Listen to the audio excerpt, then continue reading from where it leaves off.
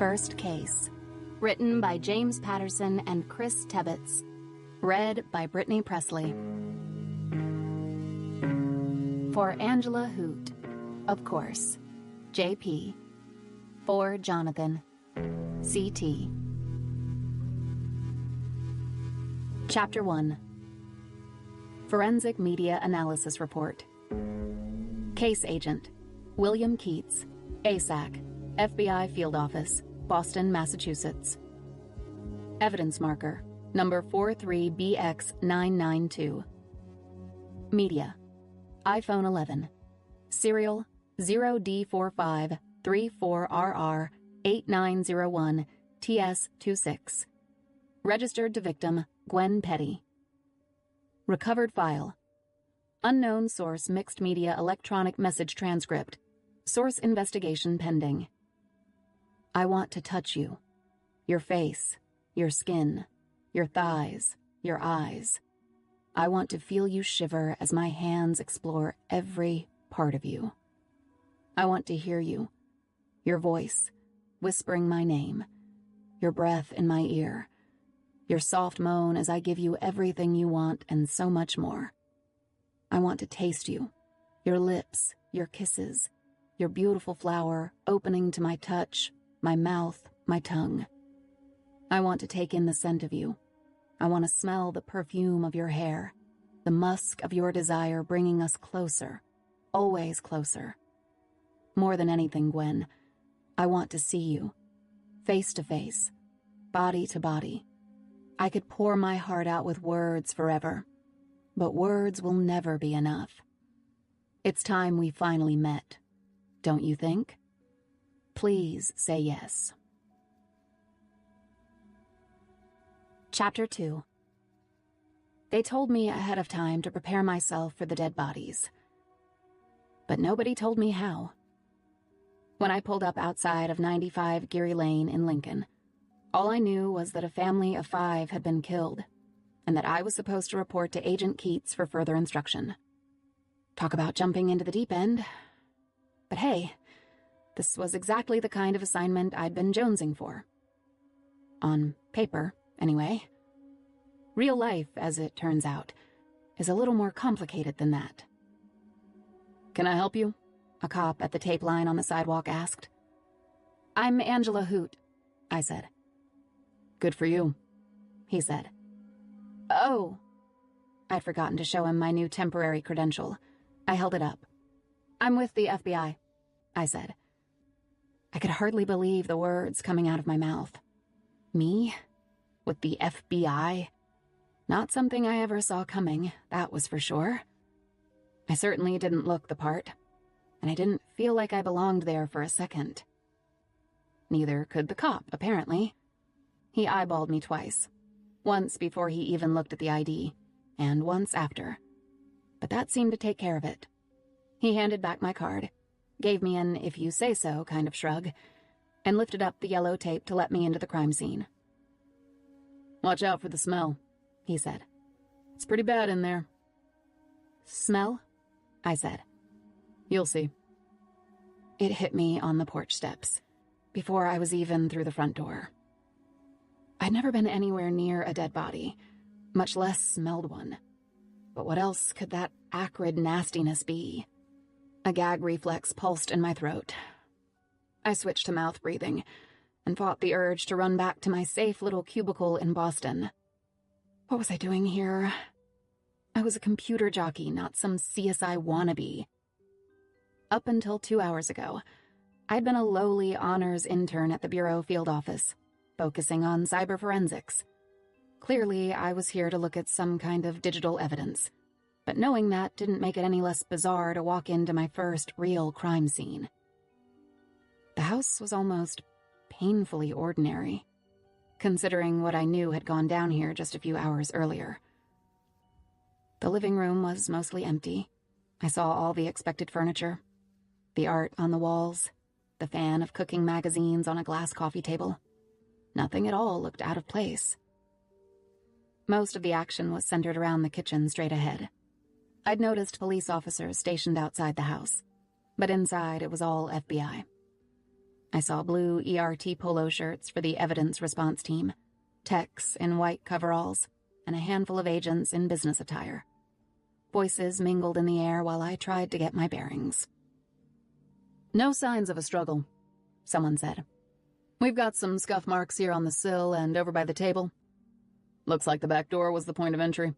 Must have shot this poor guy right through the window." "Yep." They all sounded like they were discussing the score of last night's game, not a multiple homicide. It just added another dreamlike layer to the whole thing. The lights were off in the kitchen, and one of the techs was using some kind of black light to illuminate spatters on the linoleum floor.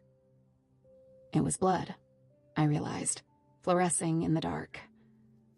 I could just make out a half-empty glass of milk on the table and a sheet-covered body on the floor, next to a tipped-over chair. I was still standing in the doorway, silent until one of the bunny-suited techs brushed against me on his way out. I started to speak, and had to clear my throat and try again just to get the words out. Excuse me? I'm looking for Agent Keats," I said to him.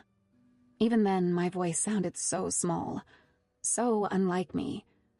I wasn't used to feeling this way, and I didn't like it one bit. "Sorry, don't know who that is," the guy said and kept moving. Somehow, I'd expected for everything to make sense here, and that I would know what to do as I went along.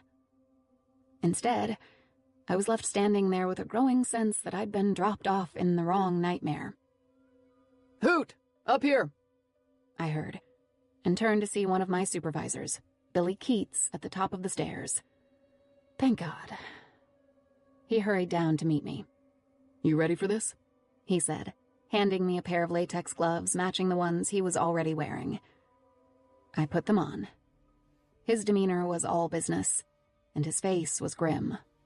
"I'm okay," I said. "You don't look it." "I'm okay," I repeated, as much for myself as for him. If I said it enough, maybe it would come true, and maybe my stomach would stop folding in on itself over and over, the way it had been doing since I'd arrived. "Where do you need me?" "This way." He led me up the carpeted stairs, briefing as we went. "We've got one of the victim's cell phones in a Faraday bag. They're just clearing the body now." The body. Some person who had been alive yesterday, now just the body. But that other phrase, Faraday bag, was like a piece of driftwood, something I could latch onto in the middle of all this unfamiliarity. At least I knew what I was supposed to do with that. A Faraday bag blocks out any digital signals and preserves the device in question exactly as it was found until it can be forensically examined. "Eventually, I'm going to want you to cover every machine in the house, but this phone is going to be your primary concern." We passed 2 open bedroom doors along the upstairs hall. I told myself to keep my eyes straight ahead, but they didn't obey the impulse. Instead, I stole a glance into each room as we passed. Through the first door, I saw something truly horrendous. A woman lay on her back on the king-size bed, eyes wide open, with a small but unmistakable dark hole in her forehead. A halo of blood stained the pale blue pillowcase under her hair. Outside of the few family wakes I'd been to, this was the first corpse I'd ever laid eyes on. The sight of it seemed to jump right into my long-term memory. No way I'd ever forget that moment. I knew right away. As awful as that tiny moment had already been, it was the bunk beds in the next room that really split my heart down the middle. Each bunk held a covered body, draped with a white sheet. On the lower bunk, I could see one small hand sticking out, spiderwebbed with dark lines of dried blood, which had also pooled on the rug. Jesus. This just got worse as it went along. The tightness from my stomach crawled up into my chest. I didn't want to throw up anymore. Now I wanted to cry. These poor, poor people. "Hoot, we're in here." I looked over to see Keats already standing outside the last door on the hall. He stepped back to make way for 2 EMTs rolling out a gurney with a black zippered body bag on top. Beyond them, I could see what looked like a teenage girl's room, with a floral comforter and an LSHS Warriors banner. As I came closer and got a full look, one thing jumped out at me right away. I didn't see any blood, not like with the others. "What's her name?"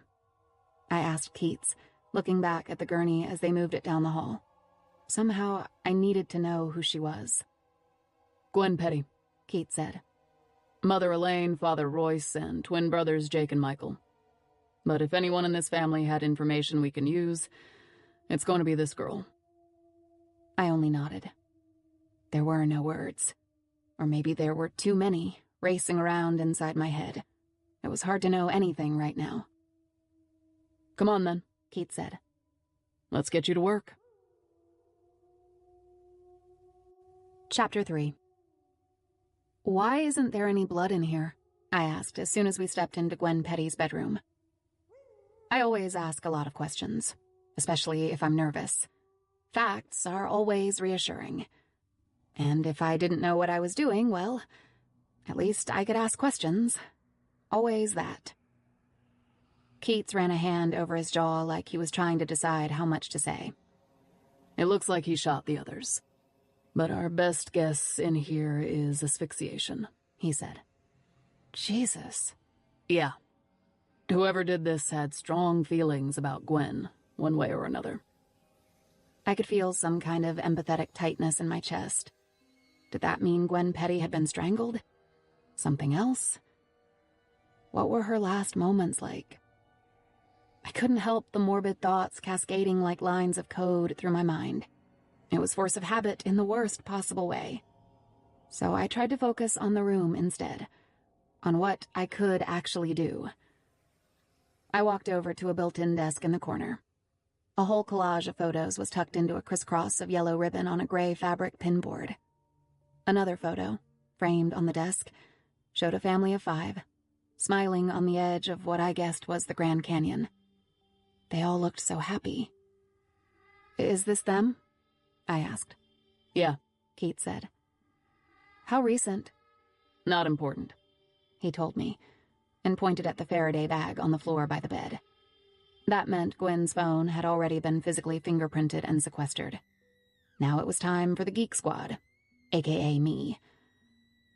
All things considered, I was grateful for the distraction, and listened carefully as Agent Keats went over my instructions. "I want to know who she's been in contact with, what she's deleted, what someone else might have deleted. Everything," Keats told me. "Specifically, I'm looking for texts or images that are romantic or sexual." I stuck my hands through the mesh sleeves that would give me access to the phone inside. "What is it? Do you know?" I asked. "iPhone, Android?" "iPhone 11, he said. "It was powered up when we got here." That told me where the port would be, and what kind of cable I'd need to run a copy of the whole thing without altering any files. I dropped a connector cable into the bag, ran it through the exit port, and plugged it into the field kit I'd brought from the office. One thing I'll say for the FBI, they've got the best toys. "As soon as you finish that, I want you in the mobile unit outside. Any other devices we find, we'll bring to you. But this phone is your priority." "What's the hurry on the phone?" I asked. I assumed it had something to do with the fact that Gwen Petty had died so differently than the rest of her family. Instead of an answer, though, Keats only gave me a tight smile. "Listen, Angela, I know this is new for you, and I'm going to do my best to help you through," he said. "Part of that is knowing your role and sticking to it. These questions are only wasting time, and from an investigative standpoint, the clock is always ticking. Got it?" I got it, all right. I really did. This wasn't about me, and I didn't need Keats treating me with kid gloves either. If anything, I appreciated that he didn't. I'd deal with the inhumanly sad thing that had happened here on my own time. Right now, the best thing I could do for Gwen Petty, and for that whole family, was to tighten my focus and IT the shit out of this assignment. Chapter 4. If anyone had told me 5 months earlier that I'd be collecting evidence at this hideous scene, I never would have believed them. But 5 months earlier, almost to the day, was when it all got set in motion. The day I was kicked out of MIT. There we were, me, my mom, and my 2 little sisters, packing me out of the graduate apartments in Ashdown House on Albany Street, where I was no longer a registered student, and therefore no longer welcome. "Is this yours?" Mom asked, holding up a ratty old MIT crew t-shirt. "No," I said. "Leave it." I jammed shoes into a box alongside an algorithm design textbook, the world's ugliest teddy bear, and a huge tangle of miscellaneous cables. I'm not the most organized person under the best of circumstances, much less as I was hurrying to get out from under the dark cloud that MIT, not to mention my mother, had hung over my head. I wanted to get away from there ASAP. I'd get myself organized when I unpacked later, at home. "I don't understand, Angela," Mom said. "We've gone over it 5 times and I still don't know what happened here. How is that even possible?" "Because Angela's being evasive," my youngest sister Hannah chimed in, while I kept my head down and kept on stuffing things randomly into boxes. "Good word," Mom said to Hannah, but with her eyes still on me. "And a good observation, too." My other sister, Sylvie, was too busy trying on my roommate's perfume to get involved. Hannah was more like me, sticking her nose in whenever things got tense. Mom pressed on. "What exactly did the disciplinary board charge you with? Can you at least tell me that much? I mean, seriously, sweetheart, what's with the cloak and dagger act?" "Please don't worry about it," I said. "It's going to be fine." "How can you be so calm? You got kicked out of MIT halfway through your first year, for God's sake." I was actually only 2 months into a graduate master's program in computation for design and optimization, but I thought it better not to point that out. The less we talked about it, the sooner I'd be out of there. Then again, my mother doesn't tolerate being ignored any better than I do. I had to say something. "I don't think this program was right for me," I told her. "That's bullcrap," Hannah blurted out. "You said this program was made for you." "Yeah, exactly," I said. "As in, I could teach this stuff." That part was true. I'm not an egotist, but I'm not afraid of facts either. The facts were that I'd been one of the 3 youngest people admitted to the Boston Mensa chapter when I was 4 years old. I'd graduated high school with a 4.5 GPA, and I'd sailed through my undergrad years at Carnegie Mellon. I hadn't been retested for IQ since I was 12, but the number back then was 180 on the nose. That doesn't make me a better person, but it's not something I try to hide either. "So you get yourself thrown out?" Mom said. "This is the solution." I just looked at her.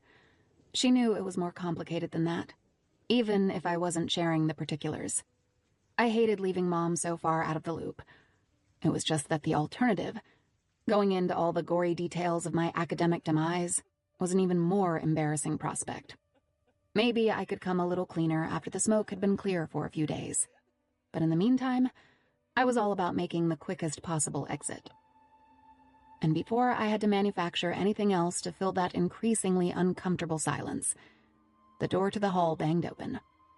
My sweet mate, A.A. Wang, was standing there now, heaving for breath like she'd sprinted the length of MIT's famous infinite corridor. "I just heard," she said.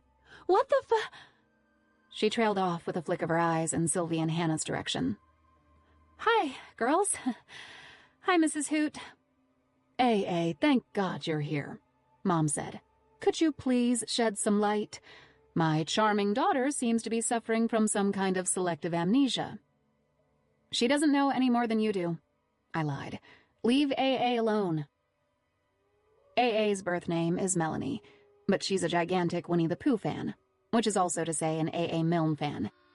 She took the name for her own in 2nd grade, and it just stuck. My sisters absolutely idolized her, from the tips of her tattooed eyeliner to the toes of her fabulous shoe collection. Truth be told, I idolized her a little myself. "Why are you just standing in the hall?" Sylvie asked, which is when I got the signal that A.A. had been not so subtly sending my way. "Mom," I said, "can you and the girls take these last boxes down? I'll bring my bike and meet you at the car. Mom begrudgingly accepted the box I held out, but her eyes were still on AA. She tells you anything, you call me, she said. Yes, ma'am, AA answered. She and my mother were practically friends on their own, for better or worse. I loved them both to pieces, just not always in the same room at the same time, when they could gang up on me.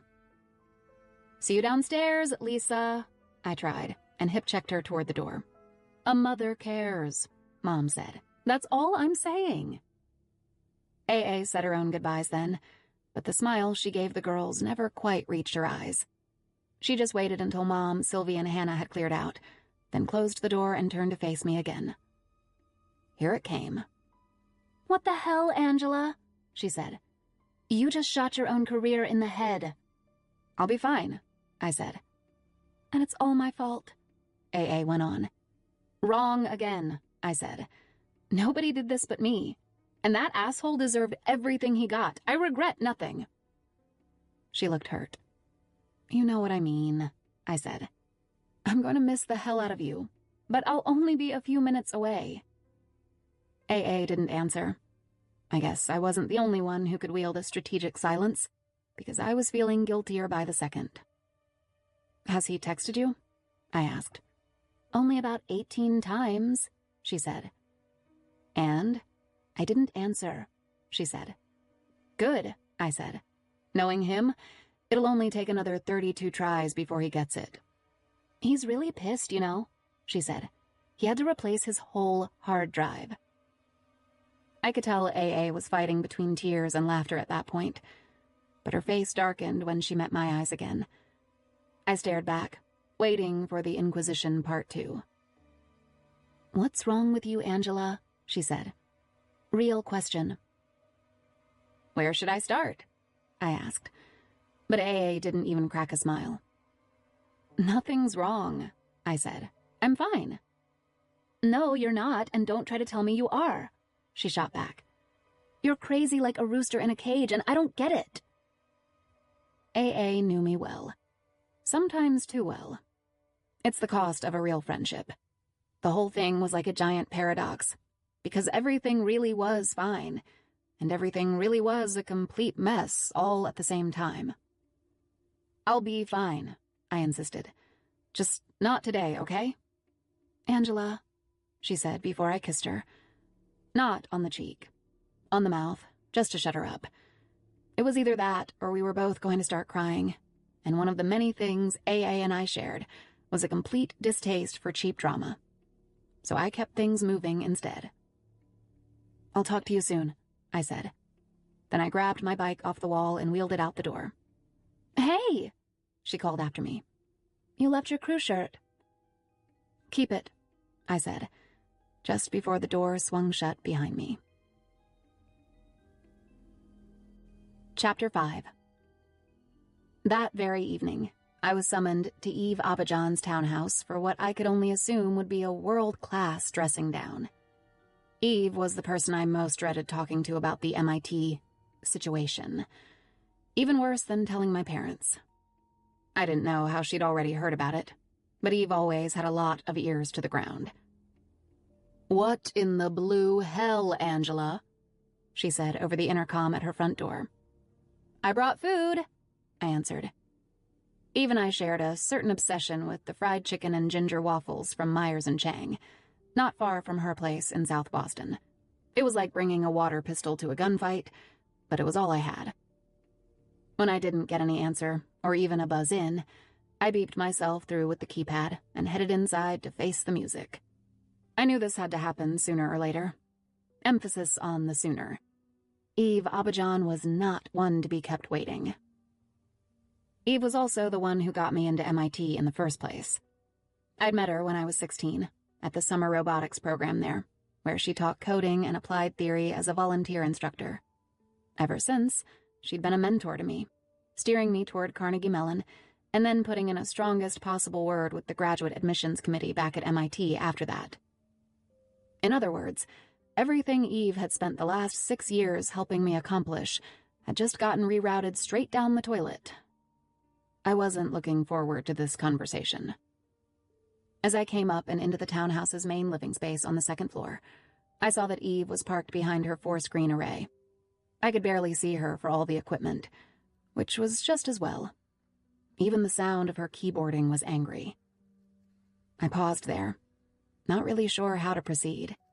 When the silence stretched on for an uncomfortably long time, and I still wasn't sure what to say, I took the food into the kitchen and started plating it up. Maybe I could still ply Eve with a little sweet and salty deliciousness. "Do you want to hear my side, or just yell at me first?" I called out from the safety of the galley kitchen. "You know you could have had your pick of jobs in 2 years," Eve said. "With a fat paycheck, too." "Yeah, doing incident response for some Fortune 500 company," I said. "Making sure the employees at GE stay off the porn during the workday. No, thank you." "Excuse me, but you don't get to be the smartest one in the room. Not tonight," she said. She still wouldn't even look at me when I glanced out toward her workspace. Another silence settled over us, and I was starting to feel genuinely guilty now. But then, when Eve deigned to speak again, the conversation took an unexpected turn, in the best possible way. "Lay off the garlic sauce with dinner," she said. "Excuse me?" I said. We were both complete devotees of that garlicky concoction. "Why would I ever do that?" "Because you have an interview tomorrow morning at 8:30, and nobody wants to smell garlic at that hour," Eve said. My mind spun, processing this new information, or at least trying to. Eve was one of the few people on the planet who always managed to stay a step or two ahead of me. "What are you talking about?" I asked, loading 2 plates with a little of everything, one of them minus the sauce. "Where am I interviewing?" As I carried the plates out to the living room, she sat back in her black Aeron chair and really met my eyes for the first time. "At my office," she said. "Your office?" I asked. "As in the Boston field office of the FBI?" It was a dumb question, and she didn't bother to answer it. "You'll be meeting Assistant Special Agent in Charge Billy Keats, and I'm not sure who else, but you need to be ready." "Are you kidding?" I asked. Dumb question number 2. It was just such a surprise. Wow. I didn't know what to say. It was a little early for any happy dances, but this was amazing news. "What's the job?" I asked. "It's not a job. It's an internship," she said. "Paid?" I asked. "Don't push it." "But yes," Eve answered. "It's supposed to be reserved for active students, so you're welcome for that, too." "Will I be working with you?" I asked. This was getting better by the second. "I'm only there a few more weeks before Guatemala. Then I go out on maternity," she said. Eve was waiting on the birth of a little girl in Guatemala City, through an international adoption agency out of Phoenix. Within the month, she was going to be a first-time mom. I guess when she didn't meet Mr. Right on time, she did what people like us always do. She hacked a solution. It seemed safe enough to approach the rest of the way now. I finally put a plate of chicken and waffles in front of her and sat with my own in one of the guest chairs. "Why are you doing this for me?" I asked. "I'm not doing it for you," she said. "This is to make sure that ridiculous brain of yours gets put to good use in the world. And I don't mean making lattes at Starbucks." I smiled around a bite of waffle. Eve's praise was like gold. Valuable and rare. She's not the touchy-feely, hug-it-out type, but neither am I. It was embarrassing how much I wanted to be exactly like her. "Thank you, Eve," I said. "Really." "You can thank me by not screwing it up," she said. "This is your last favor, and probably one more than you deserve." "So, you're saying I have to settle for a spot at the FBI?" I asked, still grinning in spite of myself.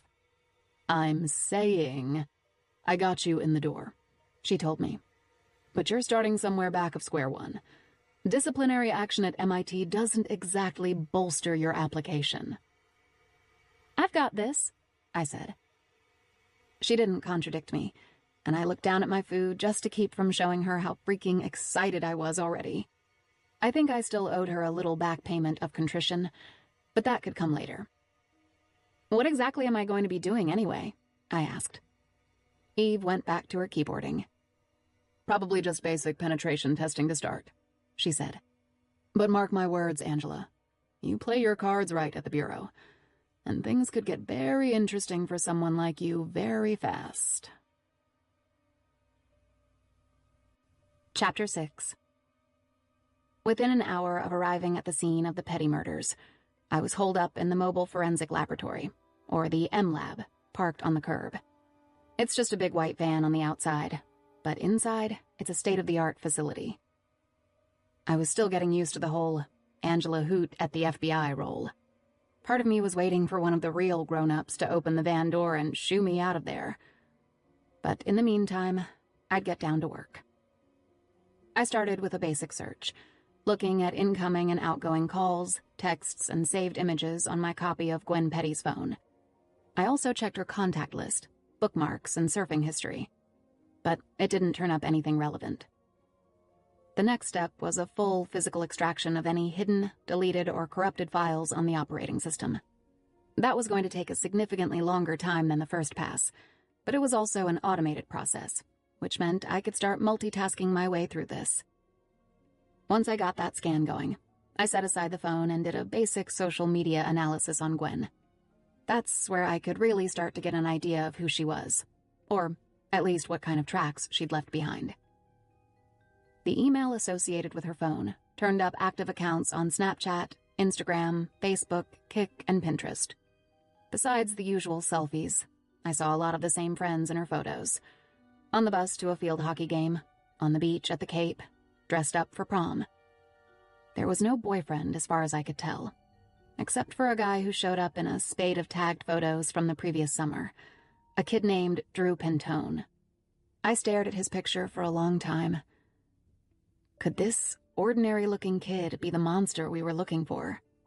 It seemed pretty unlikely. Then again, so did everything that had happened in the Petty home that night. I wrote the boy's name down for Keats, in any case, and pressed on. It was a shitty feeling, going through all of Gwen's stuff like this. I understood the necessity, but what teenage girl wants her private life pried open for the world to see? I couldn't change what had happened. In fact, I reminded myself over and over I was at least helping to do something about it. But still, I felt racked with guilt, and finally let myself cry for a few minutes, right up until Keats came out to check on me. "What have we got so far?" he asked. I had my back to him at first, and made a quick swipe at my face before I turned around. If he noticed my red eyes, he didn't say so. I gave Keats a quick lowdown, and explained that it was going to be several hours before I'd have a full finished scan of Gwen's phone. I also told him about Drew Pentone, just in case. "Yeah, we know about that kid," Keats said. "He's a non-starter. Been living in Michigan since September. What we're actually looking for is an adult male. Someone at least in his 20s, if not older." "Does that mean you have a suspect?" I asked. "Don't worry about that," he said. But my brain was already spinning around this new piece of information. There had to be a reason Keats knew something about who he was looking for. And in fact, I realized it was probably what had brought the FBI, federal authorities, to this crime scene in the first place. "This isn't the first case, is it?" I asked. I couldn't tell if Keats was annoyed, impressed, or both, but he nodded. "Binghamton, Albany, and now here," he said. Even as the words came out of his mouth, the gravity of the situation registered in my gut. This meant more murders, more dead families, and maybe more to come, too. "Angela?" Keats's voice pulled me back, and I looked up again. "Eve said she thought you could handle this. It's your call, but you should tell me now if you can't." Out of respect for the Petty family, I didn't give a knee-jerk "I'm fine" in response. I really did think about it, and took my time answering. "I can do this," I said. "Also, I want to." "Good," he said, and turned to leave. "Did you say Eve recommended me?" I asked before he could slip out of the mobile unit. I'd suspected Eve had put in a good word after my interview, but it was nice to get the confirmation. Don't let your head get too big, Keith said. She also told me you had a checkered history at MIT. I could tell he was trying to lighten things up by getting a rise out of me. I appreciated it. And you still trust me? I asked, half joking. I trust Eve, he said in all seriousness, and I could tell the moment of levity had passed. In other words, I was still proving myself here. Not that I minded. I was just glad to know where I stood. It was time to get back to work. Chapter 7. By the end of the day, I'd finished everything there was to do at the Petty home in Lincoln and leapfrogged back to my little gray cubicle in the field office downtown. There was still a mountain of work to do, given all the electronics they'd pulled out of the Petty home, and I threw myself into it. Day stretched into night, and night stretched into late night. I wasn't naive about the work they did at the FBI, but even so, I felt like I was staring into some unknowably dark abyss. What sort of monster killed entire families? The whole thing made me want to call my mom, like I was a homesick college freshman all over again. It was probably just as well that it was 1 a.m. by then. So instead, I called AA, who I knew had Red Bull running through her veins. Sure enough, she answered on the first ring. "What's up, Piglet?" "Hey, Pooh Bear," I said. She was always Pooh, and I was whoever else, depending on her mood, or mine. Piglet for general bestie status, Eeyore when I was being cynical, Owl when I was smart, that kind of thing. It was embarrassingly juvenile, but it was just between us. "I'm still at the office," I said. "Damn, Angela. I can't believe it. You sure landed on your feet. How's it going over at the Fun Bun Institute?" "It's fine," I said. "Just fine." I didn't want to talk about work. I didn't want to talk about me at all. The whole point of this call was to get out of my head for a few minutes. Or at least to try. "How are you doing?" I asked. "Did Darren finally drop off the face of the earth?" "Not exactly," she said. "He showed up drunk in the lobby the other night, with all kinds of blah blah blah about how he's changed." "Right," I said, "because he's so evolved. Please tell me you called security." "He's harmless," she said. "Harmless? He posted naked-ass pictures of you after you broke up with him," I sputtered. "And you took care of that," she said. "You're my little fairy god hacker." "I just gave him the rope. He hung himself," I said. Seriously, any MIT student who opens a supposed Hot Wings coupon from an unknown source doesn't deserve to set foot on that campus. The coupon I sent Darren had been a little home-brewed bit of malware for his laptop. It installed a keystroke logger and then broadcast his entire online life to the MIT student body and faculty. Every message, every email, every disgusting little porn site he ever visited. In a creative flourish just for myself, I named the program Sorry, Not Sorry. Not that he'd ever figure that out. AA and I were both laughing now. It felt good to slip back into my old life for a few minutes. "He still hates your guts, you know," she told me. "And he still hasn't learned his lesson," I said. He really hadn't, apparently. Not if he was still coming around drunk, after everything else that had gone down. So while AA and I kept on talking, I got online and sent Darren a little more rope. His laptop wouldn't be vulnerable anymore, but any hacker worth her salt knows the value of a good backup. In this case, it was Darren's beloved Android. I'd parked a little of my handiwork on there months earlier, one morning while he was in the bathroom using up all our hot water. Then I'd just left it dormant, waiting for the right rainy day. All it took was a quick update order and I was done. Now, the next time he turned on his phone, it was going to be frozen with a message emblazoned across the lock screen. Darren Wendt is a boil on the ass of humanity, and it was going to stay that way, even when he took it to the Verizon store to get his unfixable phone fixed. Sorry, Darren. Not sorry. Maybe I overreacted. Maybe it was some kind of displaced anger after everything I'd been through that day, and after what had happened to Gwen Petty's family. But here's the thing about all that. I didn't care. Some people just don't know when to quit. Which is maybe the one thing in the world that Darren Went and I had in common. Chapter 8. About an hour after my call with AA, I got a notification that my full scan on Gwen Petty's phone was finally done. What I had in front of me now was a list of hundreds of recovered files. But when I organized them by type, one thing jumped out. That's when the red flags started popping. I didn't need to cry anymore. I was on fire with this thing. I was looking at a grouping of 31 encrypted items with a 3-letter extension I'd never seen before. .glp. A quick Google confirmed what I already suspected, that there was no such file type. And then it hit me. I texted Keats right away. "What is Gwen Petty's middle name?" "Hang on." He came right back. And then, "Louisa, why?" Gwendolyn Louisa Petty. GLP. That was why. "Uploading files right now," I answered. I hopped onto my terminal and posted all 31 to the Case Agent Review Network, flagged for Keats. He'd get a text about it in seconds, and if he was near a secure computer, he could have a look. One thing had become clear by now. This killer either was or was working with someone who had high-level coding experience, enough to engineer their own unique file type, and to name it after their victim, too. I couldn't help getting a little excited about the possibilities here. Already, I felt some kind of attachment to Gwen Petty. It wasn't like I knew her, but she wasn't a stranger to me anymore either.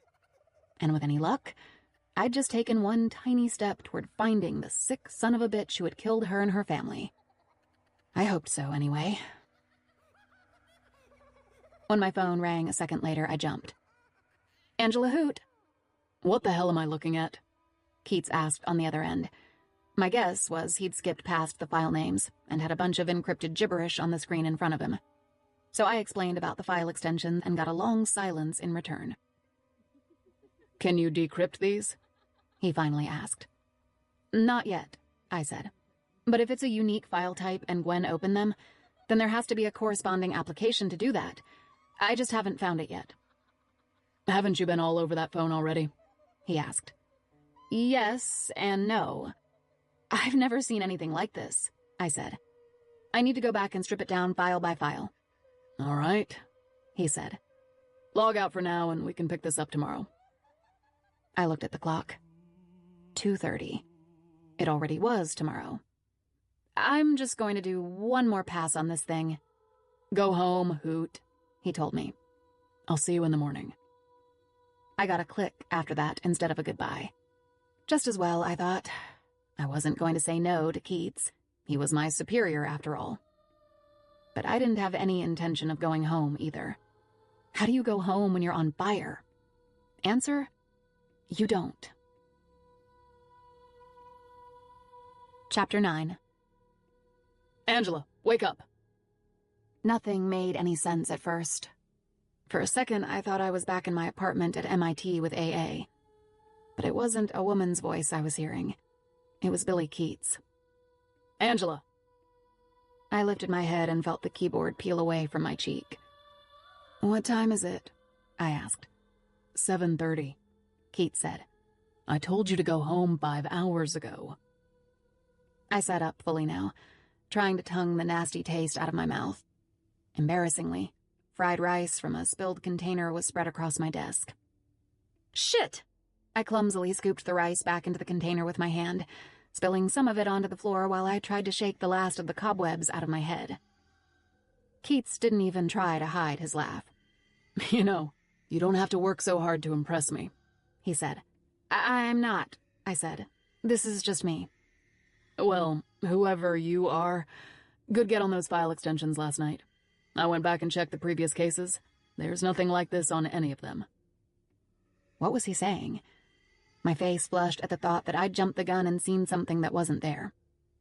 "So, it's just a coincidence with Gwen Petty's initials?" I asked. "No, more like the opposite," Keats said. "I think whoever's doing this is getting better at it. That's not good news, but it's good to know anyway." In other words, those .glp files really were a custom job. an upgrade to whatever digital trap this killer might have set for his previous victims. Which also raised the even more troubling question, where was all of this headed next? I was awake now, for sure. Wide awake. I just need a minute, I said. I'll hit the bathroom sink and be right back. Goodbye, Angela, Keith said. He started walking backward toward his own office and pointed me to the exit. Believe it or not, the FBI will still be up and running when you get back. I'll see you in 8 hours. 4, I said. I already had half a night's sleep right here. Fine. He threw up his hands in surrender. But don't come back dragging. I won't, I said. Some of us just don't need as much sleep as you old guys. Shut up and go home, he said, but he smiled too.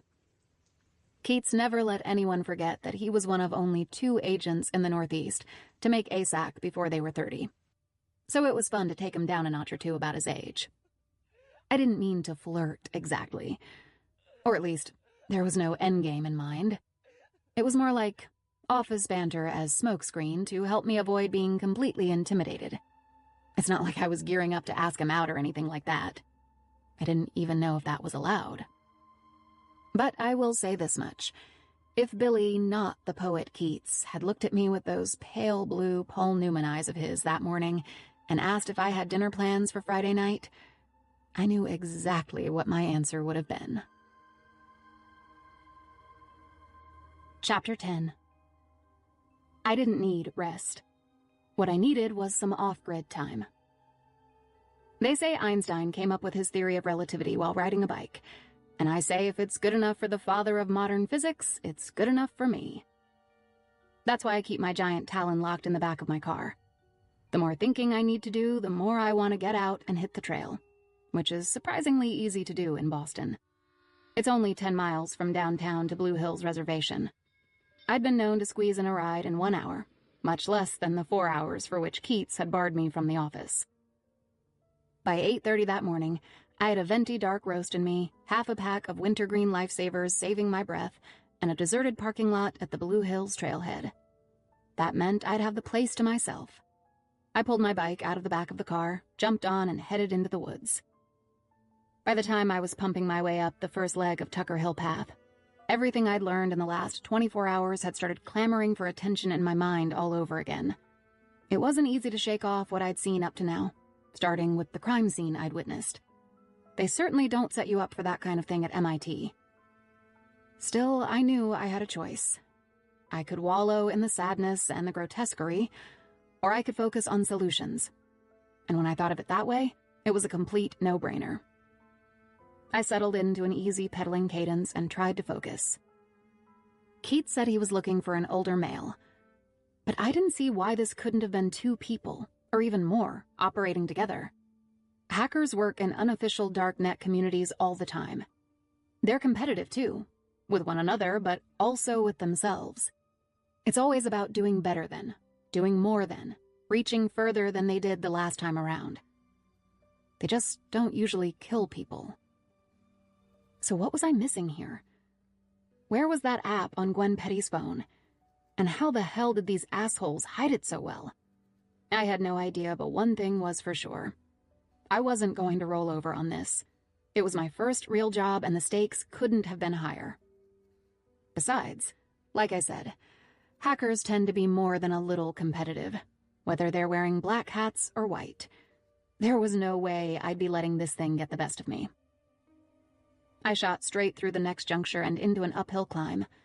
The ground was steadily rising in front of me, and the sweat was building at the small of my back. I could feel the slope in my quads and glutes with the kind of burn I love to hate. There was a lot more hill to go, but it would be worth it when I was flying down the other side. As I worked it just a little harder, another question presented itself in my mind out of nowhere. Was I meant to find those GLP files?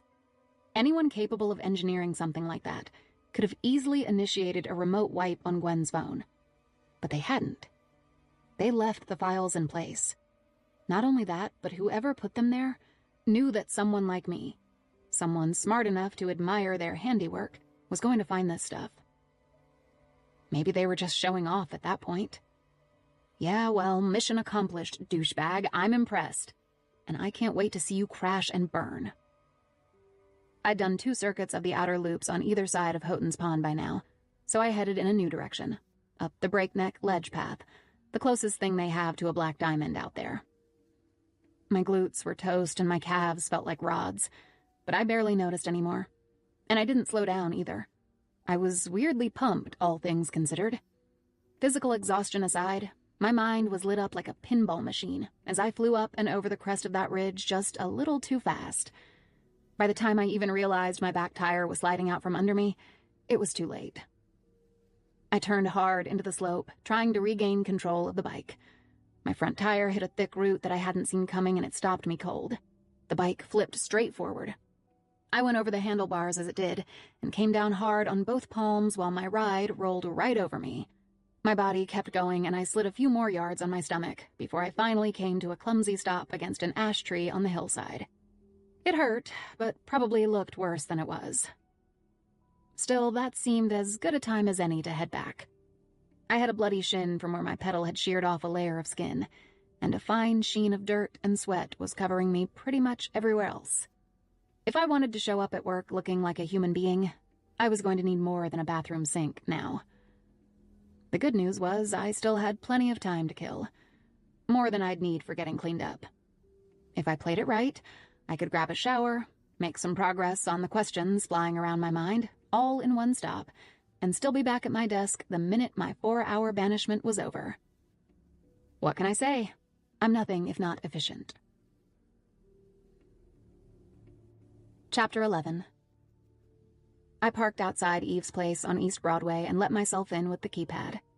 Eve's place was only a few miles from the office, while my own apartment was way out in Somerville, which was as much as I could afford after MIT. Mom and Dad had barely gone through the motions of inviting me to move back home. They knew I'd never go for it. Eve was in the nursery when I came in, rocking Marlena to sleep in the hand-painted chair my parents had given her as a baby gift. "How's it going?" I whispered.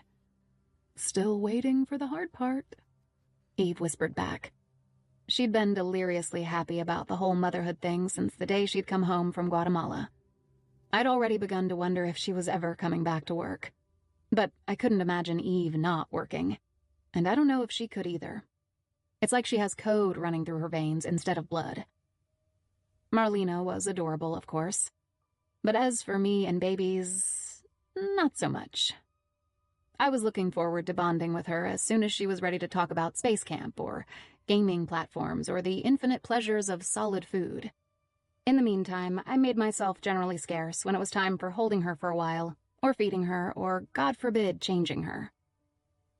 So I grabbed a quick shower in the guest bath. Borrowing a fresh shirt, I threw on my previous day's suit and found Eve at her big glass desk with the baby monitor next to her. "I got a peek at your GLP files," she said, waggling a phone I didn't recognize. "Come take a look at this." Who else but Eve kept a supply of iPhone and Android burners at home, much less with access to FBI case files. She'd already loaded a copy of Gwen Petty's operating system onto an actual handset. "What am I looking at?" I said, while she swiped from one screen to the next, back and forth, back and forth. "Look at the lower right corner," Eve said, and swiped again. Left, right, left, right. "You see that tiny refraction when I change the screen?" "No," I said. "Here." She gave me the phone and I tried it myself. That's when I finally saw it. Just a slight ripple. Like that corner of the phone's wallpaper went watery as I swiped in and out. "Wait, what?" I said. "No way." "I think so," she said. It was an invisible button. Or at least it seemed to be. I put my finger on that spot and held it there, waiting to see if anything would happen. And then sure enough, after about 5 seconds, the screen opened up into an app I'd never seen before. The interface itself wasn't fancy, or even particularly well-designed. It looked like a simple chat program as far as I could tell. There were icons to access the camera, the keyboard, which was rudimentary compared to most current standards, and a send button. That was it. The amazing part was how well it had hidden itself, not just on the phone screen, but in the operating system. "I don't get it," I said. "Where are they keeping the files for this?" We'll find out, Eve said. But sometimes, Angela, you've got to look up from the files. It's not always about the code. A little wave of anger passed over me. Frankly, I wasn't used to being outsmarted. Should I even be on here? I asked. It was a little late for that question, but Eve shook her head. It's fine. That handset's cloaked. You can't even go online, she said. And I'll wipe it as soon as we're done. That was easy enough for her to say. She was Eve Abidjan, as in the Eve Abidjan, FBI superhero. I was still just Angela Hoot, lowly intern. My security clearance couldn't even touch Eve's. Not that I was going to say no to any of this. If Eve was comfortable sharing it with me, that's all I needed to know. I looked down at the phone screen again. There was no chat history, or even a way to access one that I could tell. What about the GLP files? I asked. Try refreshing, she said, and hit 2 keys on her keyboard. Now. I closed and reopened the app. When I did, it was suddenly populated with 31 new messages. Just like that? I asked. Yeah, but if it's this easy, it means they wanted you to find them, Eve said, echoing my own thought. Don't ever forget that. It's a completely different premise. They could have squirreled these away much more deeply if they'd wanted to. They're putting on some kind of show, I said. Exactly, she said. The problem was, everything had been scrubbed clean. There were no date stamps, no metadata to trace back the files, and certainly no forensic watermarking. All we had to go on was what we could see. The files turned out to be a combination of images and text. The images were clear enough. There were no faces, but a lot of body parts. Some of them were coy, an open blouse, an unbuttoned pair of jeans. But it got more explicit from there. The rest were text fragments, from what seemed to be an ongoing conversation. Or a seduction, I guess. It was horrifying to read through, knowing what was waiting for Gwen Petty at the end of it all. The texts were also arranged in what seemed like a random order and chopped up into pieces. There was no way to know what wasn't there, or how much of the conversation we were missing. Any number of other files could have been overwritten since they were deleted, in which case we'd never get them back. Or maybe they'd been deliberately left off by the killer, excising anything that might reveal more than he wanted us to know. I had no idea yet how much control the app's administrator had over the content, or even the devices that people used to access it. All we could do for now was work with what we had. So while Eve called Keats to catch him up, I printed everything out in hard copy and spread it across her dining room table. Then we started moving the pieces around, trying to guess at an order, make connections, and hopefully start to pull this whole puzzle together. Chapter 12.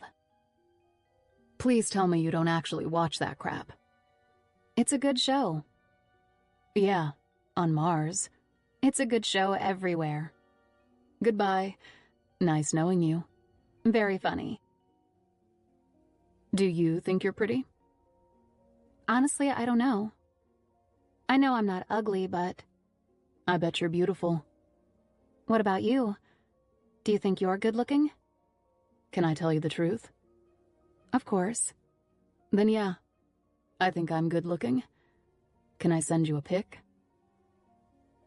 Is your name really Beth? No. Smiley face. Is your name really Rob? No. Do you want to know my real name?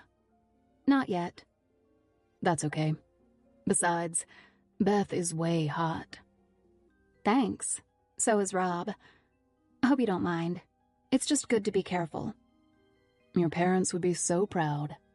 Shut up. I'm serious. Keep shutting up. Smiley face. Where were we? You were asking me to unbutton my shirt. Next question? Tell me something I don't know about you. That's easy. You don't know anything about me. I know you call yourself Beth. I know your personality is effing hot. I know you were adventurous enough to find me here. I also make really good burritos. Okay then. That's just about everything, isn't it? Smiley face. I'm also not wearing any underwear right now. I stand corrected. Hold on. I better lock my door before we go any farther here. Good idea. You don't want your brothers walking in on this, ha. How do you know I have brothers? You told me. I did? Did you get the pic? Yeah, and... Is that really you? Your turn. Show me something I haven't seen before. You are so greedy. What's your point? Okay, fine. Nice. Do you even know how beautiful you are? You can't even see my face. I don't need to. You're sweet. You too. I really want to meet you sometime. Go on. What else? I'm going to take my time. I'm going to make you wait. I'm going to make you take your time too. Do you want me to touch myself now? Yes. Good. Because I already am. Do you think about me when you know, by yourself? Are you kidding? Every time. Does this help?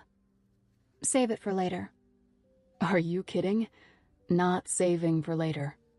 God, you're so effing hot. No lie. Can I see your face? Please?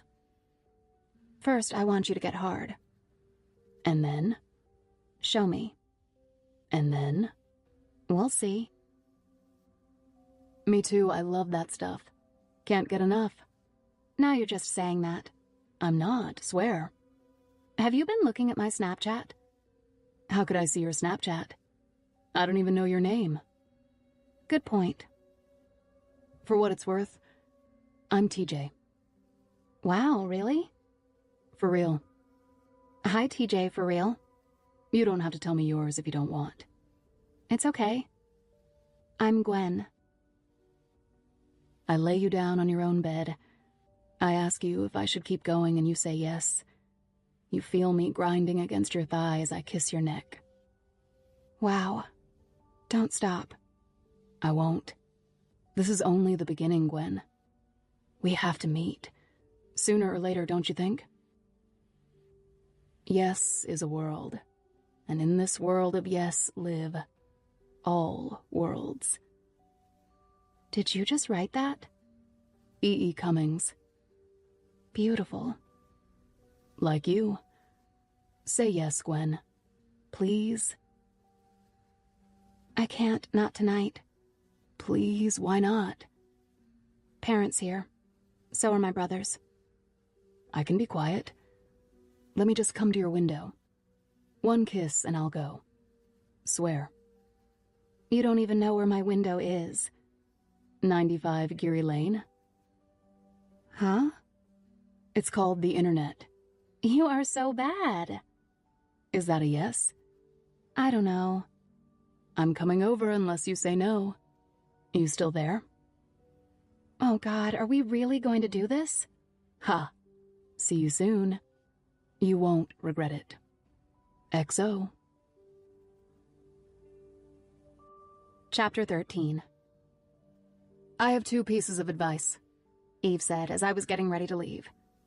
When you're back to the office, I want you to take the credit for finding this app. I shrugged on my jacket. Won't they take me more seriously if I say it came from you? I asked. Maybe at first, she said. But it's still a boys' game at the Bureau, and it's time for you to start playing.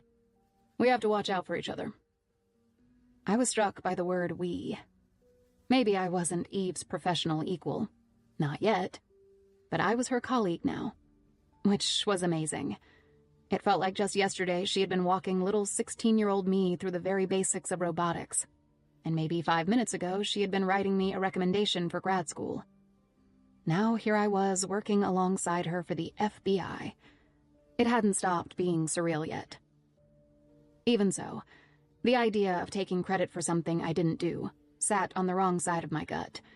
She was the one who discovered the app, not me.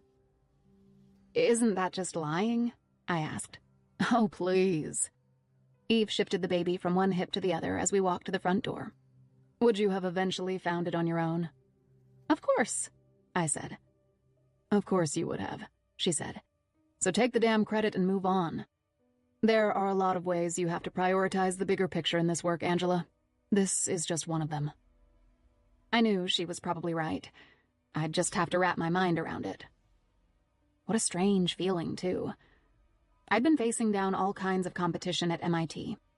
But somehow toggling that killer instinct over to the real, professional world was less instinctive for me than I would have thought. Hello, adulting. You said there were 2 pieces of advice? I said. Yeah, she said. Now that you're really in this, you need to remember. Don't ever let the work get personal. That wasn't what I was expecting to hear. Which part of the work do you mean? I asked. All of it, she said. The case, the murders, the lives that were stolen from people whose memory you're now in charge of protecting. It's very easy to feel like you're letting someone down if an investigation doesn't go the way it should. But you can't take that path. Don't even think about it. You'll burn out faster than you can possibly imagine. It was like every time I talked to Eve, I got another new way of thinking about all this. Just for the record, I said, what makes you think I'd take any of that personally? Because I know you. I know how you get when someone you care about is attacked, she said, making a not-so-subtle jab about what had happened with AA. I also know that Gwen was the same age as your sister, she added. That wasn't off base either. Sylvie had crossed my mind about 100 different ways since the night I'd stood in that room where Gwen Petty was asphyxiated. It was impossible not to imagine my own personal nightmare coming true after I'd seen it happen to someone else firsthand. I shuddered at the echo of it all as it passed through my mind again. Eve touched me on the shoulder, pulling me out of my thoughts. This work will drag you down if you let it, Angela, she said. Don't let it. Okay, but how? I said. All you ever hear is suck it up, but nobody ever tells you how to actually do that. You've got to look at your own stuff, she said. Not that you'll hear this from any of the guys, but that's what makes us better at it. Take stock. Be ready for whatever's going to get the best of you before it takes you by surprise. This wasn't just idle conversation, I knew. What happened to the Pettys and the 2 families before them could easily happen again.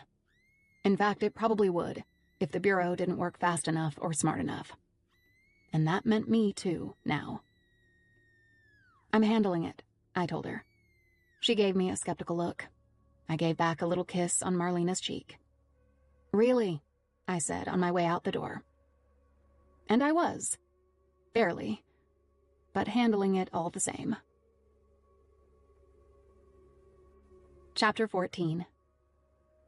The next morning, I went with Billy Keats to Lincoln Sudbury High School, where Gwen Petty had been a student. I was a little surprised that he'd invited me, but maybe that meant I was doing a good job. It didn't hurt that I'd taken Eve's advice. I wasn't crazy about claiming credit for that app, but I trusted her gut about how to play the game. And either way, it bought me some time alone in the car with Keats's undivided attention. As usual, I had an overabundance of questions. Can I just pose a theory to you, and you can tell me why it's wrong? I asked. Sure, Keats said. He was nodding his head to an old Breaking Benjamin track on the stereo. You could tell he'd been a metalhead once upon a time, but he sure cleaned up well. What if this isn't just 1 or 2 people, but some kind of network? I said. He gave it a beat and thought about it for a second, which I took as a good sign. It's amazing how many men in positions of power are threatened by smart women. I wouldn't have been shocked if he'd dismissed the theory out of hand. But he didn't. Go on, he said. Even better. He wanted to know more. Well, here's the thing. Hackers work in collectives all the time, I said. The price of admission is usually some kind of showboat move. Something to prove your skills. Maybe in this case, that means getting a new target to load the app on her phone. Or maybe even a murder. Sure, Keats said, a little more non-committally now. It's all on the table. Fair enough, I thought. I hadn't proved anything. Does that mean you're looking for other cases like these? I asked. Because I was wondering if I might be able to get a look at those files. He stopped me with a flash of eye contact that read like a perimeter alert. Apparently, I was treading into questions above my pay grade. Not about the case itself, but about how far into it I might be allowed. Okay, I get it, I said, and went back to reading the file on my lap. There was plenty to absorb in there anyway. For what it's worth, I'd be asking the same things, Keats told me. That was good to hear, but it didn't stop my mind from crawling with curiosity. What was there to know about these other families who had been killed? What kind of digital signature had or hadn't been left behind in those cases? And meanwhile... Oh, one more question, I said. Can I ask why you brought me along this morning? Billy reached over and flipped off the stereo. We were just pulling into the high school parking lot. You're closer to Gwen Petty's age than anyone else on this team, he told me. Who knows? Maybe you'll see this place in a way that I wouldn't. But that's all you're coming to do. Watch and listen. Understand? Aye, aye, Captain, I said. Basically, I was down with anything that kept me involved in this case. I'd give it my best shot anyway. Keeping my eyes open was no problem. As for keeping my mouth shut, not exactly my strong suit. Chapter 15. Walking into that high school was like some kind of eerie flashback. Even the smell of floor cleaner mixed with cafeteria food took me back to those 4 awkward years I'd spent waiting to go to college. We followed signs to the main office, where you could feel the quiet pall that had come over the place. Evidently, everyone was still in shock about the Petty murders. A sense of not belonging settled over me as we passed through the halls. My own uncomfortable memories of high school started swirling in with the fresher images in my head from that horrendous quintuple homicide crime scene.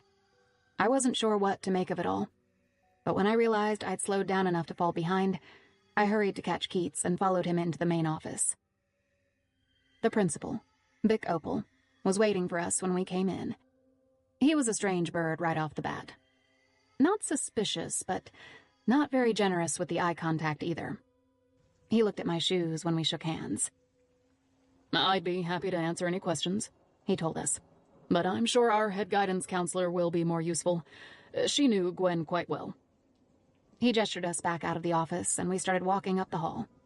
I didn't see anyone going through the usual paces. There was nobody lingering around the bathrooms.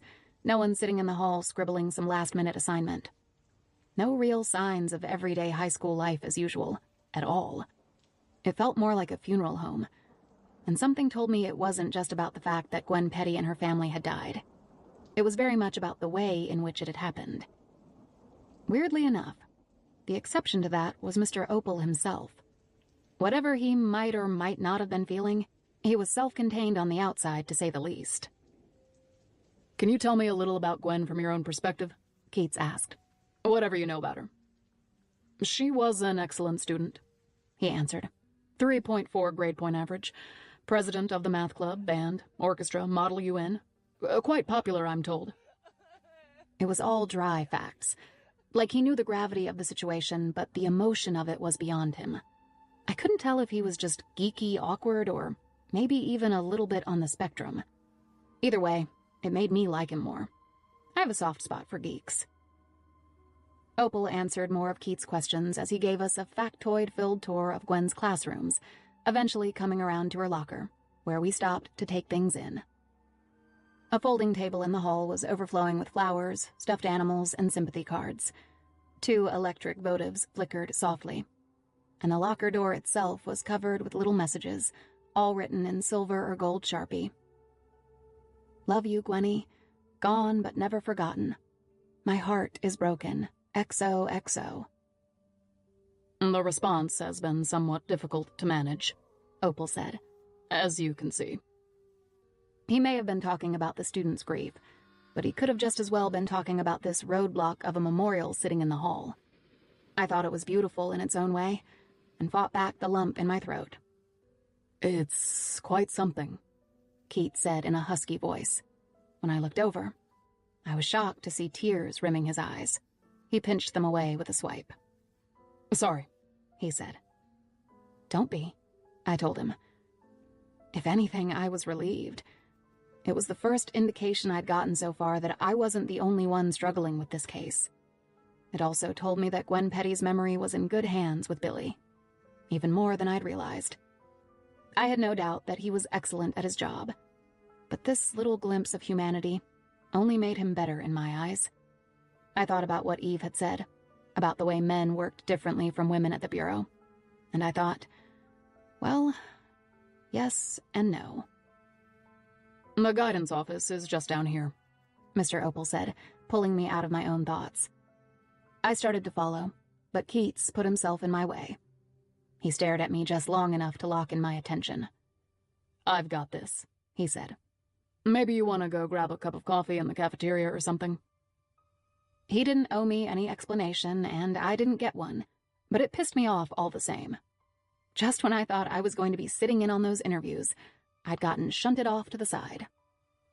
It reminded me of freshman year soccer, getting to suit up for a varsity game and then spending the whole night on the bench. I understood, but still, the bench sucks. No problem, I said, staring back at Keats, but keeping it professionally vanilla for Opal's sake. Just text me when you're done. It wasn't until the two of them had disappeared around the corner that I even considered the alternative. Maybe Keats was trying to tell me something. Maybe this was the real watch and listen part, while he was off doing something else. Or maybe that was just wishful thinking. I had no real way of knowing. So, I went with the answer I preferred. A second later, I turned around and headed off in the opposite direction to go exploring. Chapter 16. I didn't get to shadow Keats the way I wanted, but I didn't leave that high school empty-handed either. After I'd picked up a truly bad cup of coffee from the cafeteria, I went back to Gwen's locker. A small group of girls had gathered there. They were holding hands, their heads down. It looked like some kind of prayer circle, but then one of them saw me and smiled through teary eyes. "It's okay," she said, and let go of her neighbor's hand to make room for me. On the other side of the circle, I recognized Callie Sawyer. Callie had been Gwen Petty's best friend, as far as I could tell from the social media analysis I'd done. A few of the other faces were familiar too, but I couldn't remember the names. I'm better with numbers. I took a hand on either side of me, fighting back the sense that I shouldn't be there. It was vaguely surreal, like taking a step deeper into Gwen's life without her permission.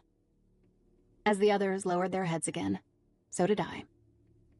"Dear Lord," Callie said, "please watch over our friend Gwen, and welcome her into your sweet embrace forever and always. Amen." "Amen," I repeated with them, before everyone looked up again. "Was she a friend of yours?" one of them asked. I shook my head. "No, but I can tell she was really loved," I said in all sincerity. Callie started to speak, then stopped to choke back tears and tried again. "She was the best," she said. And now it was me, reining in my own tears. The whole thing was beyond heartbreaking. I'd never had to face anything remotely like this in high school. "I haven't seen you before," one of the girls said. "Do you go to school here?" "Oh," I said.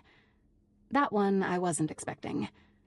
I've always looked younger than I am, but it hadn't even occurred to me that someone might think I was a student.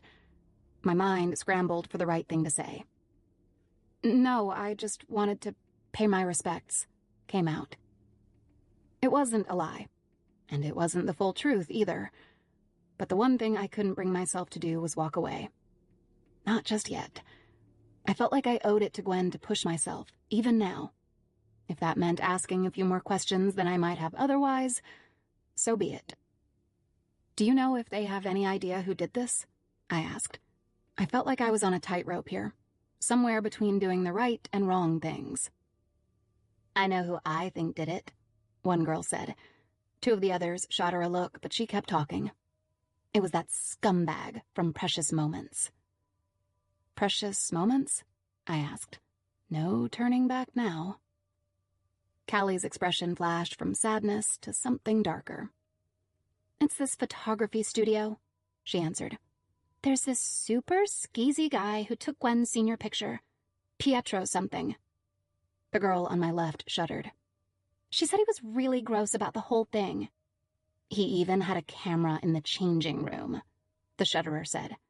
That's just a rumor, another said. Well, I believe it. I'll bet you anything it was him, the first girl said, and nobody spoke up to disagree. Did anyone tell the police about him? I asked. Yeah, but it's like they don't even care, another girl said. They're not even looking into it. I doubted that was true. If I'd learned nothing else so far, it was that the people behind these investigations cared about doing thorough work. But I also remembered what it was like to not be taken seriously by adults. Supposedly the FBI is going to be interviewing some of us too, Callie added. Well, make sure you mention it to them, I said. I had all kinds of other questions, but my own common sense was finally knocking on the door. It was time to go before I dug myself a hole too deep to get out of. Anyway, I'm really sorry about your friend, I said and stepped back. Callie seemed to look at me with clear eyes for the first time. Don't take this the wrong way, she said. But who are you? I just wanted to keep from upsetting them more than they already were, so I gave the only answer I could before I got out of there and left them alone. I'm Angela, I said. Chapter 17. Back in the car, I downloaded with Keats about my conversation with the girls, and especially about the precious moments photographer they'd mentioned. In return, Keats told me exactly nothing about his interview, or even who else he'd spoken with. Such is life at the bottom of the FBI food chain. Although, even then, there's an argument that I was already coming up fast at the Bureau, and that all my silent annoyance was just so much whining. Fair enough, but I wasn't stopping there. I spent the rest of the drive asking Keats about himself instead. Where he grew up, Potomac, what his family was like, close-knit, Catholic, how he'd landed at Quantico, recruited straight out of Georgetown. He was more forthcoming about all that. But I could tell something was still bothering him. I just wasn't sure it had anything to do with the case itself. When we got back to the office, he pulled his Explorer right up to the curb on Cambridge Street and left it running. You coming in? I asked. I'm going to park in the lot and catch up with you, he said. I think I can manage the walk, I said. I'll even buy you a coffee at the public market. Go on ahead, he said, drumming the steering wheel without looking at me, which is when I realized what was going on. You know, we're allowed to ride in the same elevator, I said. We do work together, and we're both adults. Exactly, he said. So why open up any questions about it? I didn't know if he realized how much of his own hand he was showing when he said that. It's amazing how often men don't. Are you afraid something might actually happen between us if you let it? I asked straight up. It didn't seem worth being indirect or passive about this anymore. Billy Keats gave me an incredulous look and a tiny, sexy smile. Is there any question you won't ask? He said. Sure, I said. Like what? Like I'd tell you. Finally, he clicked on his flashers and turned sideways to face me on the seat. It gave me a little flutter in my chest that I loved and hated at the same time. Listen, there's obviously some kind of a... He moved his hands back and forth between us. Thing going on here. I'm not going to deny that. At least he wasn't playing pretend with me. Extra points for that. Basically, that gives me two options, he went on. I can ignore it and we can go about our business. Or I can get you reassigned out of the office. Then I guess you have to ignore it, I said, because I'm not going anywhere. That internship at the Bureau was either going to be my ticket to the future or the last good opportunity I ever got. There was no way I'd be walking away from it willingly. Not to mention how attached I'd become to the case itself, and everything I felt like I owed Gwen Petty, and her family, and those poor, devastated girls at the school. So then we're in agreement, Keats said. Absolutely, I said, except for the part about why we can't ride the same elevator. You really don't know when to say die, do you? He asked. Not usually, I said. God help me. I kind of like that about you, Keats said. Good answer, I thought. But that was going to have to be enough for now. So I headed inside alone and rode the elevator to the 6th floor with a big, dumb smile on my face. Whatever line I'd crossed in the car just then, I still got to keep my internship. I got to keep working this case, and I even got to keep the dirty little movies that kept running through my head, all about things that would probably never happen with Keats, but were fun to think about anyway. Not bad. Chapter 18. My section of the field office was called the CART, the Computer Analysis Response Team. It's like a cluttered hybrid of a regular office and a lab.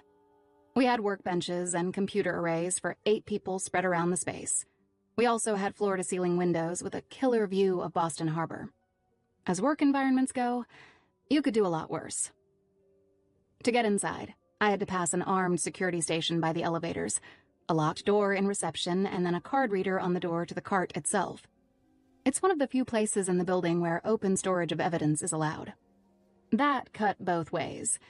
There was the pain in the ass of extra security, and then there was the fact that I had full access to the app from Gwen's phone and could tear down copies of it as much as I liked. While my former classmates at MIT were mounting demonstration projects and simulations to impress their professors, I was interpreting code for the FBI. All other emotions aside, I'd be lying if I said I wasn't also feeling just a wee bit cocky. Once I was back at my bench, the first thing I did was send another copy of the app from my workstation to a burner phone I'd checked out of the lab. When the app loaded on the burner, I could see the same chat program I'd seen on Gwen's iPhone. The difference this time was that I could monitor the conversations from both sides and see what the app sent back. I started with the phone and sent out a simple text. "Hello." It showed up immediately on my administrator screen, and I typed back a quick reply. "Testing, testing." Not exactly Dostoevsky, but that didn't matter. Within seconds, I got a new pop-up window on my admin screen.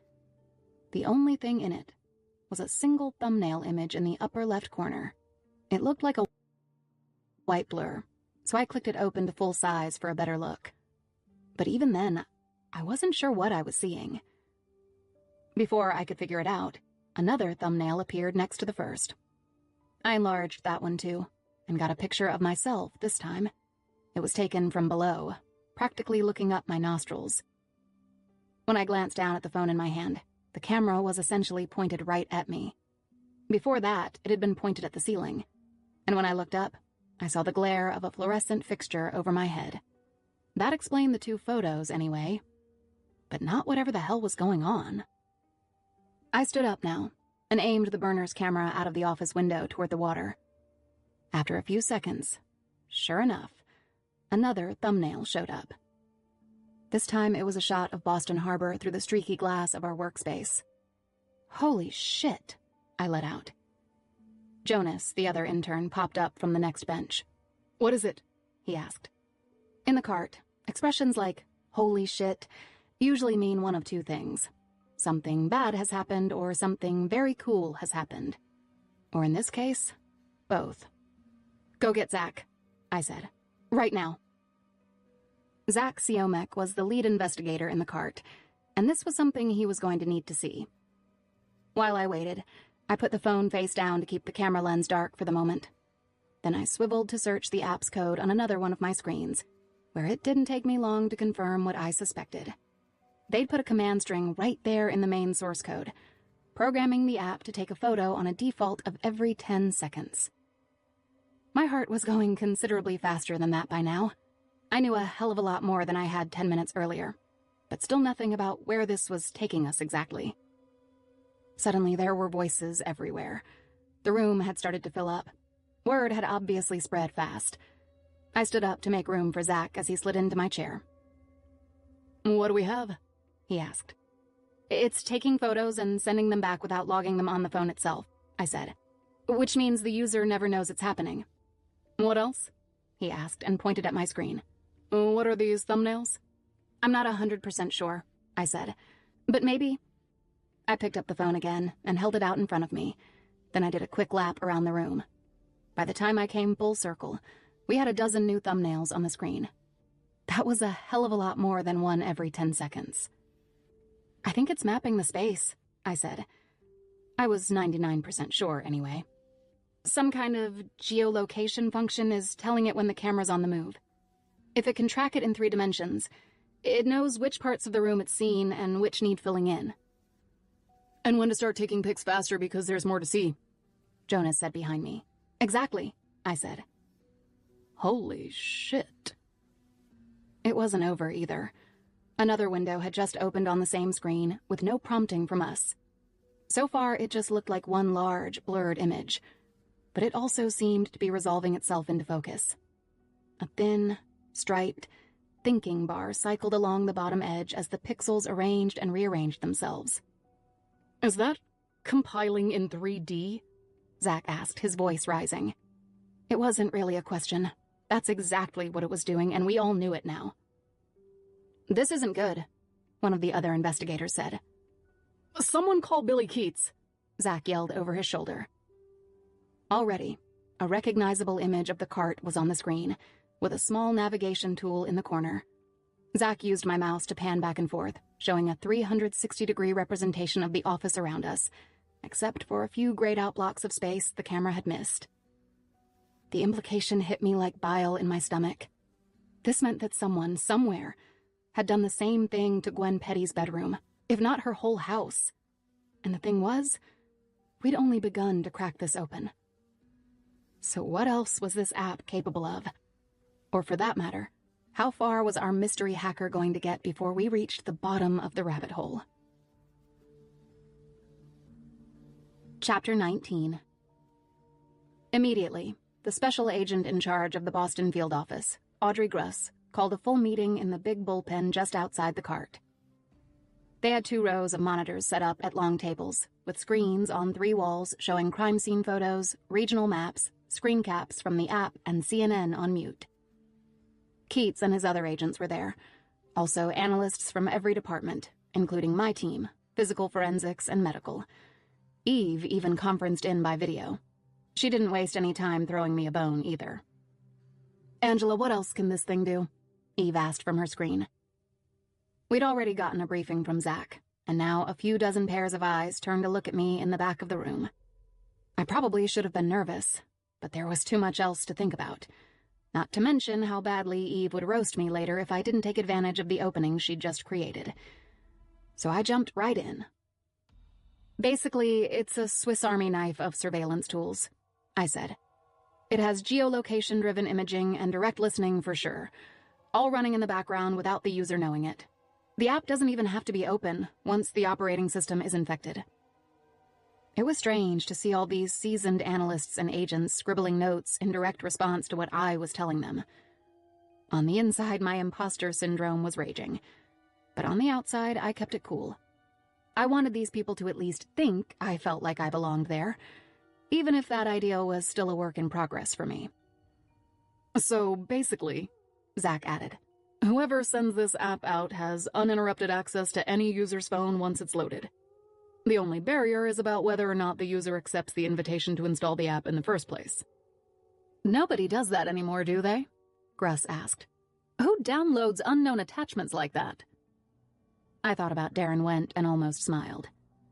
You'd be surprised, Audrey, Keats answered. It's the same kind of spear phishing that got some amateur hacker into the CIA chief's personal email account a few years back. Or the shutdown of those Ukrainian power grids, someone else chimed in. Remember that? Anyway, moving on, Gruss said with a note of justifiable impatience in her voice. She was the top brass in Boston. At the end of the day, this was on her. Anything else to add? The app also names itself for the given target, I said, jumping back in. When I opened the copy I sent myself, the files had already self-converted to an AH file format. AH? Gruss asked. For Angela Hoot, Keats said, and ticked his head in my direction. Gruss looked over like she was memorizing my face. I'm not sure how much I'd been on her radar before that. And there's no way to trace it back to the sender? She asked, still on me. I'm sorry, no, I said, and immediately saw Eve wince on her screen. Don't apologize if it's not your fault. It was one of her favorite pieces of advice. But we're working on it, I added quickly. The problem is, with cloud-based computing, there are no rules about relative locations. They can route this through any server in the world if they have access to it. I wasn't telling them anything they didn't already know, but it seemed worth emphasizing while I had the chance. And just like that, the meeting moved on without me. My head was spinning through everything I'd reported. Hopefully, I'd made a good impression. Not that it mattered in anyone else's bigger picture. The real mandate here was to get a handle on this quixotic piece of coding ASAP. I forced myself to stay focused on the conversation at hand, while various members of the team threw out different theories. We have known victims in Boston, Binghamton, and Albany, yes? Gruss asked the room. What's the radius here? Tri-state, New England? Hard to say, Keats answered. It goes back to what Angela was telling us. At this point, the pool of potential targets is as large as the internet itself. They can send this app to anyone they want. That's the second time one of you has said they, Gruss pointed out. Where's that coming from? Keats' eyes flitted over me before he answered. This could be some kind of collective as opposed to a lone wolf operation, he said. We've been considering the possibility. They still need feet on the ground for the actual murders, but it's unclear where and how it's coordinated. Just that it is coordinated. All of which points to some kind of team approach. SAC Gruss ran a hand across her mouth. There was no one in the room to be mad at, but you could tell she was pissed as hell. And that all means that the next targets, the people we need to make sure don't wind up dead, could be... Yeah. Keats was right there with her. Beijing, Cleveland, or 2 doors down, he said. This could happen literally anywhere, at any time. Chapter 20. I took a short dinner break and walked out toward the harbor to clear my head. One of the perks of our office's location was easy access to the wide open space of Boston Harbor. If I can't get out on my bike, just being near the water is the next best thing for me. On my way, I grabbed a veggie burger from Kinsale's and then called AA while I wolfed it down on the go. Owl, she answered. Hey, Pooh, I said. Tell me a joke or something. I need it. I can hear it in your voice, she said. Take a breath and unclench, will you? Tell me what happened. I wish I could, I said. Have people died? She asked. Yeah. Does it have anything to do with that family who was killed in Lincoln? I can't say. It was driving me crazy keeping all this from her. AA was the one person I knew outside of the Bureau who could appreciate the scope of this sick puzzle. And it wasn't like I thought she'd spill any details if I told her. It was more about sticking to the code of ethics I'd signed up for the minute I took the Bureau internship. Much less gotten involved in a case like this one. Just like you never know which details will become relevant, you also never know which casual slip of the lip could be fatal to an investigation. For the time, anyway, I was going to walk a razor-straight line through the Bureau's confidentiality policy. I think AA knew it too, just from the way she shifted the subject. What about Agent Blue Eyes? AA asked. How's he treating you? Like an employee, I said. Nothing's going to happen there. My little crush is too much of a cliché to be taken seriously. Why do I think that means exactly the opposite? She said. It was a fair question. But the truth was, I had no idea if my feelings for Billy were real, or just another part of playing the game. Like, maybe winning over Agent Keats was more about winning than it was about Agent Keats for me. None of which seemed worth untangling right now. I felt beyond useless out there on the street, while everything that really mattered was happening back at the office. What I needed was to get back to work. I guess I just wanted to say hi, I said. Already I'd done a U-turn and started walking fast back through Quincy Market. But I've got to go. Don't you even want to ask about Darren? AA said then. That got my attention. I hated even hearing his name, almost as much as I hated what this probably meant. Please don't tell me you slept with him, I said, as I waited for a crosswalk sign to change. Oh, God, no, she said. Good. I told him he had to prove himself capable of adult behavior first, and I meant it, she said.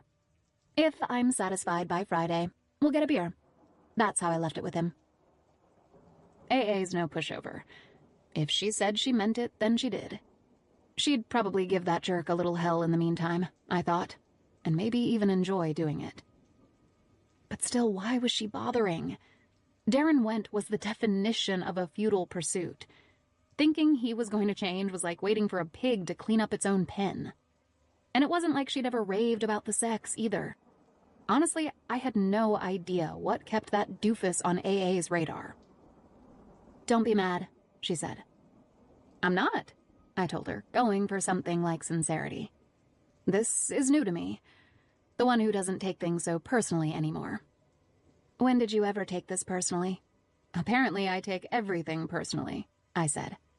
"Oh, please," AA said. "Did you get that from Eve?" "I love that you know that," I said. "But listen, I really do have to go."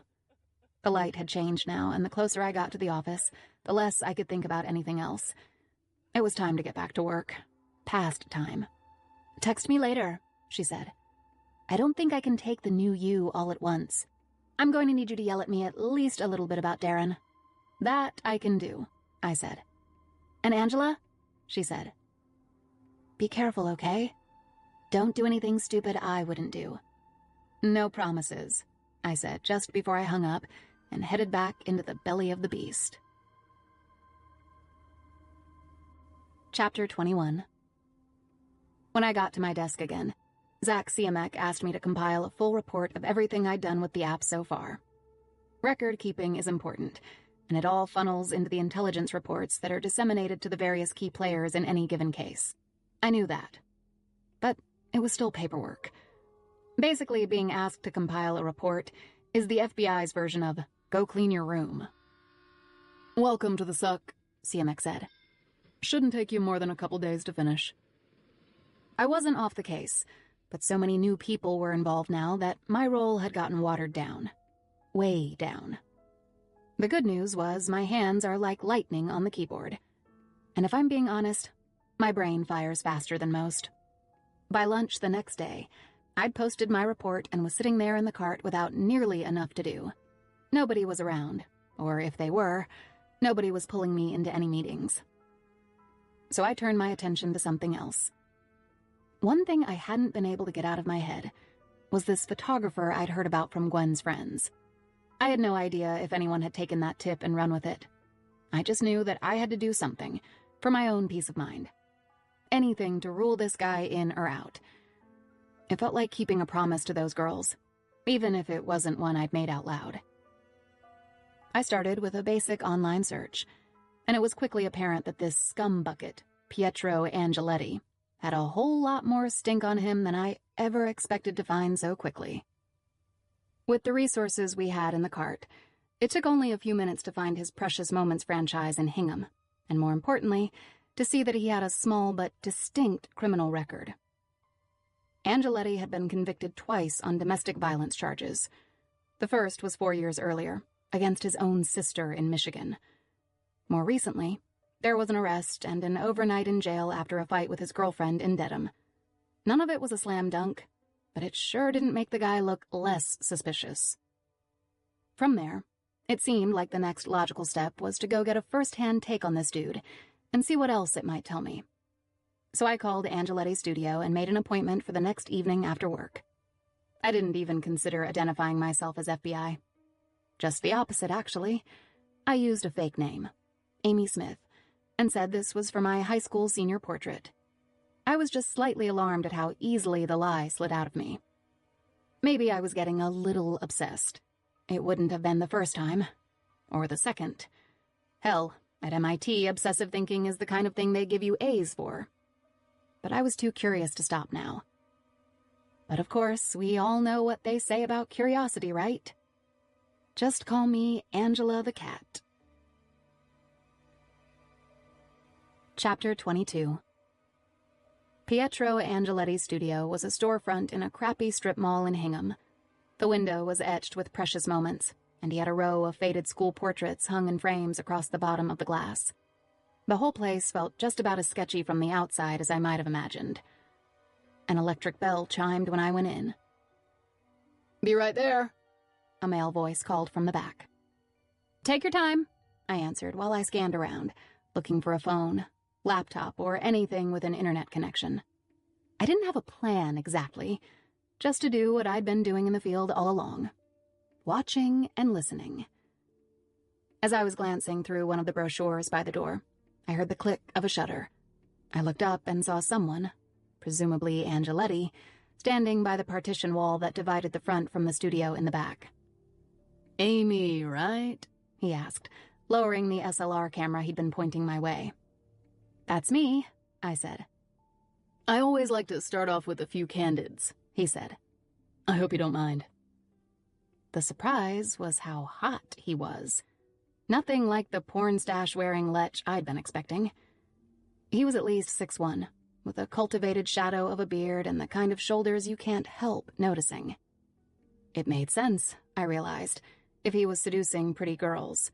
Which was still just a big if, of course. I was out on a limb here, and I knew it. You said this was a senior portrait? He asked, coming over to shake my hand. I would have guessed you were older than that. You don't look like a high school girl. I get that a lot, I said. The irony was he didn't even know he was right. It was just cheesy flattery to try to make me feel special. I'd been here less than a minute, and Pietro was living right up to his own creepy reputation. Come on back, he said, thumbing over his shoulder. The partition behind him was just a flimsy wall with no doors, so I didn't mind following him to the studio area. I wanted to get a full look around. And besides, I didn't come completely unprepared. In the back, he had the usual collection of umbrella lights and a posing area with a collection of backdrops you could pull down from the ceiling. Off to the side was a desk on which I could see a laptop sitting open. Next to that, he had what looked like a Samsung phone. Those were the things I really wanted to get to. Did you bring a change of clothes? He asked. Most girls like some options. Oh, I didn't want to do the portrait today, I said. I just wanted to ask some questions, and maybe see some of your work. I pointed to the laptop on the desk. Do you have any kind of website or online gallery I can look at? Well, the thing is, you asked for a portrait, he told me. I already booked an hour of studio time, so you might want to just go ahead and do it today. I don't think so, I said. I'm just here for the consult. I'm not ready to do the rest. He stopped and screwed up his face like he was considering something, even though I'm pretty sure he knew exactly what he was about to say. I don't think you understand, he told me. I already cleared the hour, and the rate is $145. We can take pictures or not, but I'm going to need to be paid either way. So he was a sleaze and a crook, I realized. Amazing. But was he also a killer? I was starting to get more creeped out than I wanted to be. In fact, I was starting to wonder what I'd been thinking, coming here alone like this. The mistake of it all was becoming real clear, real fast. I'm sorry for the misunderstanding, I said.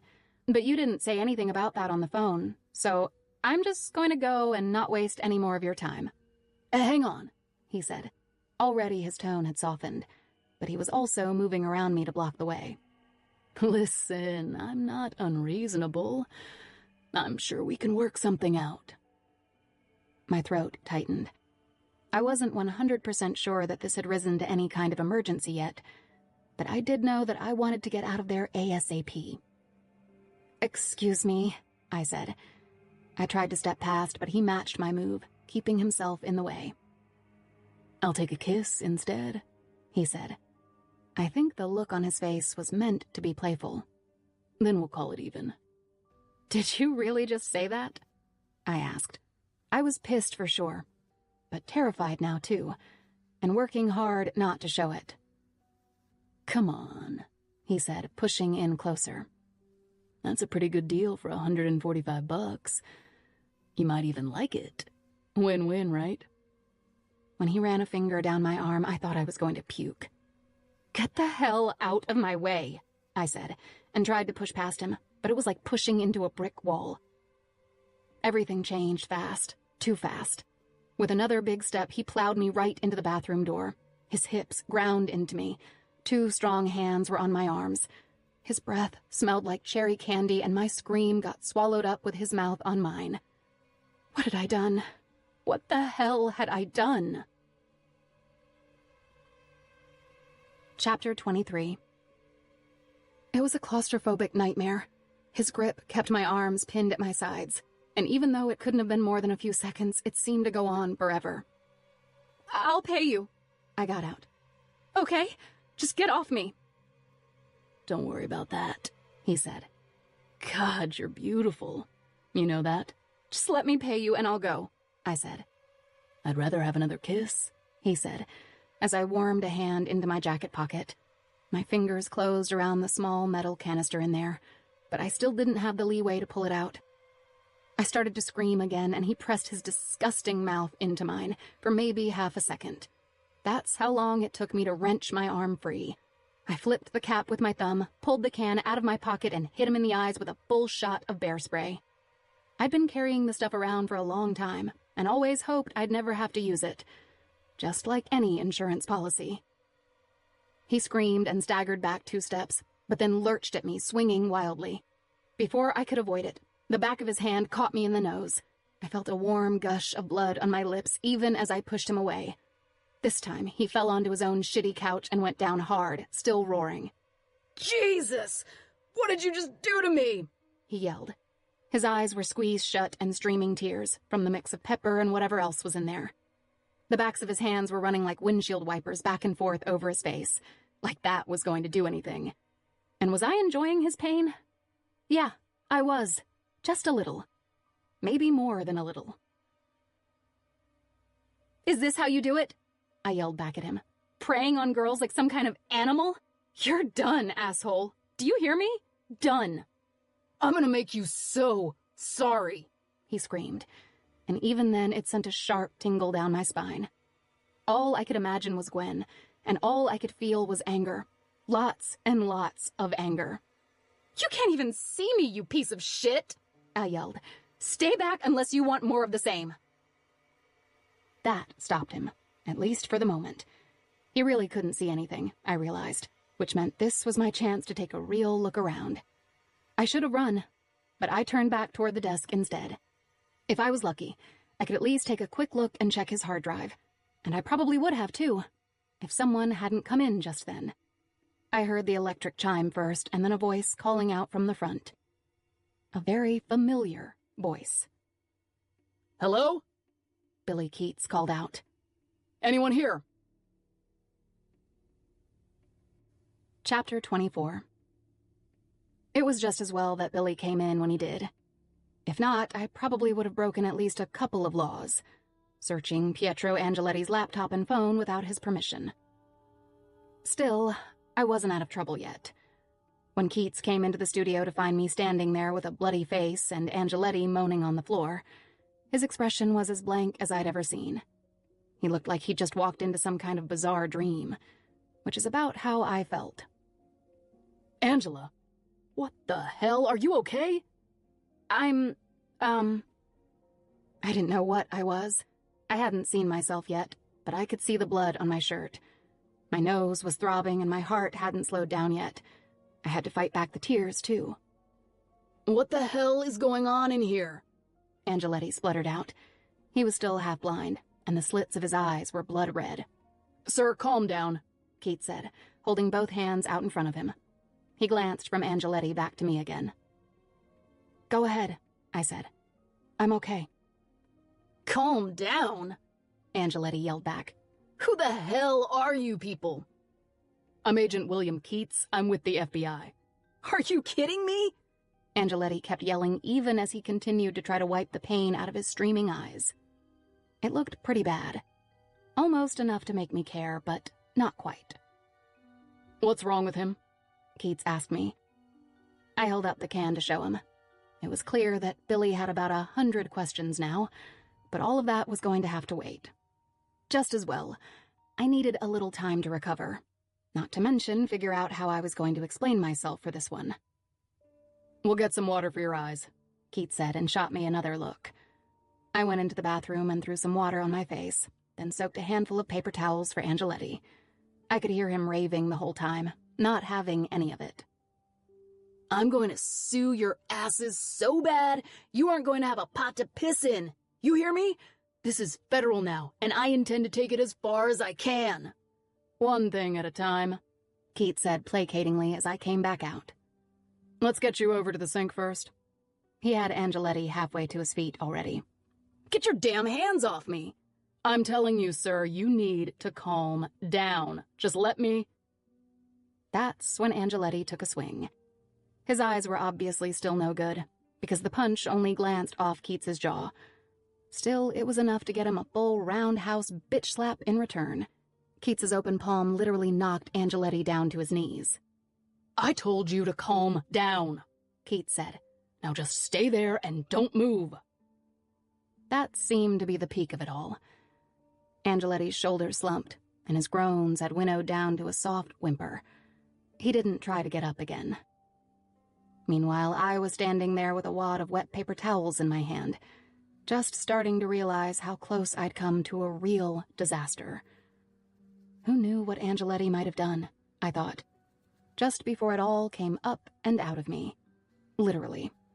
My gut heaved and I turned back toward the bathroom, almost fast enough to get to the toilet. I ended up puking all over Pietro Angeletti's studio floor instead. Sorry, Pietro. Not sorry.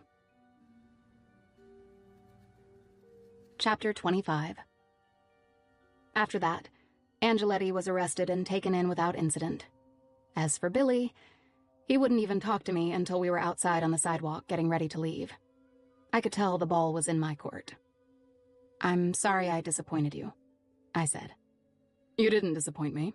You pissed me off, he said.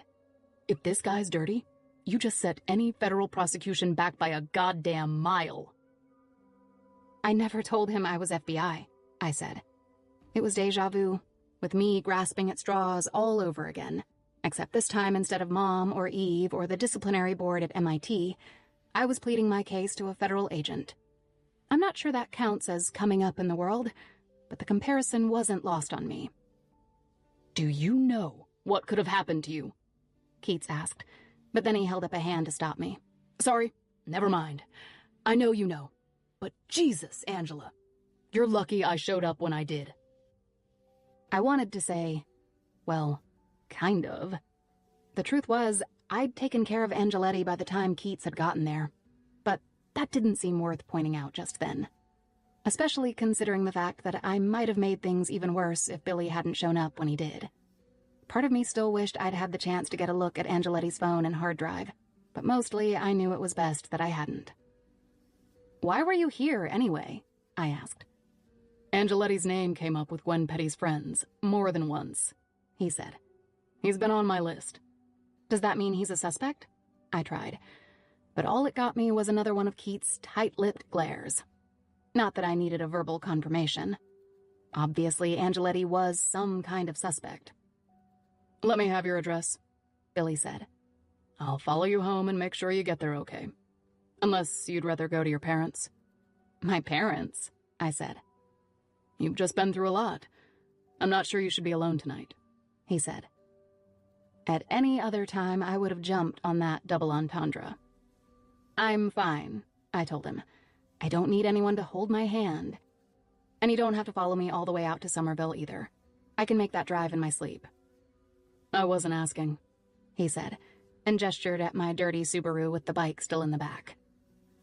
So I made like a good little intern, didn't push it any further, and drove home with Keats riding my ass the whole way. He even waited in his car at the curb outside my building until I found a parking space and walked back over. You sure you're okay? He asked from his car. I can give you the number of someone to talk to, if you want. I appreciate it, Billy. I really do, I said. But I'm just going to open a bottle of wine and Netflix it until Monday morning. Go worry about someone else, okay? He gave me one more skeptical look after that, and finally drove off without another word. As soon as he was gone, I ran upstairs. Then I took off every stitch of clothing I'd been wearing that day and threw it right in the trash. Then I took the world's longest shower, packed a bag, and headed back out again. Straight to my parents' house. But Billy Keats didn't need to know about that. Chapter 26. I got to the house in Belmont just in time for dinner. I never needed a reason or an invitation. Everyone was always glad to see me, so it was a relief not to have to explain myself. All I really wanted was something like a normal evening after the day I'd just had. Dinner was Dad's lemon orzo chicken with Mom's roasted broccoli. Perfect comfort food. Tucking in with my parents and sisters, I finally started to unwind. But that also cuts both ways. And just like that, my guard was down again. I'd taken only a few bites before I could feel the tears starting to burn my eyes. I tried to focus on the conversation, but I couldn't stop thinking about Pietro Angeletti. The way he'd pressed me up against that bathroom door. Those greedy hands, that sickeningly sweet breath. While my parents and sisters chattered on, I thought about Gwen Petty too. How she'd walked into the same trap, and much worse after that, with nobody there to help her. Not to mention the other girls in this case, and their families. It was overwhelming. Before I could stop myself, I dropped my fork and started sobbing. "Angela," Mom said. "My God, what is it?" Both of my sisters were wide-eyed. Everyone had stopped eating, and all eyes were on me, of course. "I'm okay," I blubbered like an idiot. "It doesn't look that way to me," Dad said. I tried to wave him off, but he came and put his arms around me anyway. "I'm just working through some stress," I said, punting on the specifics so I wouldn't have to show too many of my cards. "It's been kind of intense at work lately." "Kind of?" Hannah asked quietly. Angela. Mom reached over and stroked my hand across the table. "You take on too much. You always have. It's like any time you've got a mountain to climb, there's nothing else you can see." Mom's an English prof at BU, with a specialty in myths and fairy tales. For her, everything is a mountain to climb or a dragon to slay. But it's from Mom that I get my sense of right and wrong in the world. You can learn a lot from fairy tales, and nobody gets to happily ever after without a few scars. "I knew something was wrong," Mom said. "especially since..." "Well, since what?" I asked. "It's nothing," she said. "AA might have mentioned that you seemed a little stressed out lately. More than usual, I mean." "Did she call you?" I asked, genuinely surprised. "3 times, Sylvie chimed in. I glared over at my other sister and got a shrug in return. "What? She's your friend." It wasn't unlike AA to have her own conversations with my mom, but at a minimum, I would have thought she'd give me a heads up about it. "The point is," Mom said, "I'm not crazy for being concerned." "The point is, AA is a drama queen," I told her. "She loves you," Dad said, still holding on to me. "We all do." I leaned my head into the crook of his arm and took a deep breath. "Can I just stay here tonight?" I asked. It sounded weak. Not that anyone was begrudging me a night in my old bed. But this wasn't the person I wanted to become. Someone who ran home after every crisis. I was better than that. Stronger, too. I worked at the FBI, for God's sake. Which was kind of the point. Coding is one thing. A murder investigation is something else.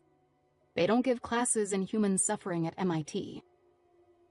This was exactly what Eve had warned me about. The work was going to bring me down if I let it, she'd said. So now, more than ever, I had to make sure I didn't let it.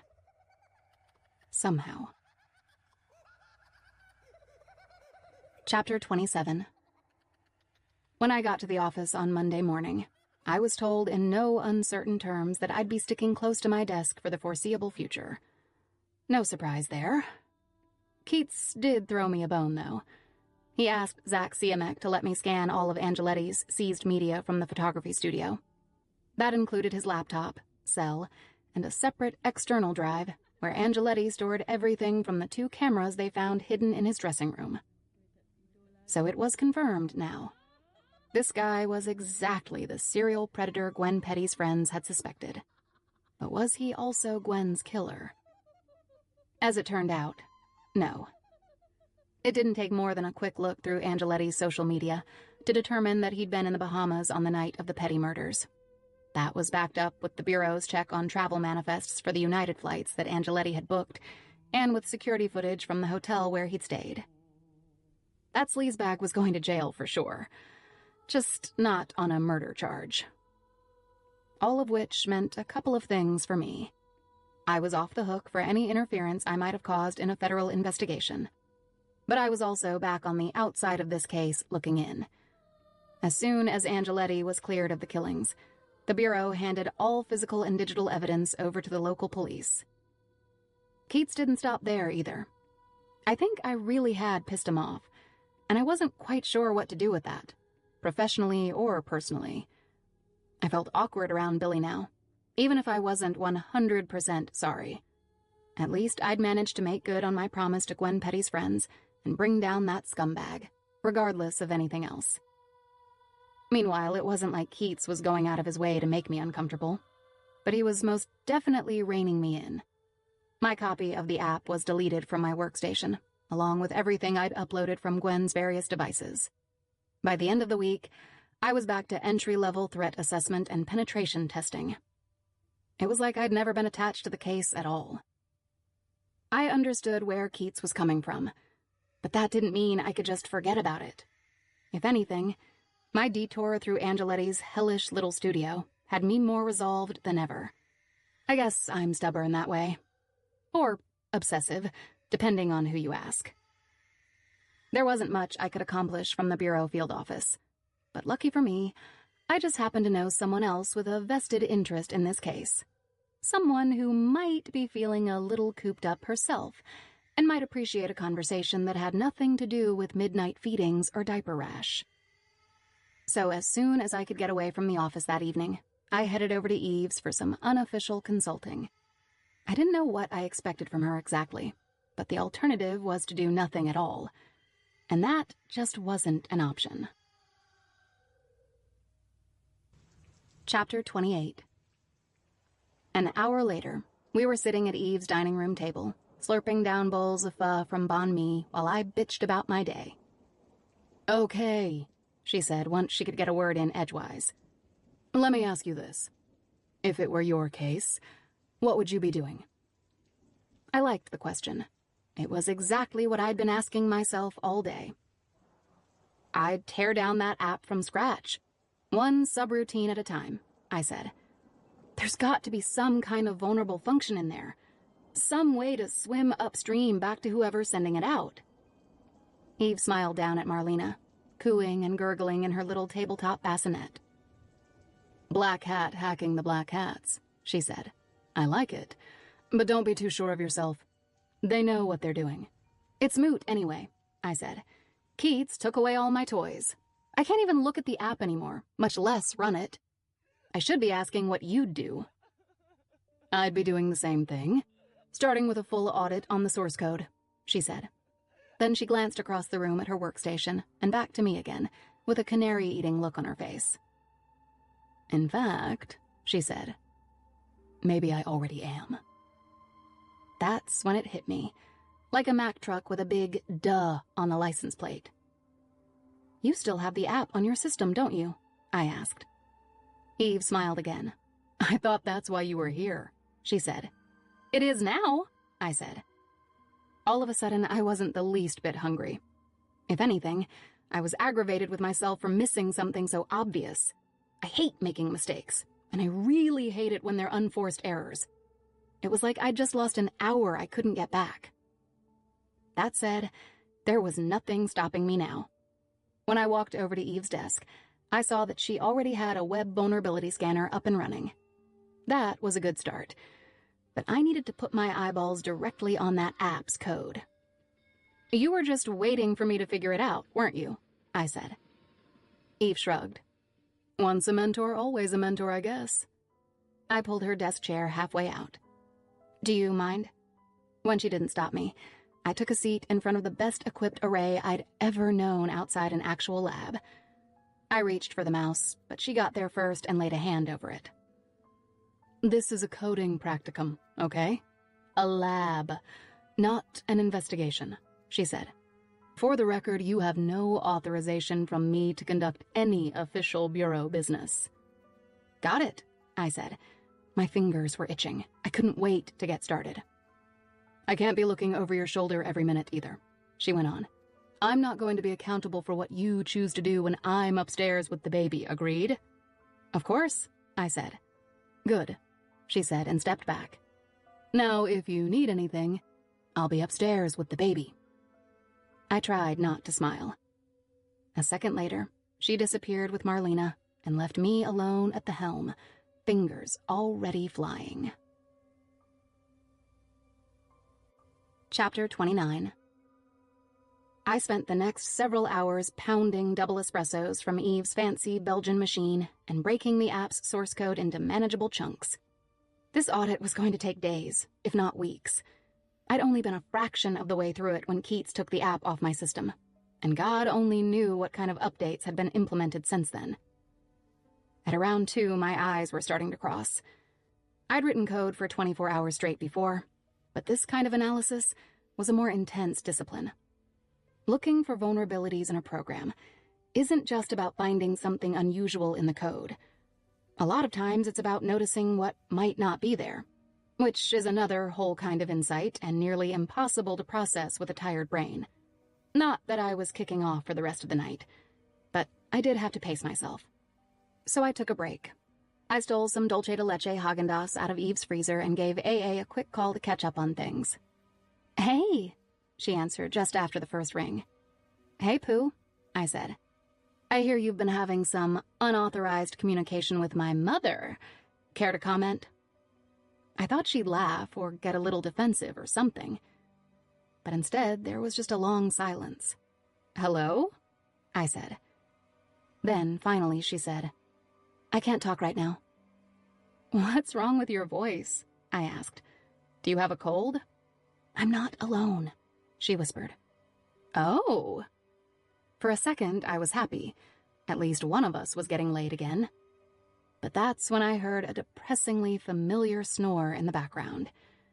It was the same half-pig, half-buzzsaw drone that had kept me awake through the thin walls of Ashdown House on way too many nights before. Darren. "Seriously?" I said. "You know there are 300,000 men in the city of Boston alone, right? Not just one?" I know, she said. "It kind of just happened somewhere after the tequila shooters at Lolita. Can we talk about it later?" "Sure," I said. "Or not. Whatever." "Are you all right?" she asked. "I can go in the other room." My mind was racing with all kinds of things, but nothing I wanted to say out loud. For starters, Darren was a piece of gutter scum, and AA's taste for him truly baffled me. But more than that, if I was being honest, I felt betrayed. Just not in a way that I could see putting out there on the table for discussion. Not right now, anyway. Maybe never. "I'm fine," I told her. "I should have texted. I'll catch you later, okay? Have a good night." "Angela?" she said. I pretended not to hear her. AA was free to make all the stupid, horny mistakes she wanted. God knows I'd made a few of my own. But that didn't mean I had to sit there chatting away while that human error she called an ex-boyfriend slept in the bed next to her. Thanks, but no thanks. As soon as I hung up, I got a text from her. "Don't be mad, please." "I'm not mad," I wrote back. I didn't intend to say anything else. It was more like my thumbs had little minds of their own and just kept going. "But you deserve better and you know it," I wrote. Then I turned my phone all the way off and got back to work. Chapter 30. Over the next several days, my life fell into a pattern. I'd leave for the office in the morning and stay until a reasonable hour. Then I'd clock out and pick up some dinner on the way to Eve's. I knew what she liked. Anything Pan-Asian or Mexican. Veg and protein salads, veggie pizza. It was all like the grown-up version of the junk I ate in college. Once a computer jockey, always a jockey, I guess. I also knew she had enough sensitive information under her roof that she didn't much care for delivery guys coming to the door. Part of showing up for work with Eve was about knowing the rules and not giving her any reason to think I might be compromising her security. It was a small price to pay for getting access to a system as cutting edge as hers was. After dinner, I'd park myself at her desk and work as long as I could on the app, usually all night. Eventually, my static analysis, reading code, gave way to dynamic analysis, which is basically putting the program into action. That's where I could really put the app through its paces. I'd send myself modified copies and then track what it did in real time, always looking for some clue about how to trace this thing back to its original source. As long as I kept it inside Eve's network, there was no way of being detected, which was key. It wasn't just Keats I needed to hide this little project from. It was also whoever else might be watching, given the chance. For that matter, it was entirely possible that my work was redundant to whatever Keats's team was doing. In fact, I'd have been shocked if they weren't breaking down and analyzing this app in the same way as me. But the thing was, I didn't get to know. Ever since Keats had dropped me from the investigation, I was completely in the dark about what he or anyone else over there was up to. So I was more than a little surprised when all of that changed again, about a week later. It was early on a Tuesday morning. I was just wrapping up another marathon session when I got a call from Keats out of the blue. "Where are you?" he asked. "I'm at Eve's," I said. "I was just about to leave for the office. Why?" "We've got a beat on something at Boston Latin School," he said. "I'm heading over there now." I could hear in his voice that this wasn't just any lead. Something specific had happened. I could only hope nobody had died. "The truth is, you were a big help at the last high school," Keats went on. "I want you to ride along just in case we can use you." "Seriously?" I said. "I thought I was in timeout or whatever." "See, one of the cool things about this job is that I don't have to explain myself to you," he said. Even now, he was a little adorable. I couldn't help noticing. "Can you be at Beacon and Arlington in 15 minutes? I'll pick you up." I checked the clock. It was 5 after 8. The city was going to be packed with rush hour traffic, but I knew how to hack this one too. "Do you have room for a bike in the back of your car?" "Yeah? Why?" Keats asked. "Then I'll be there in 10, I told him, and hung up on my way out the door. Chapter 31. Everything was moving fast now, including me. I barely checked the lights as I flew up 4th Street out of South Boston. Sure enough, the roads were clogged and I was passing traffic at a good clip. It had been 8:06 when I hung up with Keats. I wanted to be inside of him by 8:16, if only to start the day by kicking a little ass. It's not unusual in Boston to hit maybe 20 miles an hour on my bike, but for a couple of straightaways anyway, I was definitely north of that number. My mind was flying too. I had a million questions about this new incident and how it fit into the larger picture. Considering where we were headed, this had to be something about a prospective victim, a high school girl like Gwen Petty. God willing, this one was still alive. Once I passed under I-93, I took a right on Tremont, where everything opened up with wider streets and fewer buildings. I put my head down and pedaled into the wind while my thoughts churned just as hard. I wasn't going to tell Billy about how I'd been spending my nights. Not until I had something constructive to share. I didn't want to lie to him, but I didn't want to say too much without a good reason either. Not until all that moonlighting actually led to something worth sharing. "Watch where you're going, asshole!" Someone screamed to the tune of their own car horn. I wasn't sure if they were yelling at me or someone else, but I had just swerved onto Charles Street at the last second. The city's been working toward more bike lanes for years now, without much progress. The motto of the road in Boston might as well be, "God bless and good luck." I dodged another right-hooking truck, went around his left side, and kept going. From there, it was a straight shot to the public garden, where Keats was picking me up. I ignored the burn in my legs and powered on. It was the fastest I'd ever biked in the city, and if I was being honest, part of that was about making sure Billy couldn't give me shit for anything when I got there. This was my chance to be taken seriously again, and I wanted everything to go perfectly. Then again, I always do. By the time I was flying through the park, it felt like all the joggers, walkers, and other traffic were moving in slow motion around me. I goosed a yellow light to catch a left onto Beacon and saw Keats just up ahead, parked illegally on the opposite side. His flashers were on and his hatch was already up. I checked over my shoulder, crossed both lanes in a fast diagonal, and hopped off my bike at a run. "What time is it?" I asked. 8:16, he said. "You're late." "I'm exactly on time," I said. I hoisted the bike into the back of the car and he slammed the hatch. "If I'm waiting, you're late," he told me with just a hint of sarcasm. Then we jumped in on either side and Keats accelerated away from the curb, heading west. No slowing down now. Chapter 32. "There's a file on the seat," Billy told me. "Take a look and tell me what you see." It was an ordinary manila folder with a red strip reading "Classified" across the subject tab. Even there, I knew I was in new territory. Nobody had handed me a classified anything since I started at the Bureau, much less a case file like this one. I could feel myself getting drawn more and more deeply into this case, even as we hurried toward that high school. It may or may not have been an actual turning point for me professionally, but it sure felt that way. Some part of me didn't even want to open that folder, didn't want to know about another victim, another murder, another piece of darkness just waiting to seep into my brain. At the same time, some other part of me was beyond anxious to know exactly what was about to happen, and for that matter, what had happened to put this new twist into motion. So it was with something like the definition of mixed feelings that I flipped open the file and started reading. A laser-printed school picture of a teenage girl was clipped to the top of the packet inside. She was white, with dirty-looking dreads set off by two big ladybug barrettes.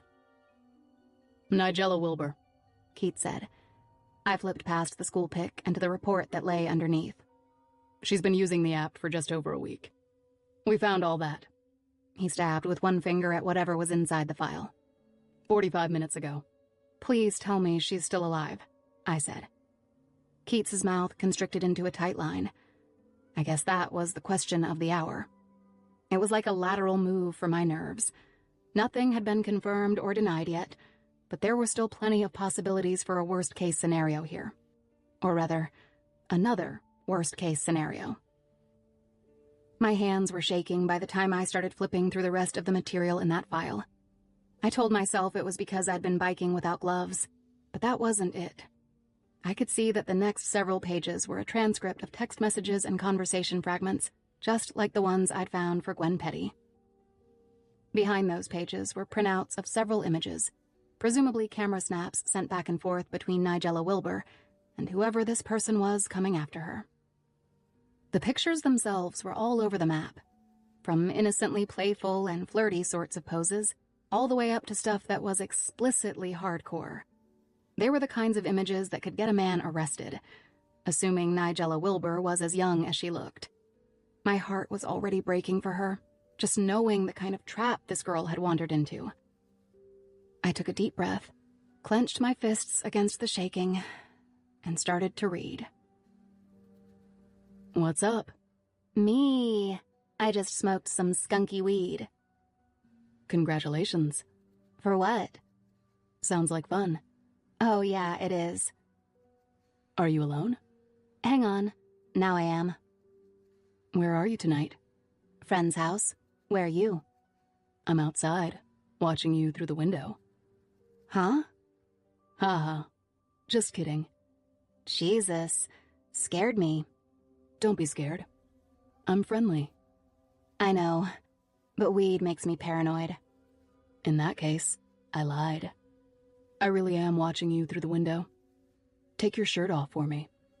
"Very funny." "I'll bet people say you're different all the time." "What do you mean, different?" "Good different. Awesome different. But I'll bet not everybody thinks so." "Why you say that?" "Just a hunch." "Well, you're right.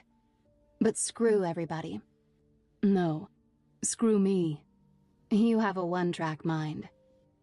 Guys always think with their dicks." "You say that like it's a bad thing." "Don't put words in my mouth." "Ha. Too easy. I'm not even touching that. Smiley face. Can I see a pic? If you're good. You don't think I've been good? No. I mean, yes. You have. So? Here. Nice. More. Like this? More. Last one. Whoa. That's what I'm talking about. That's all you get for now. Here's something for you. Fair is fair. Holy shit, dude. Did you really just take that on the street? Nobody saw. It's all good. I'll visit your ass in jail.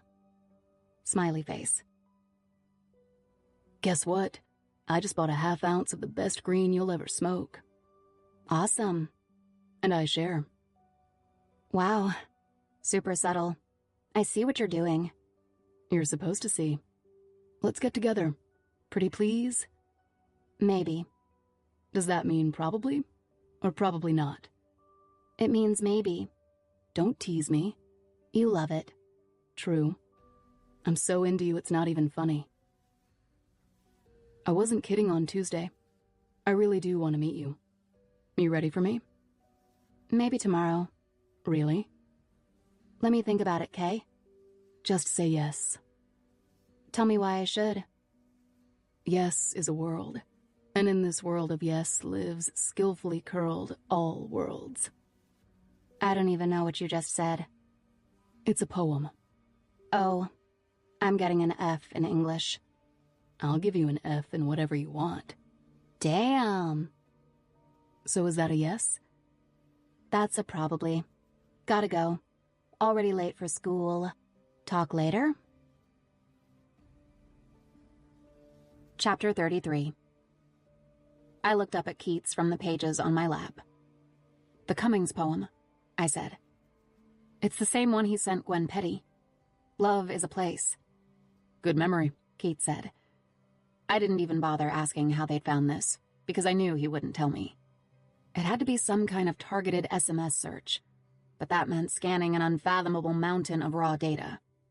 Then again, I had no idea how deep the resources went on this thing. In terms of the FBI, I was the smallest possible cog in a machine that was bigger and reached further than I'd probably ever know in my entire career. For all I knew, they had some kind of mega team working this thing from every angle and from any number of locations around the world. That's one of the upsides of cyber forensics. A significant amount of the work can happen from just about anywhere. Though, of course, that cuts both ways. The bad guys are just as mobile as the good ones, and that makes them harder to find if they know what they're doing. So it was possible that the Bureau had found these text strings, like some kind of needle in a haystack through sheer workforce numbers. But on the other hand, they may have just gotten astronomically lucky. It happens all the time.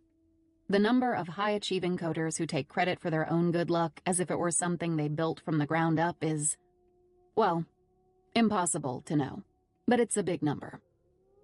And speaking of teams, Keats had a local crew already on site by the time we pulled up in front of Boston Latin. 6 personnel were gathered outside. I recognized 3 agents from the field office, including Adam Abaje, who was just coming out through the school's main entrance. We got out of the car and met them all halfway. Keats didn't stop me from joining in as we huddled there on the sidewalk. "So?" he asked. Abaje's expression was dark. "She was in homeroom but didn't show up for first period," he said. "God damn it. 10 minutes earlier and we would have had her. She's not answering her phone either. I'm not losing this girl," Keats said. "I want at least 1 agent on every floor inside right now. Parker, get some crime techs here, just in case. And I want cruisers on every corner checking cars. What about the family?" "Contacted," Abaje said. "Everyone's fine and the mom's on her way here, but she's coming from Attleboro." As far as I knew, all of the previous murders had gone down in private family homes, but clearly Keats wasn't taking any chances. "Where do you want me?" I asked. "Take this." He handed me a radio on the fly. "I want you thinking like a high school girl. Where would she go?" I started to answer, but he'd already turned to head inside. There was no time for chit-chat with the intern. I was just an extra pair of eyes at best. And a second later, I was standing alone on the school steps. I wasn't even sure if I'd just gotten folded further into this thing or shut out of it. But I did have some idea about where to look. Based on what I'd read in the file, Nigella Wilbur didn't much like school, loved weed, and wasn't afraid of taking risks either. That's what had gotten her onto our radar in the first place. Opening the app was a risk in and of itself, whether or not she knew it. But then on top of that, I had the distinct impression that a little bit of danger wasn't such a bad thing to Nigella. When I was in high school, I was fairly straight and narrow, but I did know plenty of girls like her, and I knew a little something about how they operated. My first thought was that Nigella might have gone out for a little wake and bake to help her face the day, and to do that, she'd need to be outside. It was just an educated guess, which was as much as I had to work with. I didn't actually expect to be right. But as it turned out, I was. Chapter 34. Boston Latin School has no campus to speak of. It's just one huge building in the middle of the city, with alleys and parking on either side. The Fens was only a few blocks away, and a likely spot for stoners, given all the woods, paths, bridges, and other good hiding places over there. I figured I'd start with a quick lap around the school and work my way out from there, depending on what I saw. Then maybe head to the park after that, if nobody found Nigella in the meantime. I headed up the north alley first, scanning every nook and cranny along the way. From there, I moved down Palace Road behind the school and back up the other side. I was almost all the way around and had pretty much written this off, when sure enough, and to my own surprise, I got a whiff of marijuana. It didn't take long after that to hone in on Nigella's little smoking party. There were 4 of them, 2 boys and 2 girls passing a vape pen around. Nigella was wearing a huge pair of sunglasses, but I recognized the blonde dreads right away. They had a pretty decent hideout, too. It was a 3-walled alcove in the parking lot, meant to shield 2 dumpsters from view. Anyone inside the school wouldn't have been able to spot them, but from there in the alley I had a clear sightline. I stepped back and radioed Keats. "This is Hoot," I said. "I found her. She's with some friends in the parking area on the south side of the building." Some part of me felt bad for busting them. That's not what I was there for. But they definitely had a serious buzzkill headed their way. "Keep an eye on her, but do not approach," Keats came back. "I'll be right out." "Got it," I said, trying to sound calm. I'd been wishing to get thrown back into the pool, and now here I was, swimming alone in the deep end. I wasn't afraid of high schoolers, but by the same token, I hadn't been left to my own devices like this before, not with the stakes as high as these were. A second later, Nigella's group was on the move. One of the boys chirped open a RAV4 with his clicker, and they headed toward it. Shit. "Keats, where are you?" I radioed. "On our way," he said. There was no time, and no way I was going to be the rookie who found and lost this person of interest before Keats could catch up to her. "Nigella?" I called out before I could even consider it either way. All 4 of the kids turned to look at me. The other girl let out a little half scream, followed by a nervous laugh. I had to remind myself that I was the grown-up here. It still wasn't intuitive for me. Hold up a second," I said, hurrying over. Nigella lowered her shades to give me a raised eyebrow as I approached. "Do I know you?" she asked. Her lipstick was bright red, but her clothes were all downscale funk. Old army jacket, Rolling Stones tee, and hand-ripped leggings over oxblood combat boots. "I'm Angela Hoot," I said. "And "Hoot?" one of the boys said, and they all cracked up at once. Clearly, they'd had enough to smoke. Not that I hadn't been mocked for my last name pretty much all my life. "Listen," I said. "I'm with the FBI." "Yeah, sure you are," Nigella said. "Do you have some kind of badge or something?" "I don't have my credentials on me," I said, which was embarrassingly true. I'd left everything in the car. "My supervisor will be here in a second." "Bridget, get this on your phone, Kay?" Nigella said, still eyeballing me. "And we're rolling," Bridget said, pointing her iPhone our way. "You've got the wrong idea," I told them. This is for your protection, Nigella. Sure, she sniped. Because the cops are so good at protecting people these days. When she started to get in the car, my patience officially ran out. There were all kinds of feelings running through me now, but none of them stopped me from grabbing that car door and holding on to keep her from pulling it closed. I think it took Nigella by surprise. I kind of surprised myself, for that matter. What the hell? She said. I don't know who you think you are, but you need to step off. Let me put this another way, I interrupted. I was on a roll now, no stopping. In about 30 seconds, you're going to have half a dozen federal agents out here, all of them wanting to speak with you. If I were stoned, I'd want to be ready for something like that. What? One of the boys grunted out. The other one looked around nervously. But Nigella stayed icy. Who said anything about stoned? She asked, meeting my gaze. I didn't want any trouble here. Not the wrong kind, anyway. And I was this close to saying a thing or two I might have regretted. Lucky for me, I could just see Keats and a few others rounding the corner.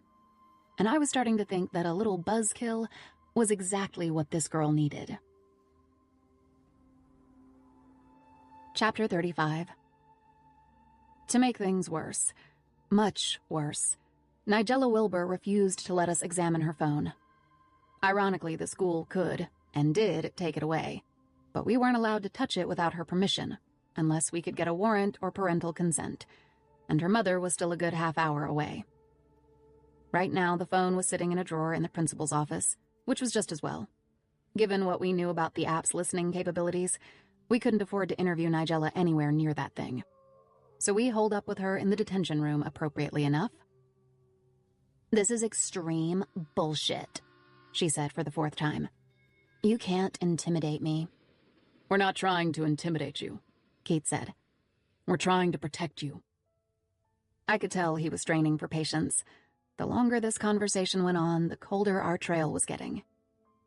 We're also trying to protect whoever else might be at risk, Keats went on. By illegally tapping my phone? Nigella asked. That's not what happened, Keats tried again. If you just listen. Save it, she said. I'm not interested in enabling your right-wing NSA crap. This is exactly why people like me don't trust people like you. Don't you see that? Ironically, she had a grain of a point in all this. I had plenty of friends of my own whose trust of American law enforcement was at an all-time low, for reasons I could understand, if not agree with. But by the same token, a lot of that knee-jerk resistance was based on equal parts information and misinformation. In any case, we seemed to be at a kind of standstill. Billy took a beat, then another. I could just see the gears turning in his mind, and wondered if he was trying to use the silence to make Nigella uncomfortable. But as it turned out, it wasn't that at all. Angela, he said. Tell Nigella about your first night on this case, will you? Excuse me? I wasn't expecting him to pivot like that, but now they were both looking at me. Tell her what you saw in the house that night in Lincoln, Keats said. All of it. So far, he hadn't disclosed any details about the other murders. For a second, I was shocked that he'd go there. But then I realized where he was taking this, and why. Every minute counted right now, and he was pulling out all the stops. I took another few beats to gather the memory of that night in my mind. The bodies, the dried blood, the smell. Then I started talking. It was my first crime scene, I told her. And the first dead bodies I'd ever seen, too. Nigella stood up right away. Her chair tilted back and crashed onto the floor. Are you kidding me with this? I don't have to listen to you, she said. Yeah, you do, Keats said, righting the chair for her. Sit down and shut up. When she didn't move, Billy nodded at me to go on anyway. I had no idea if this was the right thing to do, but that wasn't my call. I just followed his lead. They found the father in the kitchen. Shot through the chest, I said. All the others had been killed in their rooms upstairs. There was a mom, 2 little boys, and a girl about your age. Nigella had gone completely still now, It was either a show of defiance or fear.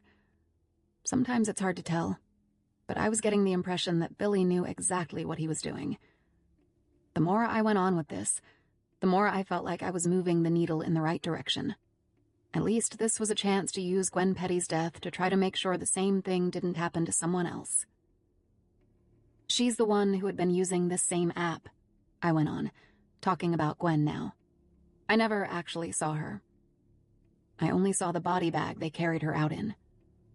That was a third family in this case, Keith said. We've been working as hard as we can to make sure there's not a fourth. Nigella's eyes rolled up into the side now, fighting tears. I didn't know if she cared about some nameless other family, but I did think she was finally doing the math on what she might have wandered into herself. It's just an app, she said softly. That's what you're supposed to think, I told her. I don't understand how it could be that dangerous. Suddenly she seemed much younger. I wasn't going to lecture her. We'd already rounded the corner we needed to get around. Nigella, I said, can we please get a look at your phone? I don't want this to happen to anyone else. And to tell you the truth, I don't want to face another night like that last one. I had to stop there.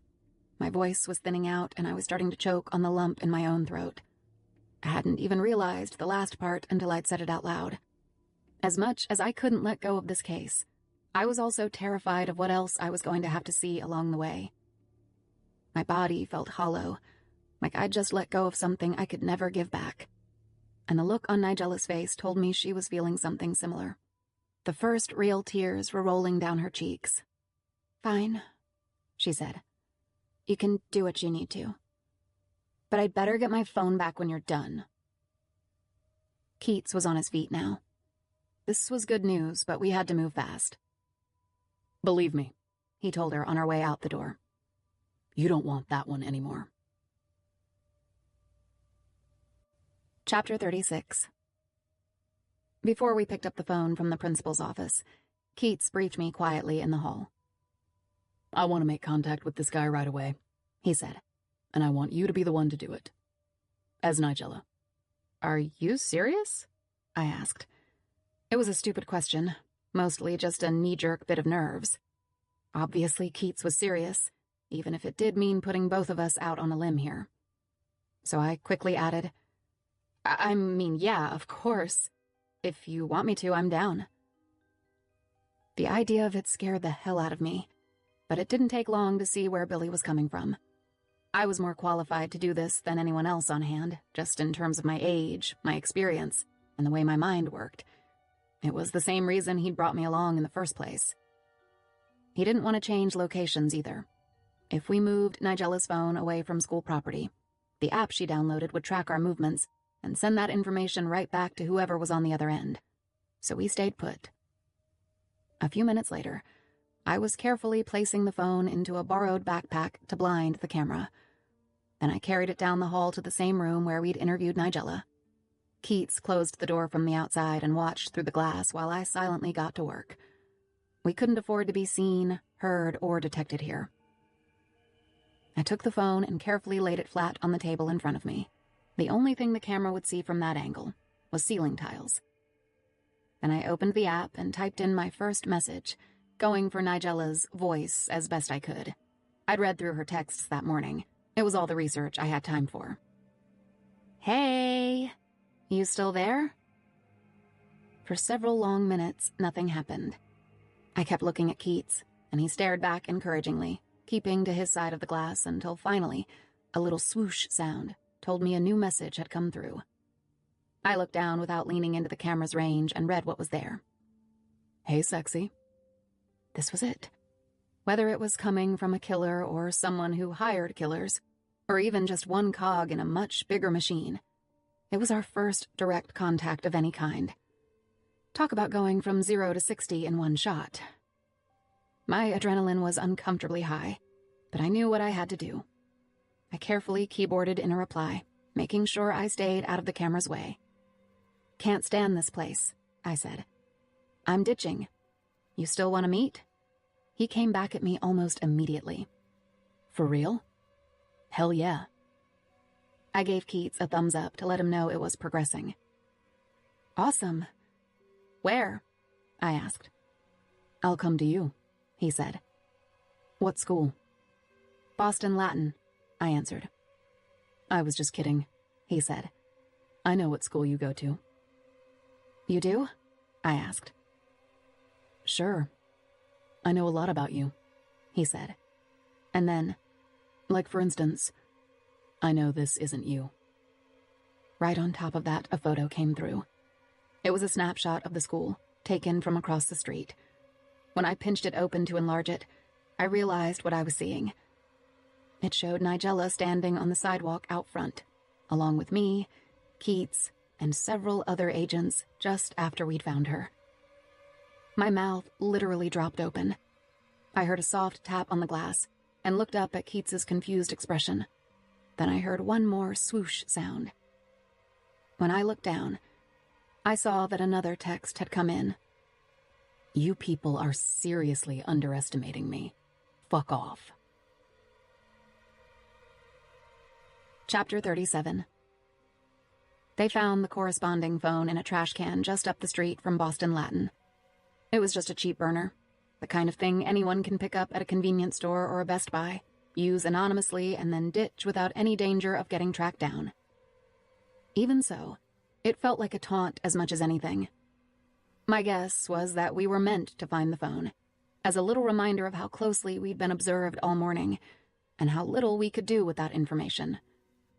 Keats couldn't even put out an APB, since we had no idea who we were looking for. The whole team worked for several hours, combing the neighborhood, but it was a lost cause. When Keats and I headed back to the field office, it was just after 6 o'clock. Neither of us had eaten a thing since breakfast, so we picked up some sandwiches on the way. We got as far as the parking lot before we broke down and decided to eat them right there in the car. I guess Billy was as starving as I was. You really rolled with it today, he told me. How are you doing? I'm fine, I said. You know, you say that a lot, he told me. And the more you do, the less I tend to believe it. I saw you get pretty emotional back there, during the interview with Nigella. I'm sorry if I put you in a tough position. You didn't, I said, mostly because I didn't want him to think so. However tough my position might have been, it was nothing compared to the bigger picture here. But Billy wasn't buying it. Come on, Angela, it's just us, he said. Don't bullshit me. I nodded and stalled with a long draw on my iced coffee. Yeah, okay, I said. You're right. It wasn't easy. And maybe I'm not made of the kind of nails I'd like to be. But hey, I'm still here, right? And I'm still ready for more. Everything I just said was true. This thing was kicking my ass, but that's not the same as wishing it weren't happening. It was more like the opposite. I didn't want to give Billy a single reason to stop bringing me in on this case. He took his own time responding and smiled at me over the Coke can he was sipping from. Then he sat back and stared just long enough to give my pulse a little uptick. What? I said. I'm just going to go ahead and say it, he told me. You're impressive. You really are. I know you've got this massive IQ, but you're tough, too, in your own way. You're going to be great at this if you want to be. Does that mean I'm not yet? I asked, half seriously. Well, he said with another smile. You did almost lose Nigella Wilbur in the parking lot, but other than that...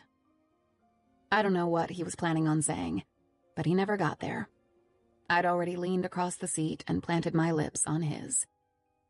There was no plan for it, no premeditation. It just happened, as AA might have said. And sweet Jesus, the man's lips were as soft as those blue eyes of his. Once I started, I didn't want to stop. Billy didn't pull away, and he didn't lean in. He just let me kiss him, which was its own kind of mixed message. What was that? He asked when I sat back. A kiss? I answered. Sometimes I like to do things just because I'm not supposed to. Or maybe there was more to it than that. Either way, I wasn't in the mood for apologizing. All right, well, that conversation's going to have to wait, he said. I've got a lot of people expecting to hear from me at the shift meeting. Understood, I said, and we got out of the car. I wasn't sure I needed to talk about that kiss anyway, not on top of everything else. But it was moot for the moment. What I really needed to do was get out of his hair, let him get to his meeting, and be on my way. Or at least so I thought. My bike was still in the back of his car, but when I went around to get it, he was already heading toward the office. "Hey," I said, and he turned around. "What are you doing?" he asked. "I need my bike," I said. "I'm going to take it to Eve's and drive home from there."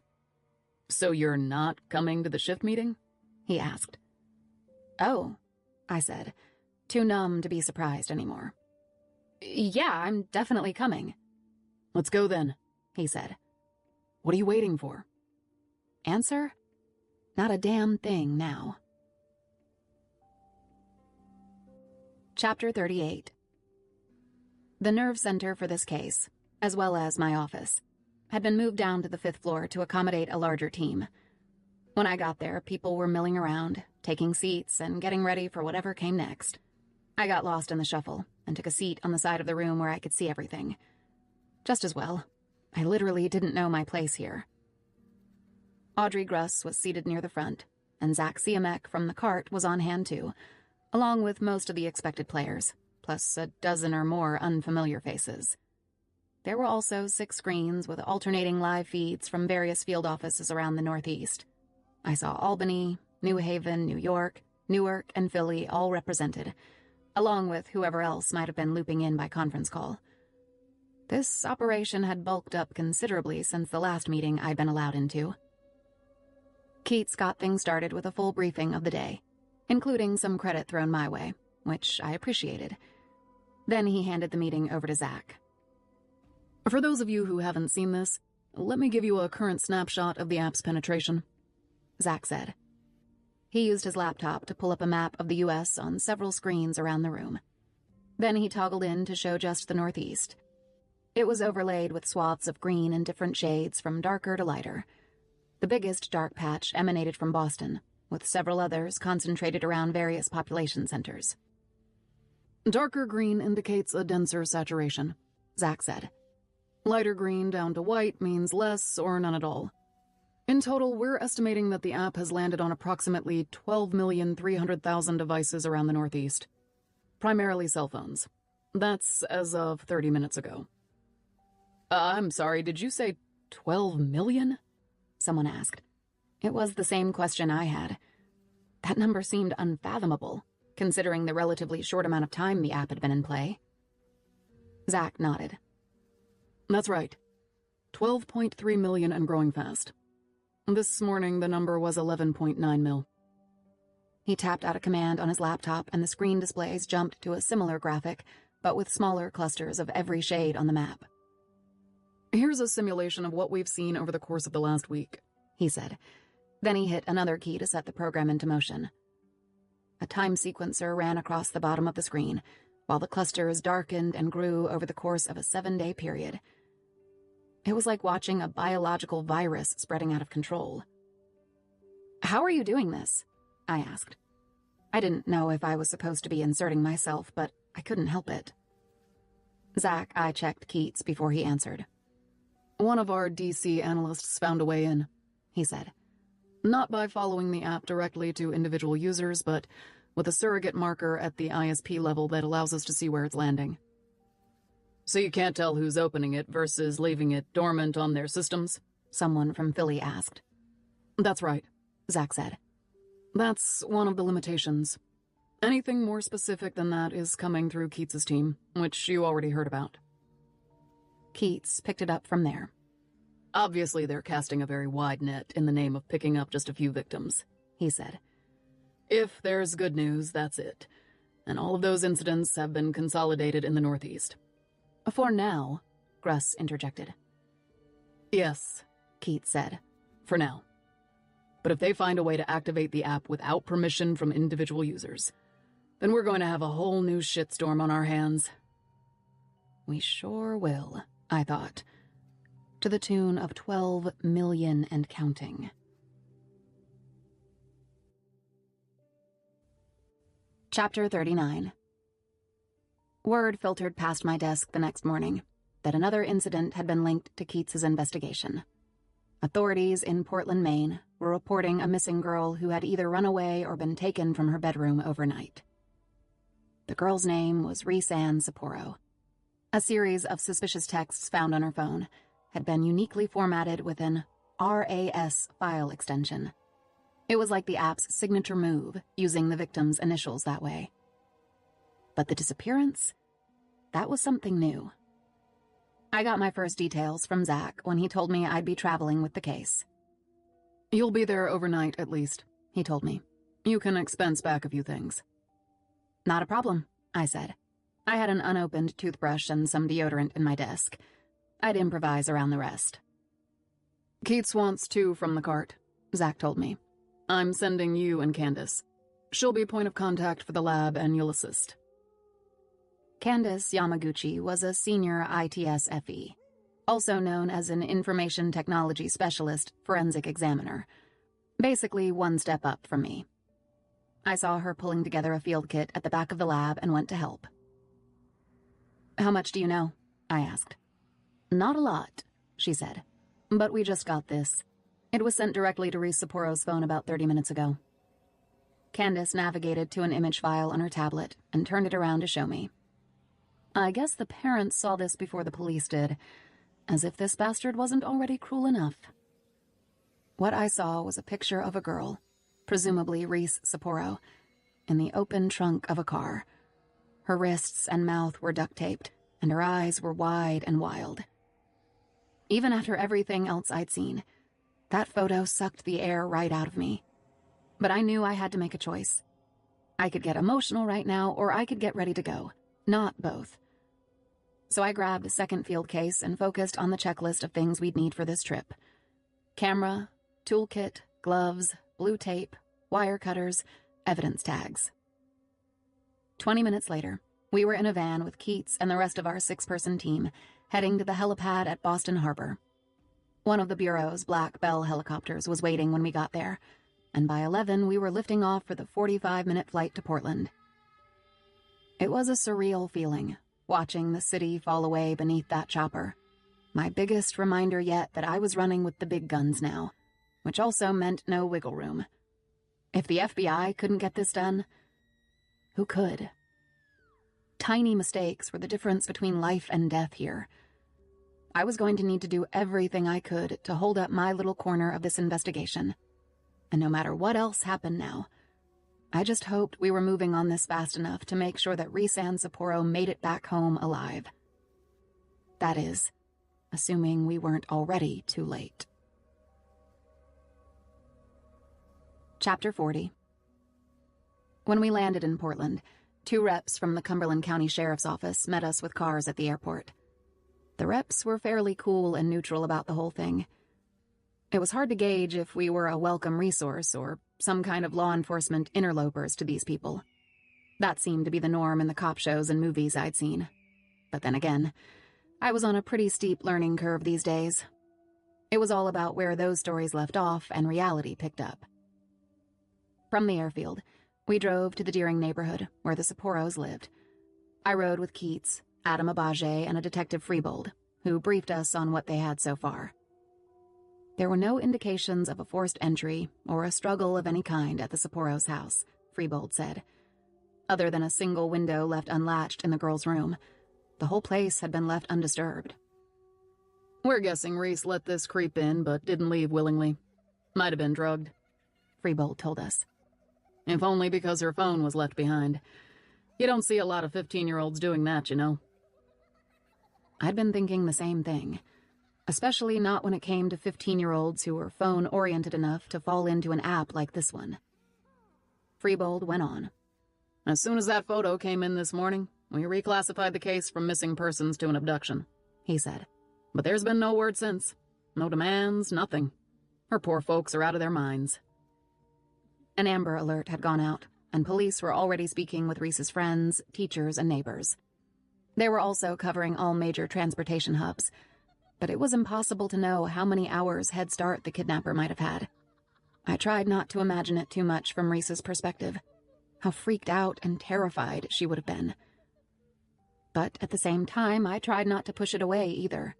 I could feel myself sharpening my analytic skills, even if that lingering dread in my gut was the same as ever. "What are the chances she's still alive?" I asked Keats. "Statistically speaking." "Statistically? 10% maybe," he said.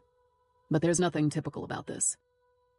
I wasn't completely sure what Keats meant by that, but something told me to cut off the rookie questions at that point and just focus on the briefing we'd had. When we reached the house, Keats met with Mr. and Mrs. Sapporo, while Candace put in a call to the family's ISP to start tracking down whatever we could get on every device in that house. I shut myself up in Reese's bedroom and got busy with her Samsung Galaxy phone. It had already been fingerprinted and left as it had been found on the unmade bed. Knowing what we did about the app, my instructions were to work silently, avoiding any possible eavesdropping through the phone. I sequestered it in a Faraday bag, cabled it to my laptop, and started running a copy right away. Once that was going, I turned my attention to Reese Sapporo herself. Besides the bed, everything about her room was crazy tidy.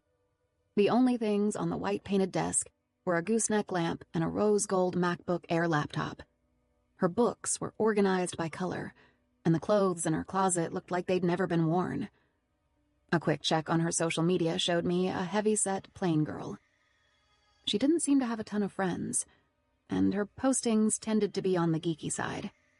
I saw several Game of Thrones references, and lots of generic memes with vaguely inspirational or funny little sayings. Even the smallest person can change the course of the future. Is it Friday yet? If you love something, set it free. If it comes back, that means nobody wanted it. Set it free again. Not that there was anything wrong with all that. From what I could see, Reese was the same kind of girl I'd been at 15, which is also to say, nothing like the other known targets. Gwen Petty, the pretty, popular one, and Nigella Wilbur, the aggressive wild child. Something told me that Reese was drawn into these online conversations as much by loneliness and insecurity as Gwen had been by vanity and Nigella by raging hormones. The question was, what did they have in common? Certainly, they were all risk-takers, whether or not they knew it. Loading that app onto their phones was like hanging a come-and-get-me sign on the front door. Now, one of those girls was dead. One was still alive, and one was missing. But what did this guy plan on doing with Reese Sapporo? Or even worse, had he already done it? Chapter 41. As soon as I had a secure copy of Reese's phone on my system, I used it to open the app and see what had been left behind. The most recent item was the photo of Reese from that morning, bound up and wide-eyed with fear in the trunk of that anonymous car. I skipped over it as quickly as I could, but not before it had burned another little hole in my psyche. It was hard to think about, and even harder to look at. After that, I found a long string of texts and conversation fragments going back almost 5 months. He'd taken his time with Reese. Something told me he'd had to. Even here, the only responses she offered to his long texts were nothing more than shy little bursts, heavy on the stickers, hashtags, and emoticons. At least, that's what we were allowed to see. There was never any knowing what the app's administrator was editing out, or adding in, for purposes of his own. In any case, as I read through what was there, it was easy to see shades of the same guy from before. His sentences were full and well punctuated. His language was mature for a teen, but not quite adult either. And while I didn't see the Cummings poem this time, there was one verse of old-fashioned poetry. I had to Google it to find out it was Percy Bysshe Shelley's Love's Philosophy. The fountains mingle with the river, and the rivers with the ocean. The winds of heaven mix forever with a sweet emotion. Nothing in the world is single. All things by a law divine, in one spirit meet and mingle. Why not I with thine? He was wooing his target this time, as opposed to seducing her. The character who came across through this line of communication seemed like a young and naive person, just like Reese herself, and much less overtly like some Lothario trying to get into a girl's pants. That's the version I'd seen in his communication with Nigella Wilbur, and to an extent with Gwen Petty, too. There were no selfies this time either. No nude pics or anything overtly sexual at all. Basically, he had turned himself into the kind of person Reese Sapporo would respond to, and he'd told her exactly what she wanted to hear as she wandered further and further into his trap. I hated seeing these strings in retrospect, where it all seemed so clear, even if it hadn't been to the victim at the time. But reading them over now felt a little like watching the crime play out through soundproof glass, while Reese flew like a moth toward that flame. He'd even called himself Jon Snow 2 on screen. It was a reference to the best-looking guy from Game of Thrones, who also happened to make regular appearances on Reese's Instagram. For that matter, it wasn't hard to imagine my own 15-year-old self responding to some of this. The secret boyfriend, the kindness he showered on her, the attention he paid, even the little moments of self-deprecation. It all added up. And it was all lies. Chapter 42. Let me tell you what I imagine when I think of you. I imagine a girl who has no idea how beautiful she is. I may not know what you look like, but I do know you're beautiful. I hope that doesn't make you uncomfortable. It's just the truth. I know you're just saying that, but thanks. Hashtag, don't stop. Would you ever want to meet in person? I'd like to be friends if that's okay with you. Totally want to be friends. Let me think about the rest. I'm kinda shy. Actually, the truth is, I want to be more than that, but not if it scares you off. I'm not even sure if I should be honest about this stuff, or just shut up. Hashtag, be honest. You want to hear something embarrassing? Sometimes I pretend you're my girlfriend. How lame is that? I can't help it. That's not lame. It's sweet. I pretend the same thing sometimes. And now I'm really blushing. Smiley face. The truth is, I've never had a real girlfriend. I don't even have that many regular friends. I don't know why. I just don't really fit in at my school. It's kind of depressing, to be honest. I can relate. Heart, heart, heart. Hugs. I'm just going to say it. You're frickin' adorable. No, you are. You really are. I mean it. Guess who's getting his license on Monday? That would be me. Hashtag, I wish. Hashtag, jelly. If you ever want to meet, I can go anywhere you want now. McDonald's, your school. Hell, I'll meet you at the police station if that makes you feel safer. Smiley face. Seriously, it doesn't matter where. And it doesn't have to be a date or anything. I just want to meet you. For real. You are so sweet. Can I think about it? I want to. I'm just shy, obviously. Don't let me screw this up by coming on too hard, okay? We can just keep talking if that's what you want. No prob. Def, keep talking. Thanks. I do have one request. If you're going to dump me, don't just disappear, okay? I'd hate it if we stopped talking, but I'd hate it even more if you didn't at least say goodbye. I would never do that to you. I'm 100% serious. You don't have to worry about that. I'm not going anywhere.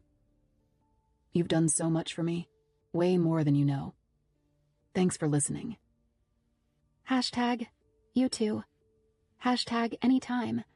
Hashtag, mean it. Hey, do you like surprises? Depends. What kind?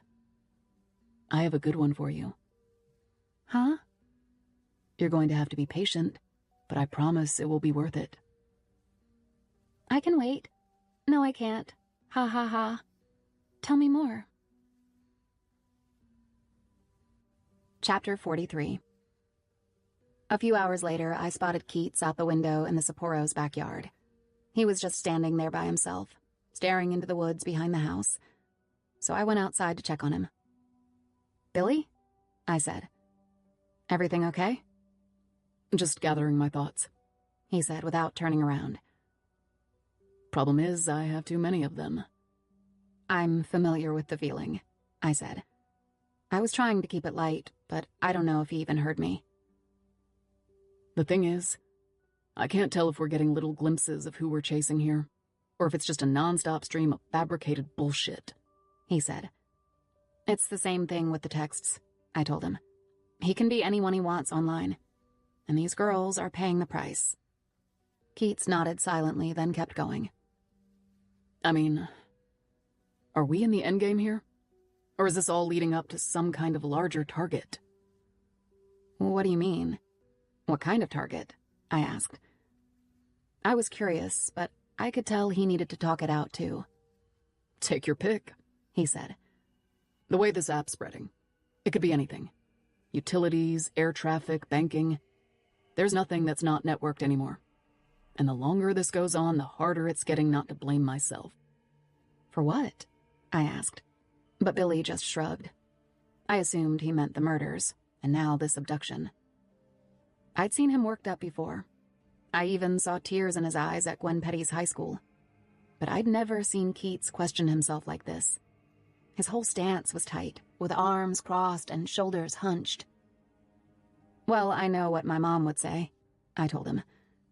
He looked almost amused at that, like he figured I was about to lay some kind of motherly folk wisdom on him, which I basically was. "She'd say you're taking on too much. It's like you're climbing a mountain and all you can think about is the mountain itself." "As opposed to what?" he asked. "As opposed to putting one foot in front of the other," I said. It sounded lame even before I was done saying it, and I wished I'd kept my mouth shut. But now that I'd started, I kept going. I pointed back at the house and lowered my voice. "Maybe you can't save this girl," I said. "I don't know. But I'm guessing there are 2 parents in there who need you to think you can. I'd start with that."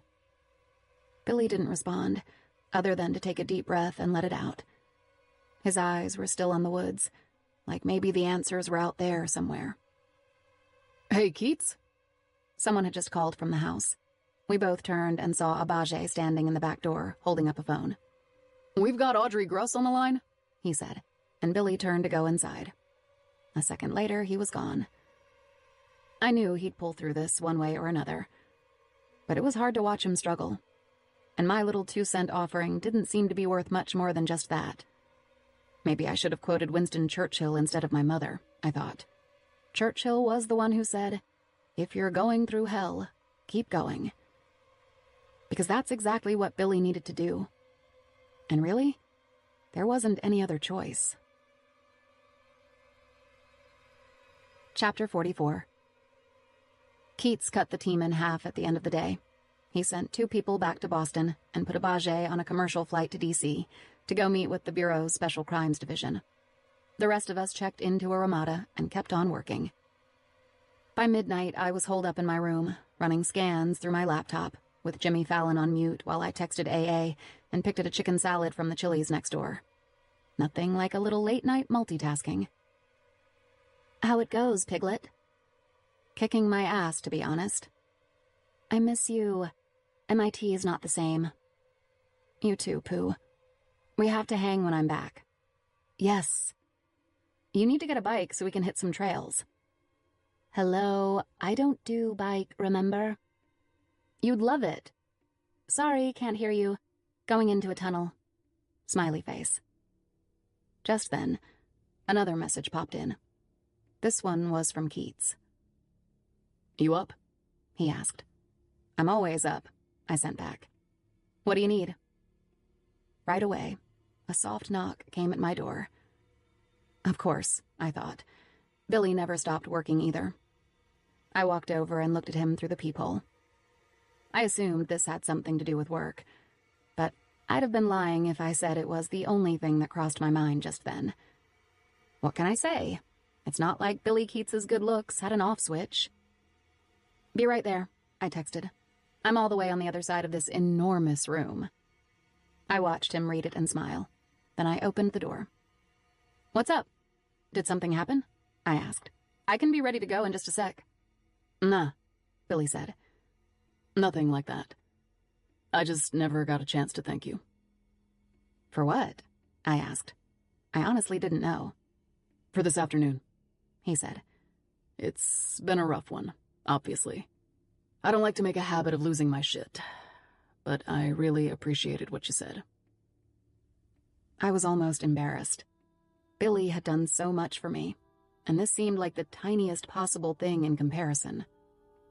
"Don't worry about it," I said. "I'm glad if it helped." I felt kind of corny, if you want to know the truth. "Oh, it was corny, all right," he said, with the same kind of soft sarcasm he always gave me when he was busting my chops. "Still, it helped.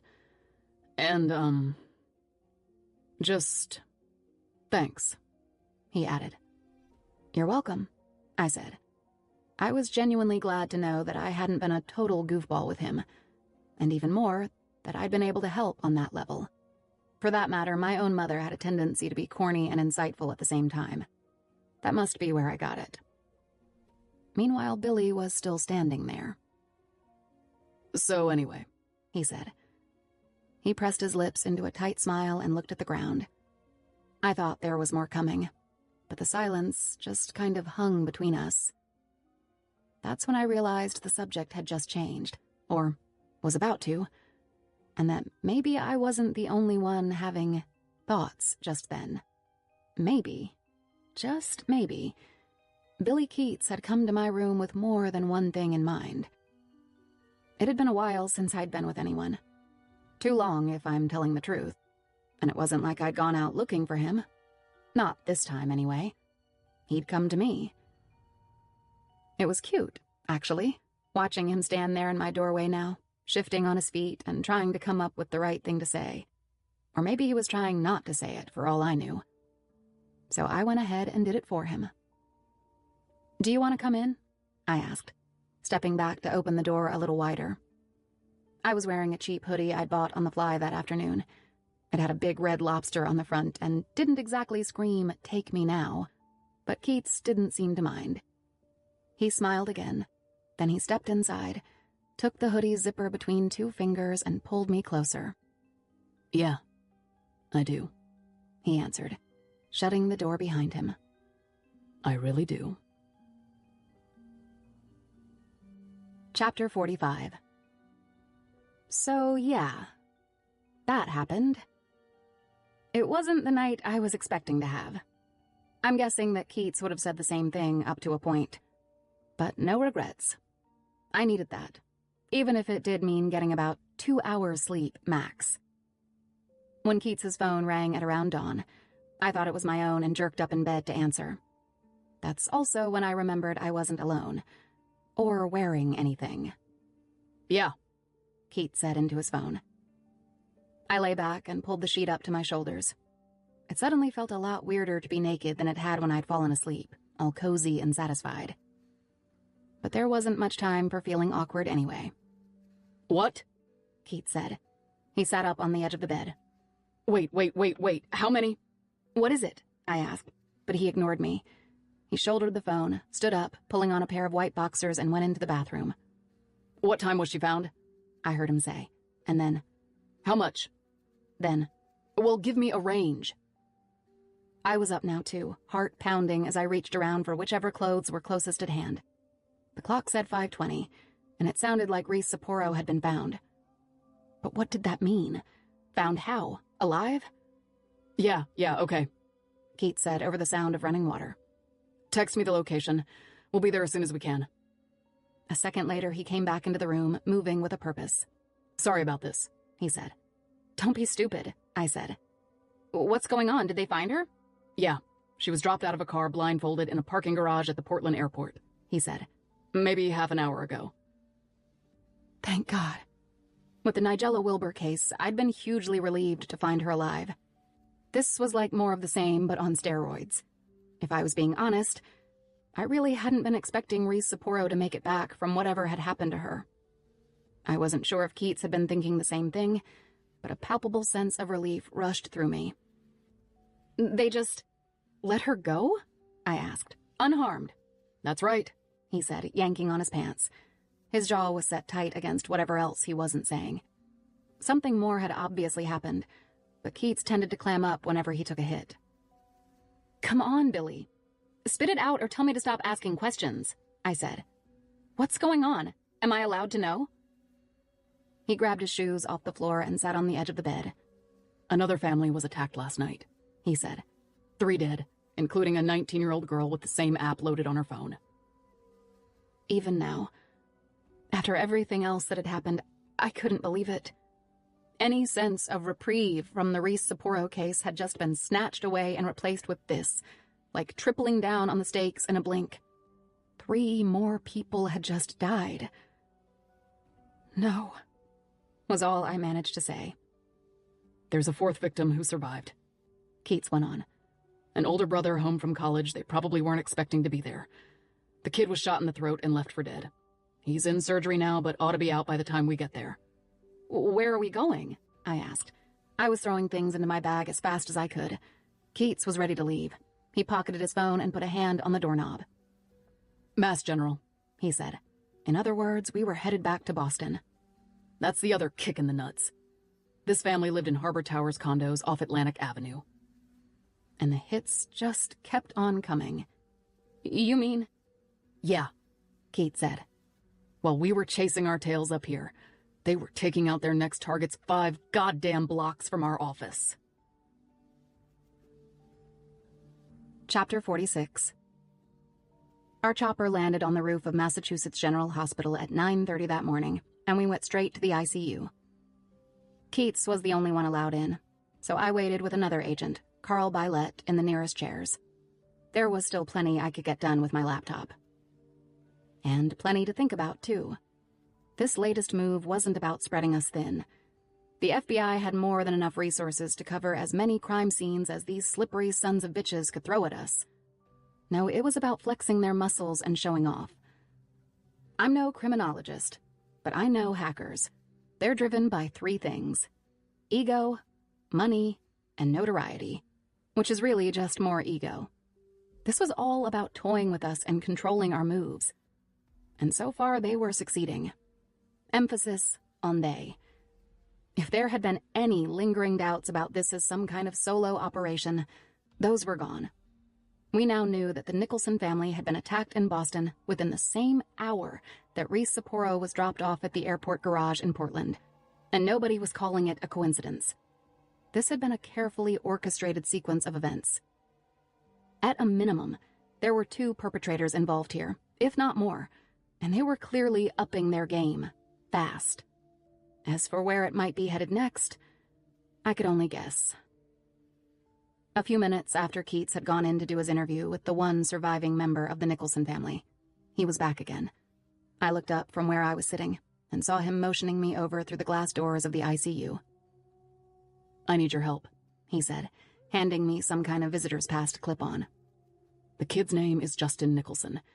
He's cogent, but he can't speak. You're going to help him do that.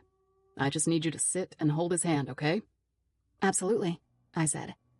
My head was swimming, but there was no question. Of course I could do this. I'd have to. And I was glad Billy had come to trust me this much. Not just because I wanted to be involved, but because I wanted to give him as much support as I possibly could. I followed Keats through the ICU doors, into the antiseptic smell of the unit, and down to the last bed on the hall. That's where I saw Justin Nicholson for the first time. He seemed to be asleep, but when we came in, his eyes fluttered open. He was a huge guy, linebacker big, and took up most of the bed. There was a tracheostomy tube in his throat, and I could see a yellow and rust-colored stain on the gauze around the entry point. From there, a ribbed white hose ran to a respirator, which was helping him breathe. "Justin, this is Angela," Keats said. "She's going to assist with these questions." Right away, Justin seemed agitated. He looked at me wide-eyed and opened his mouth, but nothing came out. I went to the side of the bed and put my hand on his. "Don't try to talk," I said. 2 tears ran down the sides of his face, and I wiped them away with a tissue. It was heartbreaking to see him so devastated, and to think about everything he'd just lost. For all I knew, I reminded him of his sister, who hadn't been much younger than me. Instead of asking any of the million questions coursing through my mind, I tried to keep it professional and let Keats take the lead. Keats put himself at the foot of the bed, where Justin could easily see him. I stayed where I was, focused on Justin, ready to do whatever I could for him. I'm just going to ask a few yes or no items, Keats told him. You can squeeze Angela's hand once for yes, and do nothing if it's a no, okay? I felt a tentative squeeze on my hand and nodded at Keats to keep going. This had to be quick. Justin was in no shape for a long interview. Justin, did you see the person who attacked you last night? Keats asked. I got another squeeze and gave Keats a fast nod. Did you see more than one person? Keats asked. There was no response. I shook my head for no. And the person you did see, was it a man? Yes. Anyone you recognized? No. I could feel a kind of quickening in the air. This was progress, the closest thing we had to an eyewitness, even if it was too little too late. Justin kept shifting his gaze from Keats to me and back again. I could tell he wanted to say something. It must have been incredibly frustrating. Then he mouthed my name, Angela. That's right, I said, and moved a little farther down the bed so he could see me more easily. But nothing I did seemed to calm him down. Not that I expected it to. He'd just lost his entire world. One more question, Keats assured him. Did this man say anything to you, Justin? Yes. He pulled his hand out of mine then, and brought both of his own together in some kind of gesture. What is it? Keats asked. Justin was insistent, motioning as emphatically as he could, which wasn't much. He pointed with his right index finger and moved it back and forth across the other palm. Do you want to write something? I asked. He tried to nod and winced from the pain. Stay still, Keats said. We've got you. Keats pulled a pen out of his jacket pocket. I managed to find a small legal pad in my bag. I put both of them into Justin's hands. He was shaking and dropped the pen, then waited for me to put it back in his grasp. Take your time, Keats told him. Tell us what this guy said, and then we're going to let you get some rest. Justin was clearly struggling to get something down.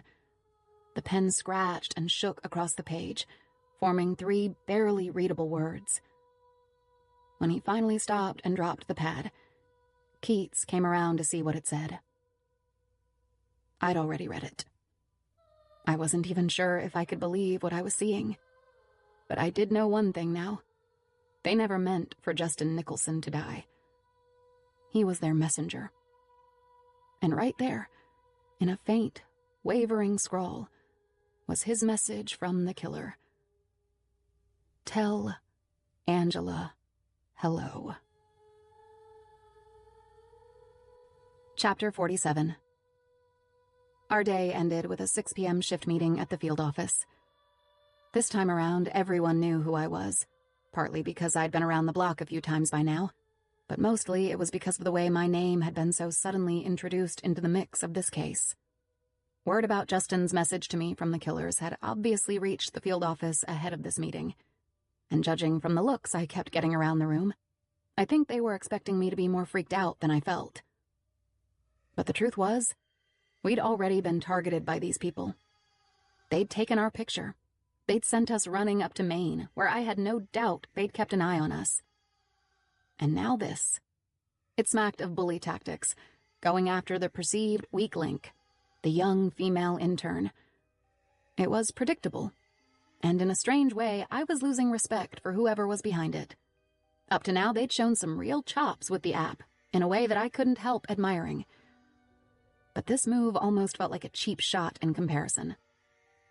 On the other hand, I'm not stupid and I'm not suicidal. So I didn't say a word when Keats insisted on a security detail for me. Starting that night, I was going to have my very own conjoined twin, courtesy of the FBI. It didn't thrill me, but it was better than moving home and God forbid letting my parents know what had happened. Meanwhile, at the meeting, we heard from all corners of the investigation, starting with Keats's report on the last 36 hours. Word from Reese Sapporo was that she'd been lured out of her room at 2 a.m, attacked, and then drugged in the dark woods behind her house. She'd told the authorities in Portland that she remembered feeling a sharp stab under her arm before passing out. Then she remembered waking up in the trunk of a car. That was it. She never saw anyone's face, including whoever took her picture. That person, she'd said, was wearing a ski mask, probably because he knew he'd be letting her go. She wasn't sure either if it had been a lone assailant, or if there had been more than one of them. It was all hazy in her memory, and there hadn't been much to see in the dark. We'll be following up with Justin Nicholson as soon as his medical team lets us back in, Keats reported. Not sure how much of a description we're going to get from him, though. It was dark in that house, and his memory of the whole thing is sketchy at best. Where are we on the larger picture? One of the DC contacts asked from a screen on the wall. Any new word on who's doing this or why? I was pretty sure I saw a twinge in Billy's eye just then. He'd been calm and pulled together the whole time, but this was a sore spot. He looked over to SAC Gruss, and she took it from there. Obviously, they're well organized, with some amount of infrastructure and certainly a high degree of technical acumen, she said, not to mention funding. Beyond that, it could be some kind of snuff network, or a hacker collective, or of course a terrorist cell, domestic or international.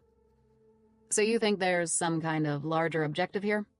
The DC agent followed up. That maybe all this movement is just some kind of opening salvo? Keats answered that one. We don't know, he said. But it does seem like a lot of trouble to go to, just to find people to kill. You could feel the edge in the room. Nobody was comfortable with how little we had so far. Whatever they are, they're up to 15 million unduplicated copies now, Zach Siamek chimed in. Which, again, points to some kind of larger-scale operation. I wanted to speak up in the worst way. I wasn't as ready as most in the room to dismiss the idea that these attacks might be taken at face value. Everything they'd done so far was unprecedented in hacker circles. But by the same token, it was just a bigger version of what you might expect from people like that. There's no hacker on the planet who wouldn't want to see his work duplicated on 15 million devices. It could have easily been its own objective, just to see how far they could take it. In my mind, it all felt like giant egos run amok. The attention-seeking, the showy programming, even the murders. But I didn't have anything more than my gut instinct and an aborted grad school education to back me up on that one. Presumably, Keats and Gruss were privy to all kinds of data I hadn't seen. And, if nothing else, I'd already gotten far more attention that day than I wanted. So I kept my thoughts to myself. For the time being, anyway. Chapter 48. Hey, Angela, wait up. I put my hand on the elevator button. Keats nodded at the 2 security guards as he passed, got on with me, then waited for the doors to close. You okay? He asked once we were heading down. I'm fine, I said. I'm not going to let this throw me. Maybe you should, he said. You know, worry a little more. Where have I heard that before? I asked. Oh, right. Everywhere. Angela. It's not like they didn't already know who we were, I told Billy, and kept going before he could cut me off. Besides, I'm meeting my new boyfriend, George, right down here in the lobby. George Yates was the retired agent who had the dubious pleasure of being my first security officer. He was going to be with me through the night. What about you? I asked. Are you okay? The elevator hit the ground floor and we stepped out into the lobby. I saw George outside by his car and held up a finger to let him know I'd be right there. We never got a chance to talk, Billy said. After last night, I mean. I know. I think he was expecting me to be on pins and needles about it, which was sweet in a way, but not really necessary. Last night was incredible, I said. You were incredible. Just what I needed. But I know the deal here, Billy. I know all the reasons why it was a mistake, and I know that none of them are personal. Billy never would have used that word, mistake. In his own way, he was a gentleman, but he didn't contradict me either. I'm not sure what to say to that, he said. It's fine, I told him. Besides, who knows? Maybe we'll get to make the same mistake again sometime. No, he said. Don't take this the wrong way, but that can't happen again. We'll see, I said, partly because that's what I thought, but also because Billy was fun to mess with. It was like coming full circle, back to office flirtation 2.0.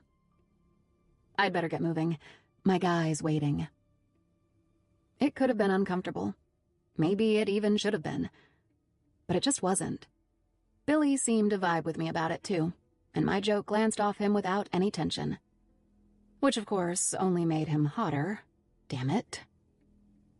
When we got outside, Billy stopped to say hi to George and catch up a little before he said goodnight to both of us. Then, as he turned away to head back inside, I hit him with a parting shot, just for fun.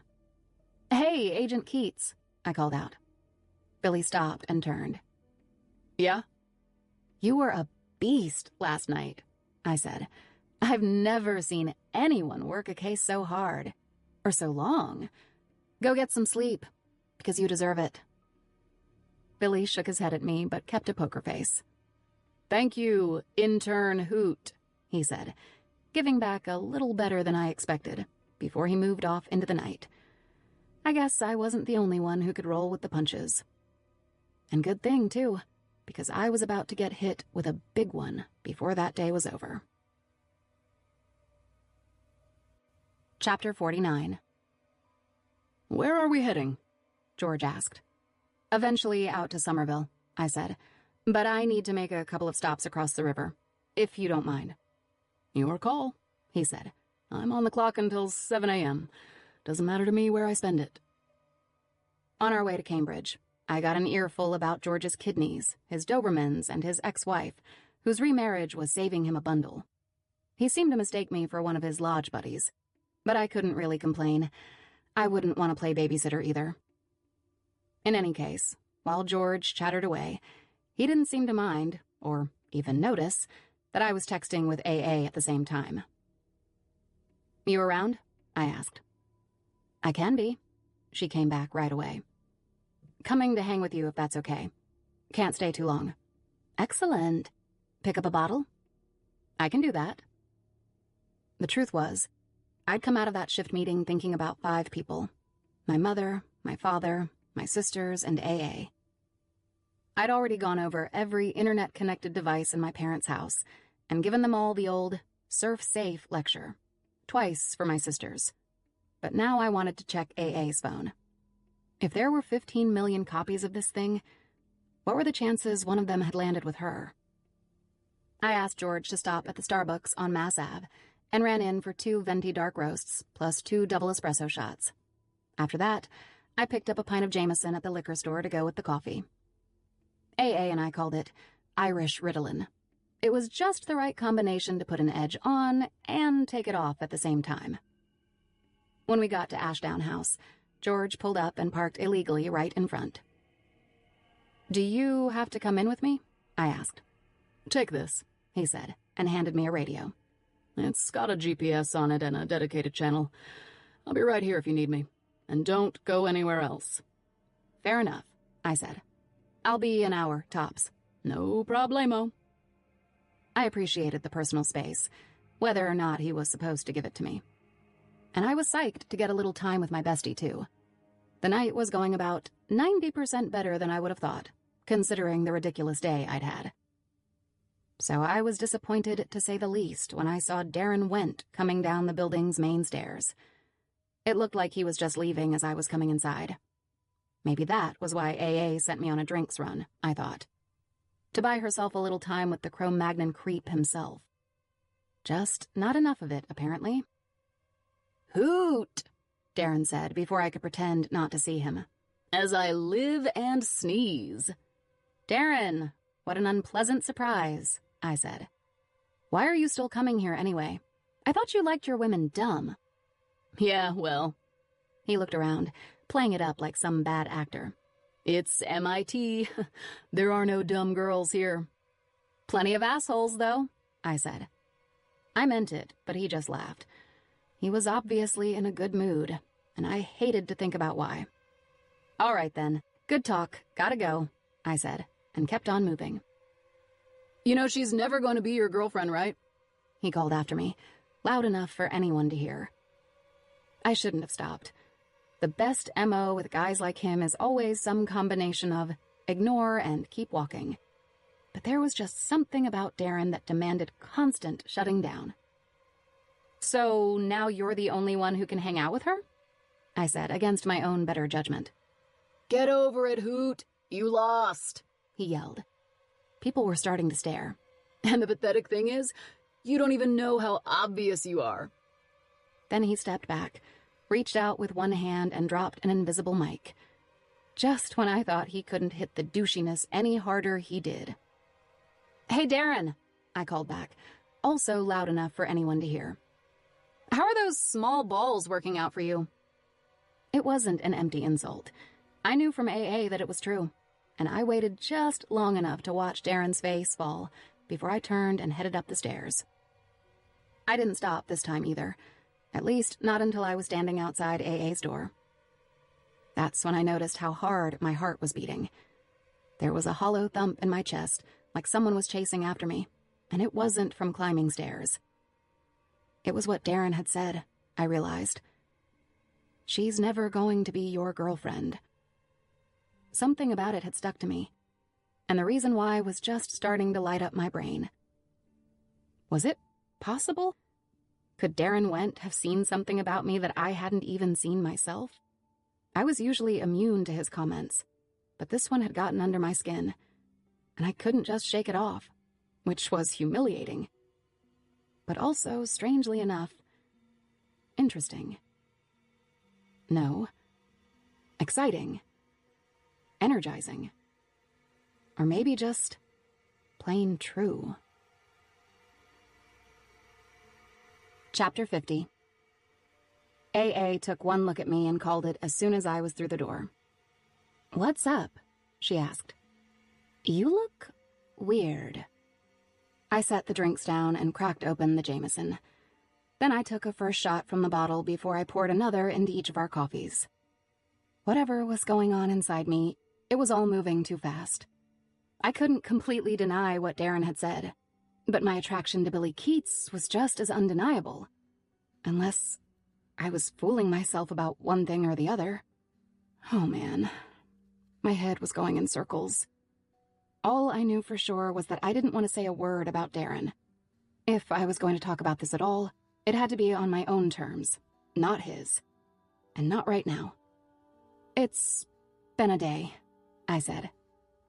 "And a half, I guess," she said, watching me take another swig of whiskey.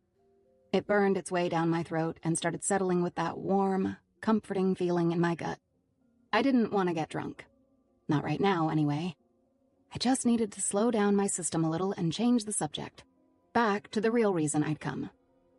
"Hey, so, anyway," I said, "if I asked to look inside your phone, no questions, would you let me?" She gave me a squint and I just stared back. She knew me well enough to know that I'd be asking for a good reason. And then, sure enough, AA smirked, took her phone off the desk and handed it over. "Still weird, but okay," she said. "And how flexible are we on the no questions policy?" "Drink your Ritalin," I said. I trusted AA, of course, 100%, but I was determined to maintain the case confidentiality that was required of me at the Bureau, no matter what. Without another word, I cabled her phone to my laptop and took a look around inside.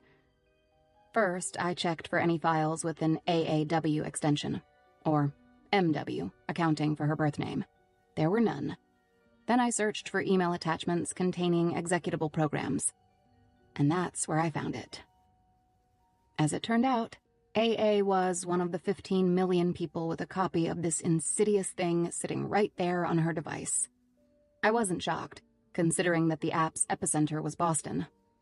But still, it sucked to see it here, so close to home.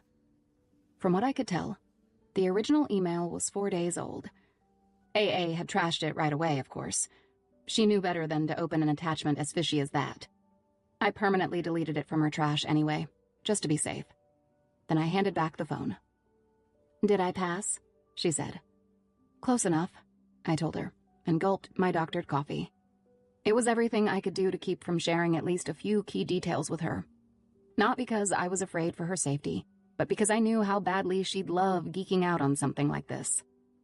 "I don't mean to sound like a broken record," she said, "but are you sure nothing's wrong?" She sat back on my old bed. I'd always kept it fairly tidy, but now it was littered with papers, books, and laundry. I looked over at her, lounging there with the hot coffee and the crop top and the sarcastic smile she never knew she was giving. And that's the moment I realized Darren had been right. That asshole. I'd never been one to keep secrets from AA, and now I had two big ones weighing me down. The one about the app was a non-starter. But as for the second, much more personal one, I knew I'd have to say something about it eventually. One way or another. Just not now. Not yet. It was still too fresh, or maybe more like raw. So I ran in the opposite direction instead. "I do have one little piece of news," I said. "Well, medium-sized to big, actually." "Go on." She leaned back against the wall and sipped her drink. For the first time since I'd gotten to Ashdown House that evening, things felt a little bit like they used to. "It's about Billy," I said. AA's spine straightened. "Agent Blue Eyes?" she asked. "In the flesh," I said. No pun intended. "Oh," she said. "I like the sound of that. Keep talking. I want to hear everything." Chapter 51. George and I got back to my place in Somerville a little after 11 o'clock. Before we went in, I surprised myself by asking him to set up in the living room, as opposed to staying out in his car. So maybe I was just a little on edge. I appreciated Billy looking out for me, even if I'd been ambivalent when he set up the security detail in the first place. Not that it was up to me, as it turned out. "I was planning on coming in anyway," George said. "It's one thing to let you have an hour with your friend back at MIT, but make no mistake, Angela. They wouldn't have set this up if it wasn't for a good reason." I wondered what Keats had said to him about me. Certainly I had a cavalier reputation, but I wouldn't want George to think I took this for granted either. I guess it was a fine line. "Okay then," I said, getting out of the car. "Mi casa, su casa, and all that." "Don't know what that means, but I wouldn't say no to something to eat," George answered. "Close enough." As soon as we got inside, I pointed him to the fridge, told him to help himself to anything he liked, and went to dump my stuff in the bedroom. I barely dropped my case onto the bed when I heard a text dinging into my phone. AA, I thought. Has to be. But in fact, it was from Eve.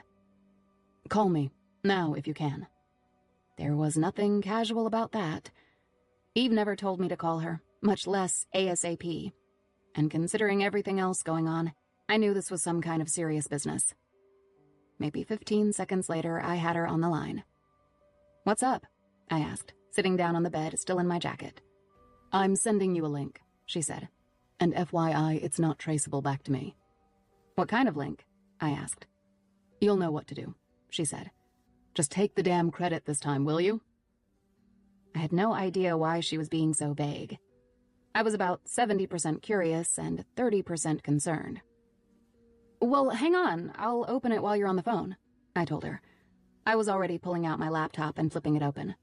"Did you send it to my work account or my Gmail?" Eve didn't answer. "Eve?" When I looked down at my phone again, I saw that she'd hung up. I guess she was pretty serious about letting me take ownership of whatever this was. And now I was more intrigued than ever, given the cloak and dagger routine, which wasn't really like her. When I got to the email a second later, the subject line said, "Salt and pepper shrimp." That was Eve's favorite dish from Myers and Chang, presumably to let me know that this was, in fact, from her. More cloak and dagger. What the hell? The body of the email itself was empty, except for a read-only script file sent as a straightforward attachment from an address I didn't recognize. There was no signature and no additional text beyond the attachment itself. I was tempted to call Eve back before I did anything else. Certainly if this were anyone other than her, I'd never trust that random attachment. But Eve had clearly sent it this way without comment, for whatever reasons of her own. So I kept going. I ran my finger over the trackpad, navigated my pointer to the attachment, and clicked. Immediately, the attached file disappeared from my screen, but I had a pretty good guess about where to look for it, and took only a few seconds to find it in my root directory, where it had replanted itself. Everything about this was outside of the usual protocols, but I wasn't going to stop now. So I rebooted the laptop to run the program. I should have been exhausted after the last 24 hours, but it was more like the opposite. As my laptop shut down and restarted, I felt like I'd just woken up and started a whole new workday. When the screen finally came back on, I'd been directed to some kind of generic platform. It was nothing I'd seen before. If anything, it reminded me of the app we'd been chasing all this time. The design was simple, in 3 colors with a rudimentary, almost intuitive interface. A few clicks later, I realized I was looking at a database of some kind. The screen in front of me showed an empty form, with spaces for first name, last name, address, phone, ISP, host, and notes. A few drop-down menus from the top ribbon showed me a dozen or more commands, all the usual kind you might expect from a rudimentary DB platform. I stumbled around a little bit more and managed to run a sort based on one of those available fields. Last name. That turned up just over 21,000 records. I scrolled through several of them, but didn't see any names, addresses, or anything really that I recognized. Then a new idea hit me, and I ran a new search, this time for a specific last name. Petty. What I got next was a single entry for Gwen Petty, the first victim I'd known about in this case. A little more looking turned up Nigella Wilbur, and then Reese Sapporo as well. All of them were listed with correct street addresses, if my memory served me right, which I was sure it did. Jesus Christ, I said. Something told me those 21,000 records belonged to all of the people who had opened the app on their phone after receiving it for whatever reason. And among those 21,000 were the 3 known victims since I'd come on board. It was all pulling together. Everything okay in there? George called from the living room, and I flinched. I'd actually forgotten he was out there. All good, I called back. I wasn't ready to share this yet, and even when I did, it wouldn't be with George. First, I needed to dig a little deeper. And what I found next changed everything. Chapter 52. It took several hours to weed through the database's code, but I finally hit the pay dirt I think that Eve expected me to find. It was a certificate thumbprint number, correlated to an anonymous user who had posted several updates through a server in Coba, Mexico. Bingo. Coba is a small town on the Yucatan Peninsula. It's mostly famous for its Mayan ruins. But in my world, Coba was infamous as the last known base of a cyber-terrorist organization called the Free Net Collective, or FNC. With Eve's implicit stamp of approval, I knew this was no coincidence. Ironically, FNC's terrorist philosophy was based on 2 principles that I stood behind completely: the need for internet privacy and the importance of net neutrality in the marketplace. Their means, though, were both criminal and violent. They crashed servers, cleaned out cache accounts, and made physical attacks against any individual or organization they deemed hostile to their goals. A year earlier, they'd disrupted internet service for over 1 million people on the East Coast, after one ISP tried to introduce tiered pricing based on the internet content its customers were accessing. Even worse, FNC had claimed responsibility for firebombing the home office of a Nevada congressman who had been leading the privacy deregulation charge in Washington. 2 staffers and a housekeeper had been killed in that attack.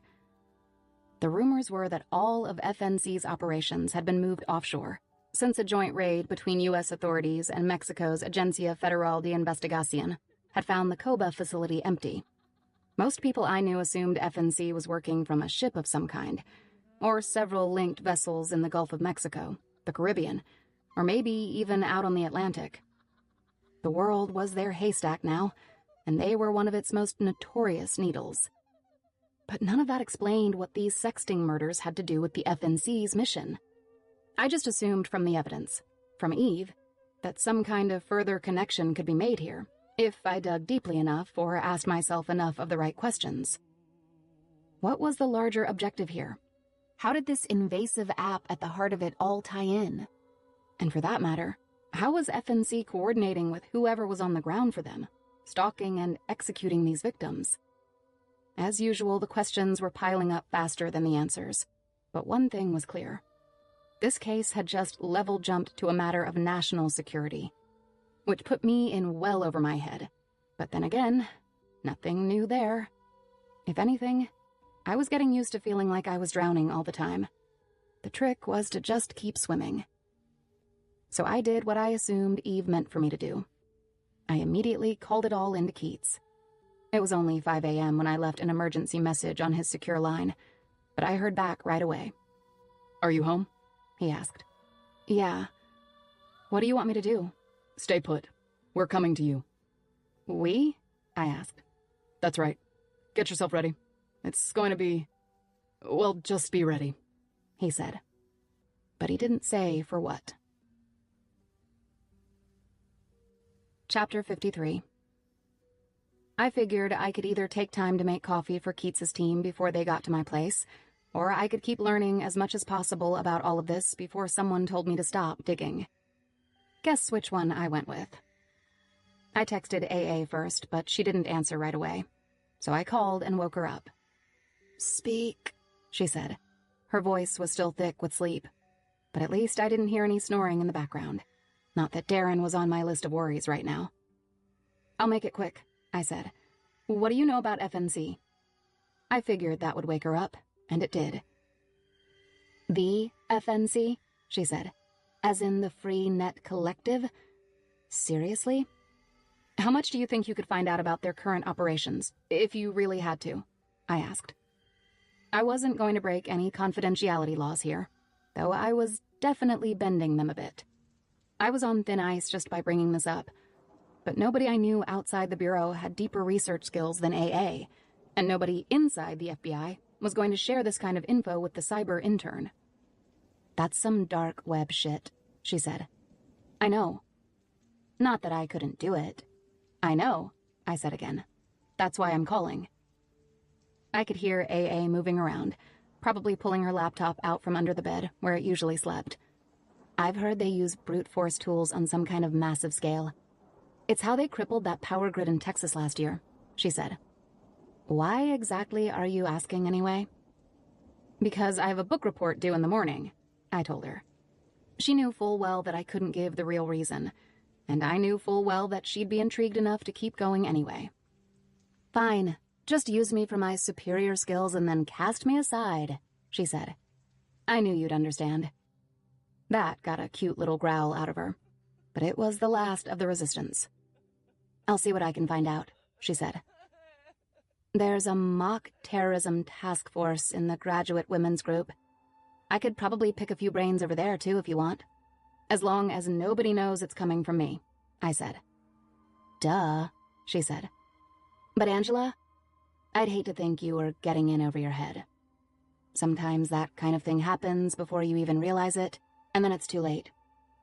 I mean, this is you we're talking about. You're staying safe, right? I looked out my bedroom door, from which I could see George reading a paper at my kitchen table with a Glock 19 holstered on his hip. Never been safer, I said. Swear to God. Now go back to sleep. You can jump on this in the morning. Yeah, right, she said.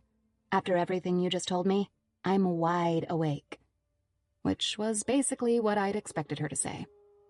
Okay, then. In that case, I'm on it, Piglet. Talk to you soon. Thanks, Pooh. I knew I could count on her, no matter what. Chapter 54. Half an hour later, I had 4 federal agents clumping around my apartment and asking questions. I was sure the downstairs neighbors were absolutely thrilled at 5:30 in the morning. Keats relieved George for the last few hours of his shift. I'd see him again at the end of the day, with another agent assigned to me starting at 8 a.m.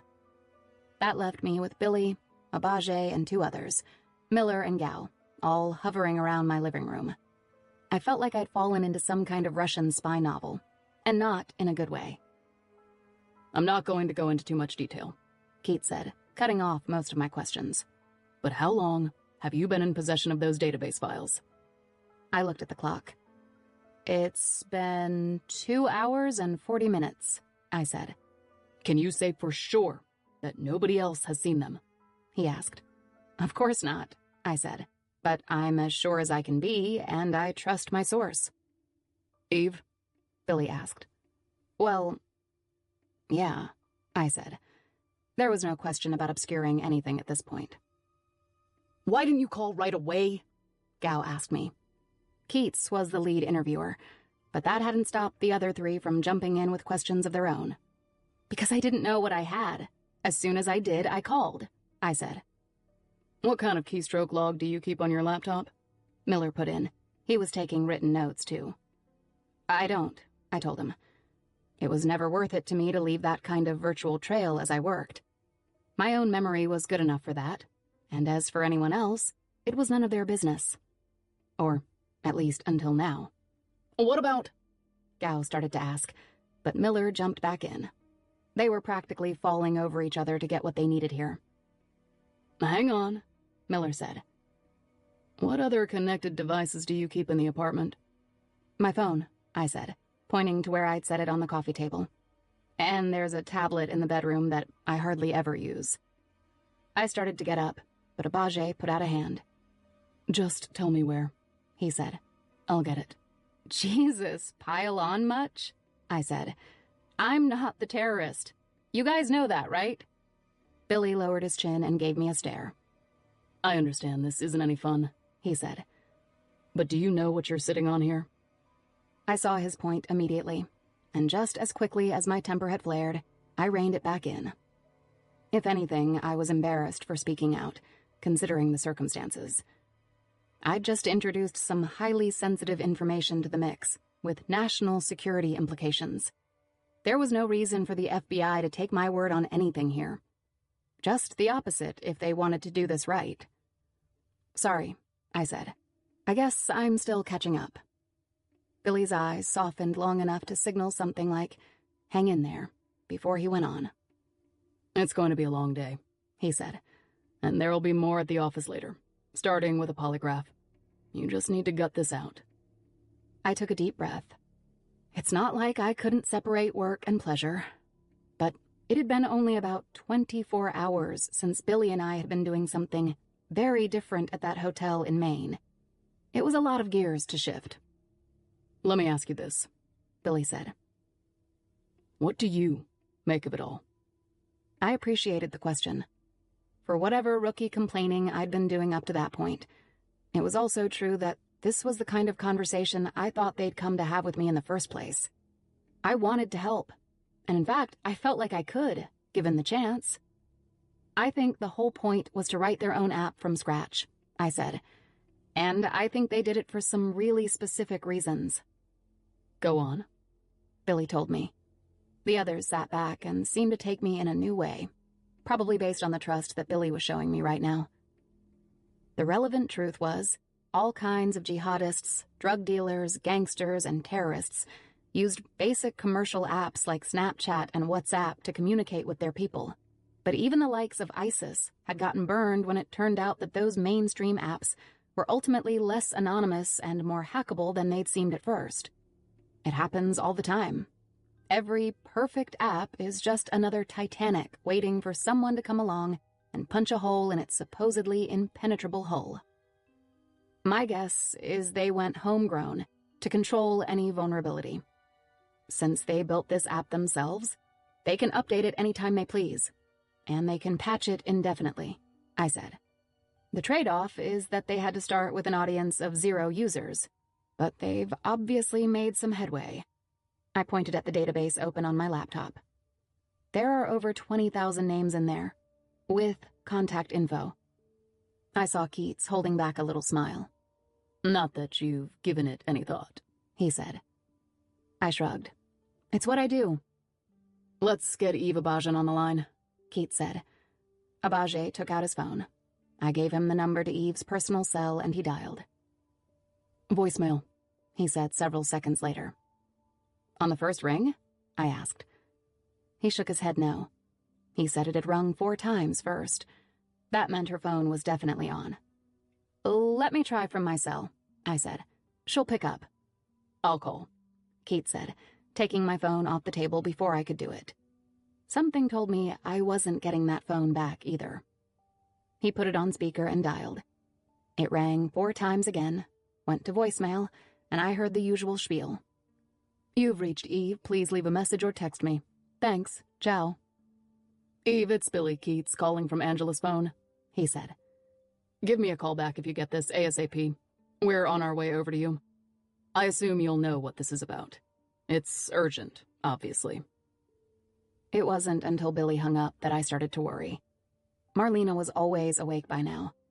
Maybe Eve was giving her a bottle, but she never kept her phone out of reach. She would have seen those calls coming back to back and known something was up. We should go, I said. But like now. We're going, Keats said. Everyone was already packing up. Miller, get BPD on the line and send a cruiser over there right away. On it. I gritted my teeth as I threw on my shoes. I could only hope my imagination was getting the best of me, because the alternative was too grim to think about. All I knew for sure was that suddenly it felt like we couldn't get over to Eve's place fast enough. Chapter 55. By the time we pulled onto Eve Street, I was fighting panic. I've never been the worrying type, but it was creeping up my neck like a rash. When I saw the cruiser parked in front of her townhouse, I nearly jumped out of the moving car. As soon as we came to a stop, I did jump out. I wasn't waiting for any invitations. She's not answering, one of the 2 cops said over his shoulder to Billy. I've got this, I yelled, and pushed my way to the front. Maybe it wasn't appropriate intern behavior, but screw that. I needed to know if Eve was okay. I put in the code for her front door, threw it open, and let them go ahead. The cops went first, along with Billy and Abajay, and because nobody said otherwise, I followed right behind.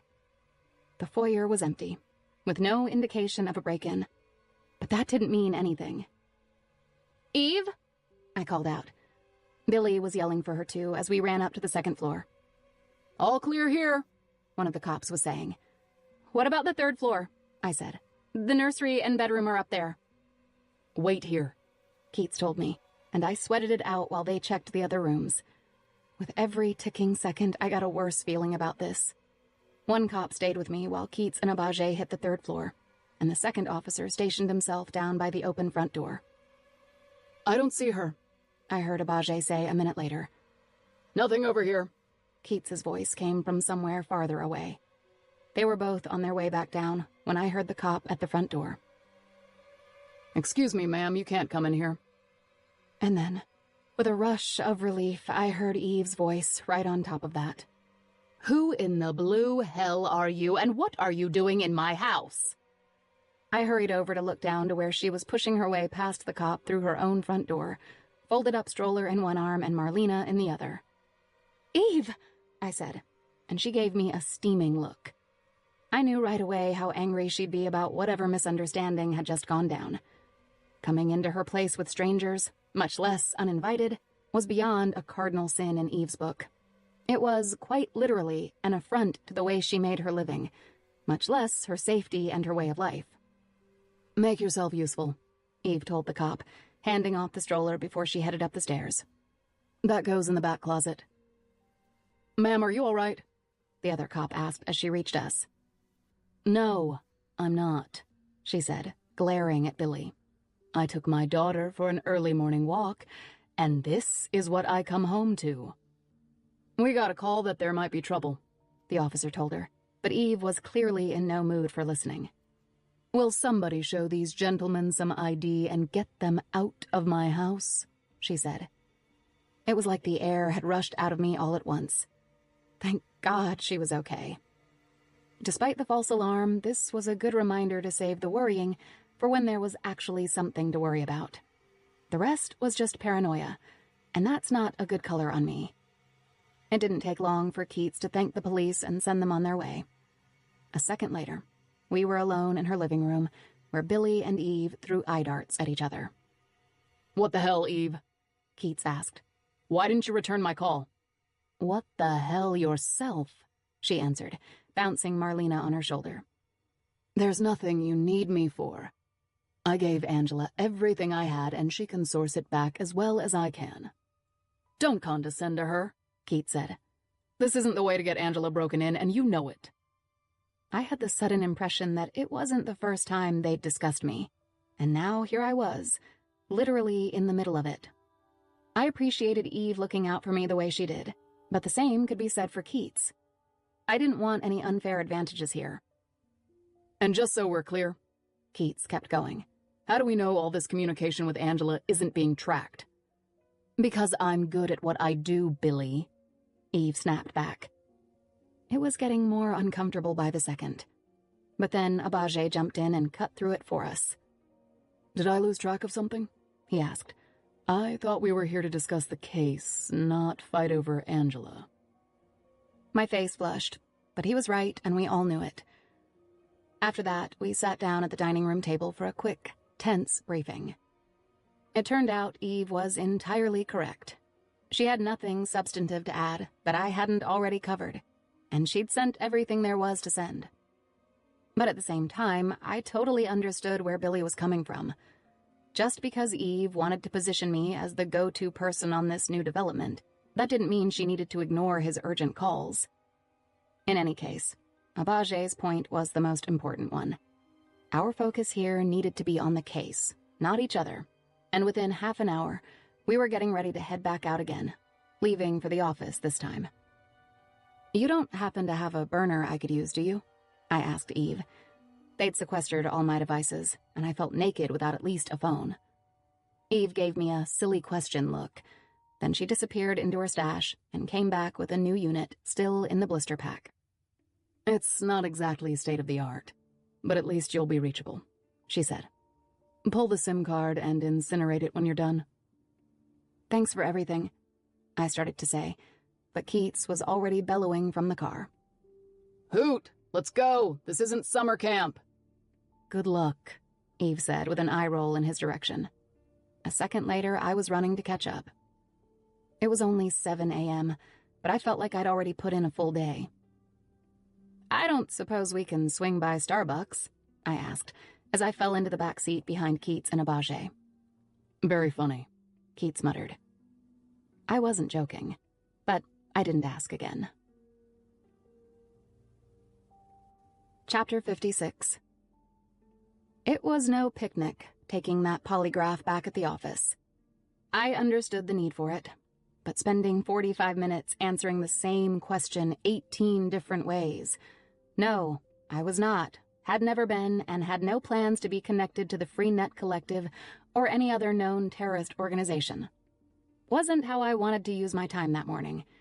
There was a boatload of work to be done, now more than ever. Finally, just as the polygrapher clicked off his machine and I thought I was good to go, his phone rang. "Yes?" he answered. And then, "Okay, will do." My eyes flicked up to the red light on the ceiling camera, and I wondered who might be watching. "You can unhook yourself," he told me. "Then wait here." The Velcro on my arm cuff made a loud, ripping noise as I tore it off. "Wait here for who?" I asked. "What happens now?" "Not for me to say," he answered on his way out. A second later, I was alone. After what felt like a long wait, I heard the metal door click open behind me. When I turned and saw SAC Gruss standing there, my heart sank. Whatever the special agent in charge of our field office wanted with me, this didn't feel like a good sign. I'd wandered pretty deeply into this case, maybe more deeply than I should have. If I were taking bets, I would have said it was time to start looking for a new career. "Quite a morning, huh?" Gruss asked as she pulled back the other chair and sat down. "Yes, ma'am," I answered. She looked like somebody's mother. I could imagine her at a PTA meeting pretty easily, although I also knew that Audrey Gruss had stared down some seriously intense casework on her way up, including a year in Mosul for the State Department and a key investigative role after 9/11. She was an interesting mix that way. "Ma'am," I said, "if it's okay to ask, am I in trouble here?" "Not necessarily," she said. I wasn't sure what to make of that, or even how to respond, but Gruss kept going. "Your IQ is quite impressive," she said. "I haven't been tested since I was 12. "Your track record at MIT, however—" "Not so much," she said. I was starting to realize that SAC Gruss had been watching me more closely than I thought. The question was, did she like what she saw? "You've proven yourself to be an asset, Angela, but I'm honestly not sure what to make of you. I know you've been working closely with Eve Abashan," she said. "That's right," I answered. There was no sense denying it, but no need to go into details that Gruss wasn't looking for either. "So let me ask you this," she went on. "Are you as smart as you seem?" "Excuse me?" I said. "This database you've turned up," she said. "Is that your work or Eve's?" I thought about Eve's advice. Take the damn credit. And I thought about what felt right to me. Then I split the difference. "Eve found it and passed it on to me," I said. "But I'm the one who cracked it open. Most of that legwork was mine." It was 90% true. Close enough. But Gruss was still just staring at me. "If I may say so, ma'am," I tried again.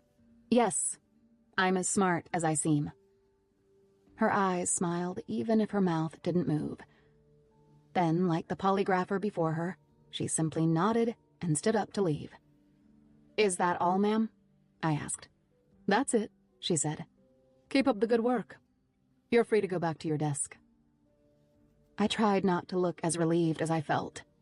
I guess this meant I'd passed their polygraph anyway, not to mention Gruss's muster.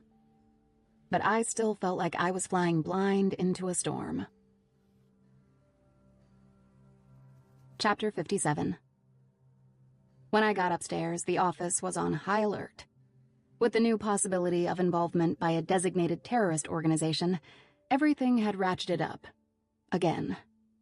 Homeland Security and the Attorney General's office had been looped in. Emergency plans were already put into place, along with increased server surveillance along the entire Northeast Corridor. Nobody had seen a response like this since the Boston Marathon bombing. I didn't know where Keats was anymore, but I spent the rest of the morning running theory and attack scenarios with Zach Siemek and the rest of the CART team. It was gratifying and frustrating at the same time to hear that a lot of my own instincts paralleled what the higher-ups were thinking, but that they'd also already been tried or rejected. "What about crashing the app?" I asked at one point. "We could flood it with server requests and at least cripple their operation for a while." "We did try crashing it a few days ago," Siemek told us. "It bought about an hour of time tops. My guess is they have cloud-based backups on everything they touch." "Which means all they have to do is reload onto a new server and they're back in business," Candace added. "With no data or integrity loss whatsoever," Siemek said. "That's right." This was exactly the double-edged sword of cloud-based computing. Measures to increase privacy standards for legal online activity also made it that much harder to pin down and quash illegal operations. "If there's a silver lining," Siemek told us, "it's that we at least have a conduit to these people." "Online, anyway," I said. "That's right," Siemek concurred. As for finding them out there in the real world, that was another prospect entirely. One that had dogged every resource the FBI had to throw at it so far.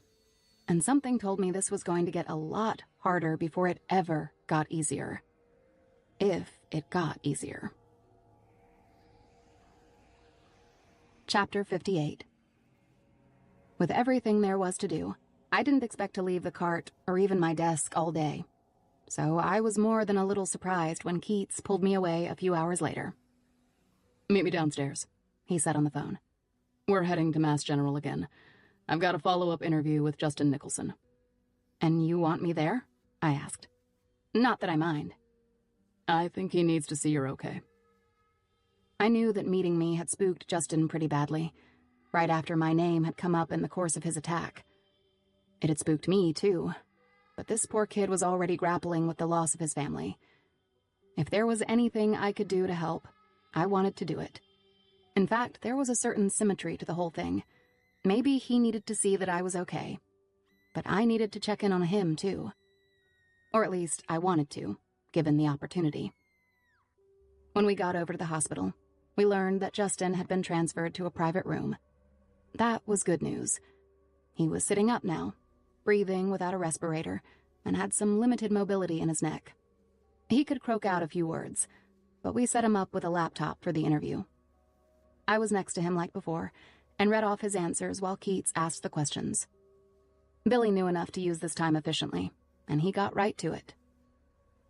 Justin, could you identify the man who shot you the other night, if you saw him again? Keats asked. It was dark in that hall. I'm not sure.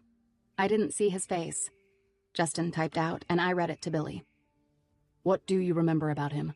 Billy asked. Any physical traits? The way he held himself? Anything at all? He was short for a guy. Maybe Angela's height. And he had some kind of accent. A foreign accent? Keats asked. Anything you recognized? More like Southern, I think. American. His hands were working the keyboard pretty well, and his eyes were alert. He seemed more alive than before. My guess was that he needed to get this out, and it was helping him to tell his story. Sitting silently in that bed couldn't be good for his mental state.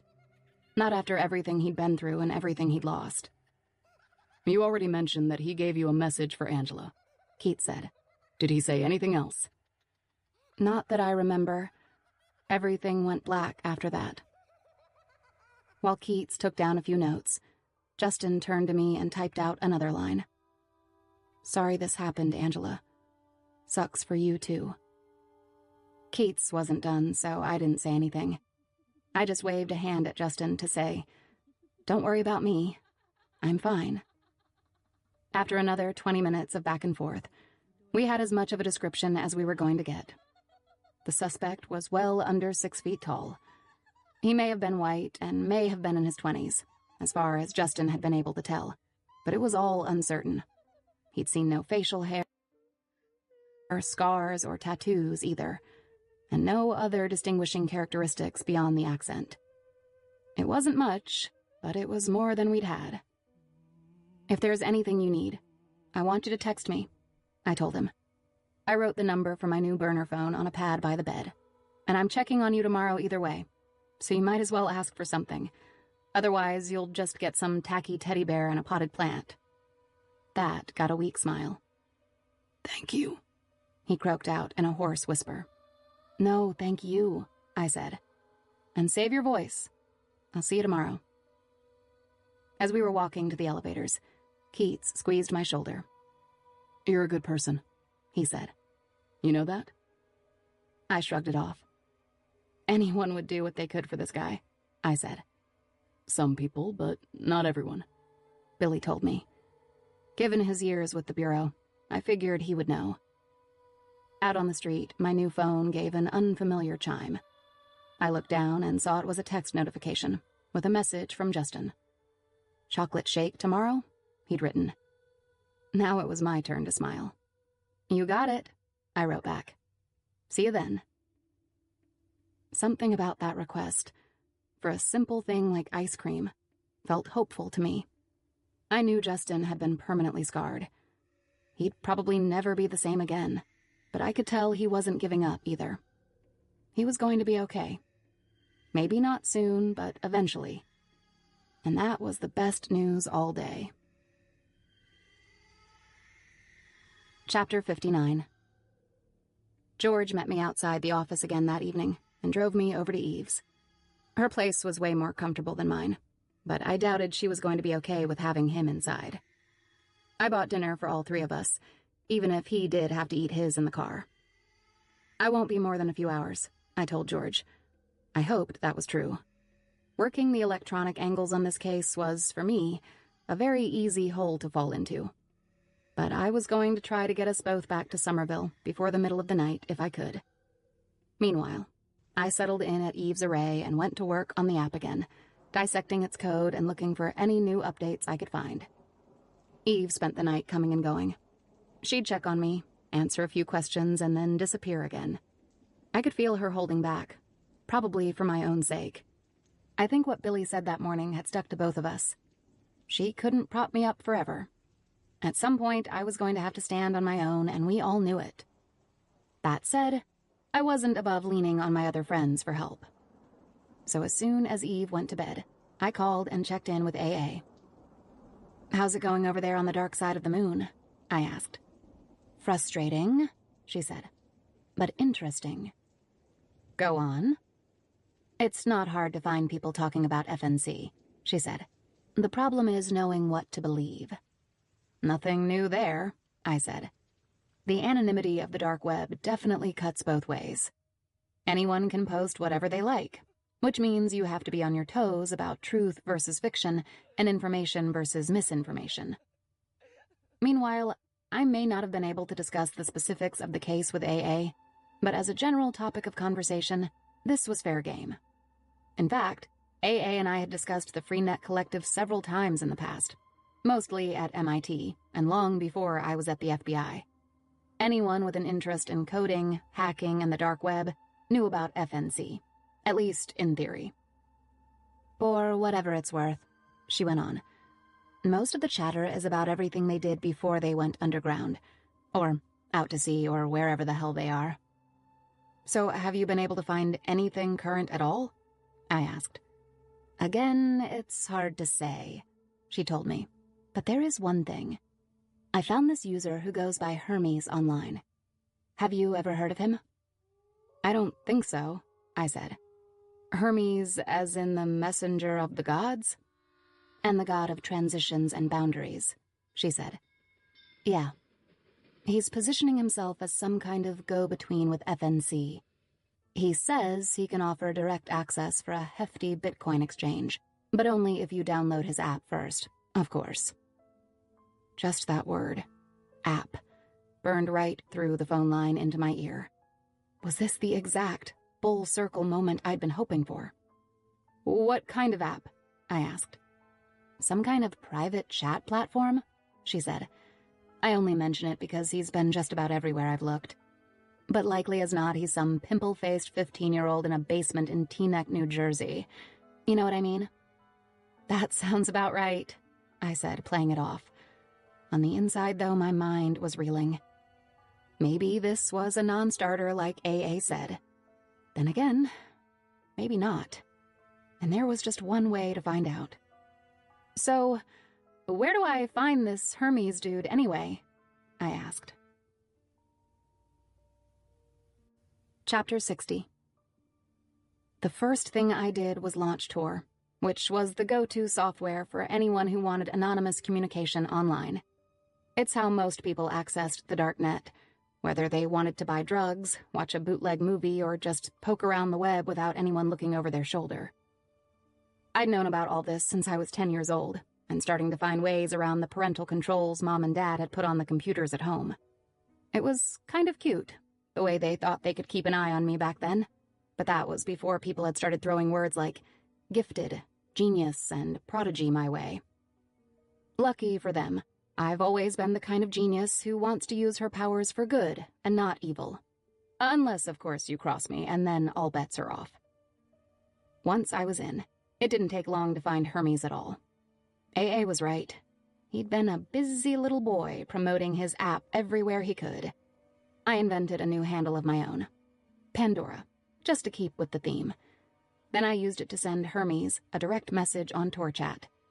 It was the safest way I knew to open a cryptographically secure line of communication without compromising my own identity. It was like putting a worm on the hook. Now I just had to wait and see what I caught. Or not. To Hermes. From Pandora. Subject: FNC Actual? Hello. I'm interested in knowing more about this app of yours. How much are you asking for FNC access?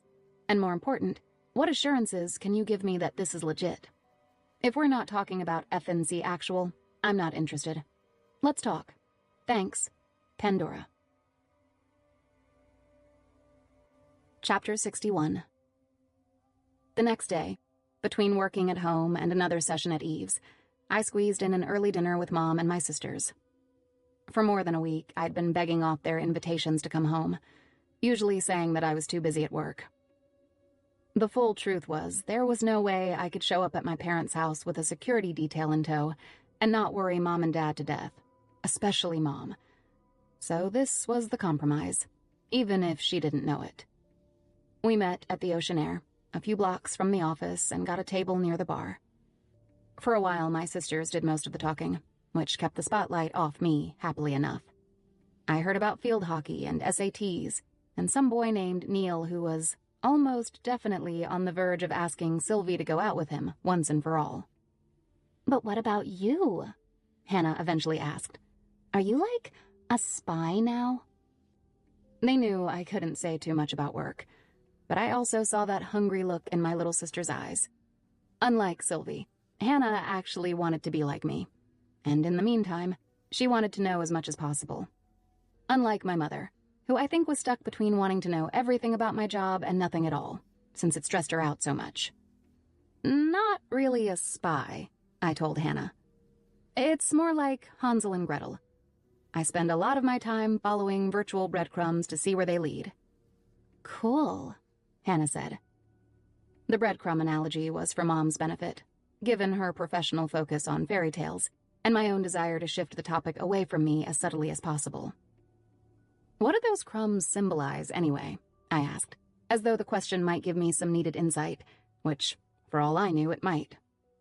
In fact, that's an easy one, Mom said. She picked a piece of focaccia out of the basket on the table and sprinkled some crumbs across the cloth in a little winding path. Bread is food, and that represents life, she said.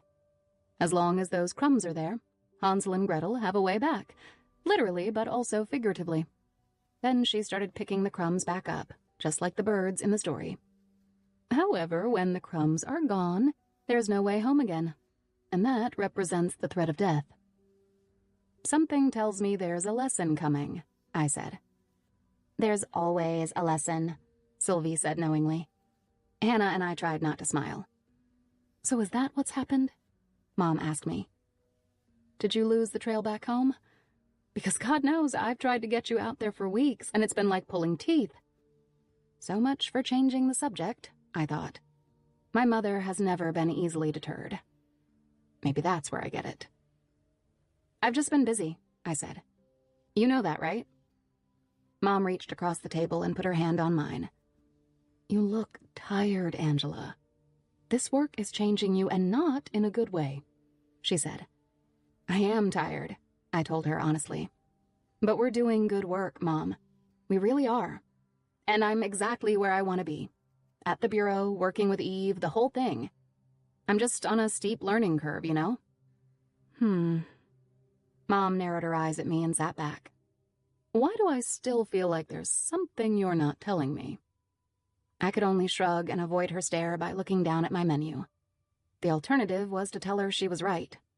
There were plenty of things she didn't know about, things I had no intention of telling her. Like, for instance, how the homicidal maniacs at the center of this case had singled me out by name, or how the retired FBI agent quietly having a burger at the bar was there for my own protection, or how if she knew everything there was to know, it would only kill her with more worry. And nobody needed that. Chapter 62. Back at Eve's that night, I was disappointed to find that Hermes hadn't replied to any of my messages. I was surprised, too. This guy seemed like he really did thrive on attention, and exactly the kind I was trying to give him. Maybe Hermes was just some highly skilled nerd playing in his basement somewhere, I thought. It wouldn't be the first time. Some of the most surprising hacks had come from ridiculously young people. I sent a couple of follow-up messages from my own alter ego, Pandora, but I wasn't holding my breath for it to yield me anything useful. Once that was done, I turned my attention back to the usual, tearing apart the app one piece at a time. That took me all the way up to 11 o'clock, when Eve said goodnight and went upstairs. I told her I'd let myself out by midnight, which was as late as I wanted to keep George waiting outside in his car. He never complained. I knew this was his job, but still, I felt bad for keeping him waiting like that. In any case, the next hour flew by, the way it always did when I was working. This app's code was seemingly endless. All I could really do was plug away at it one subroutine at a time and hope to get an overall better understanding of what it could do, and, by extension, a better understanding of whoever had written it. I was just on the verge of shutting down for the night when I heard my new burner phone ping with a text notification. Only 3 people had that number: Eve, AA, and Justin Nicholson. But what I saw instead on the screen was a short message from an unknown caller with a number I didn't recognize. "Hello, Angela." What the hell?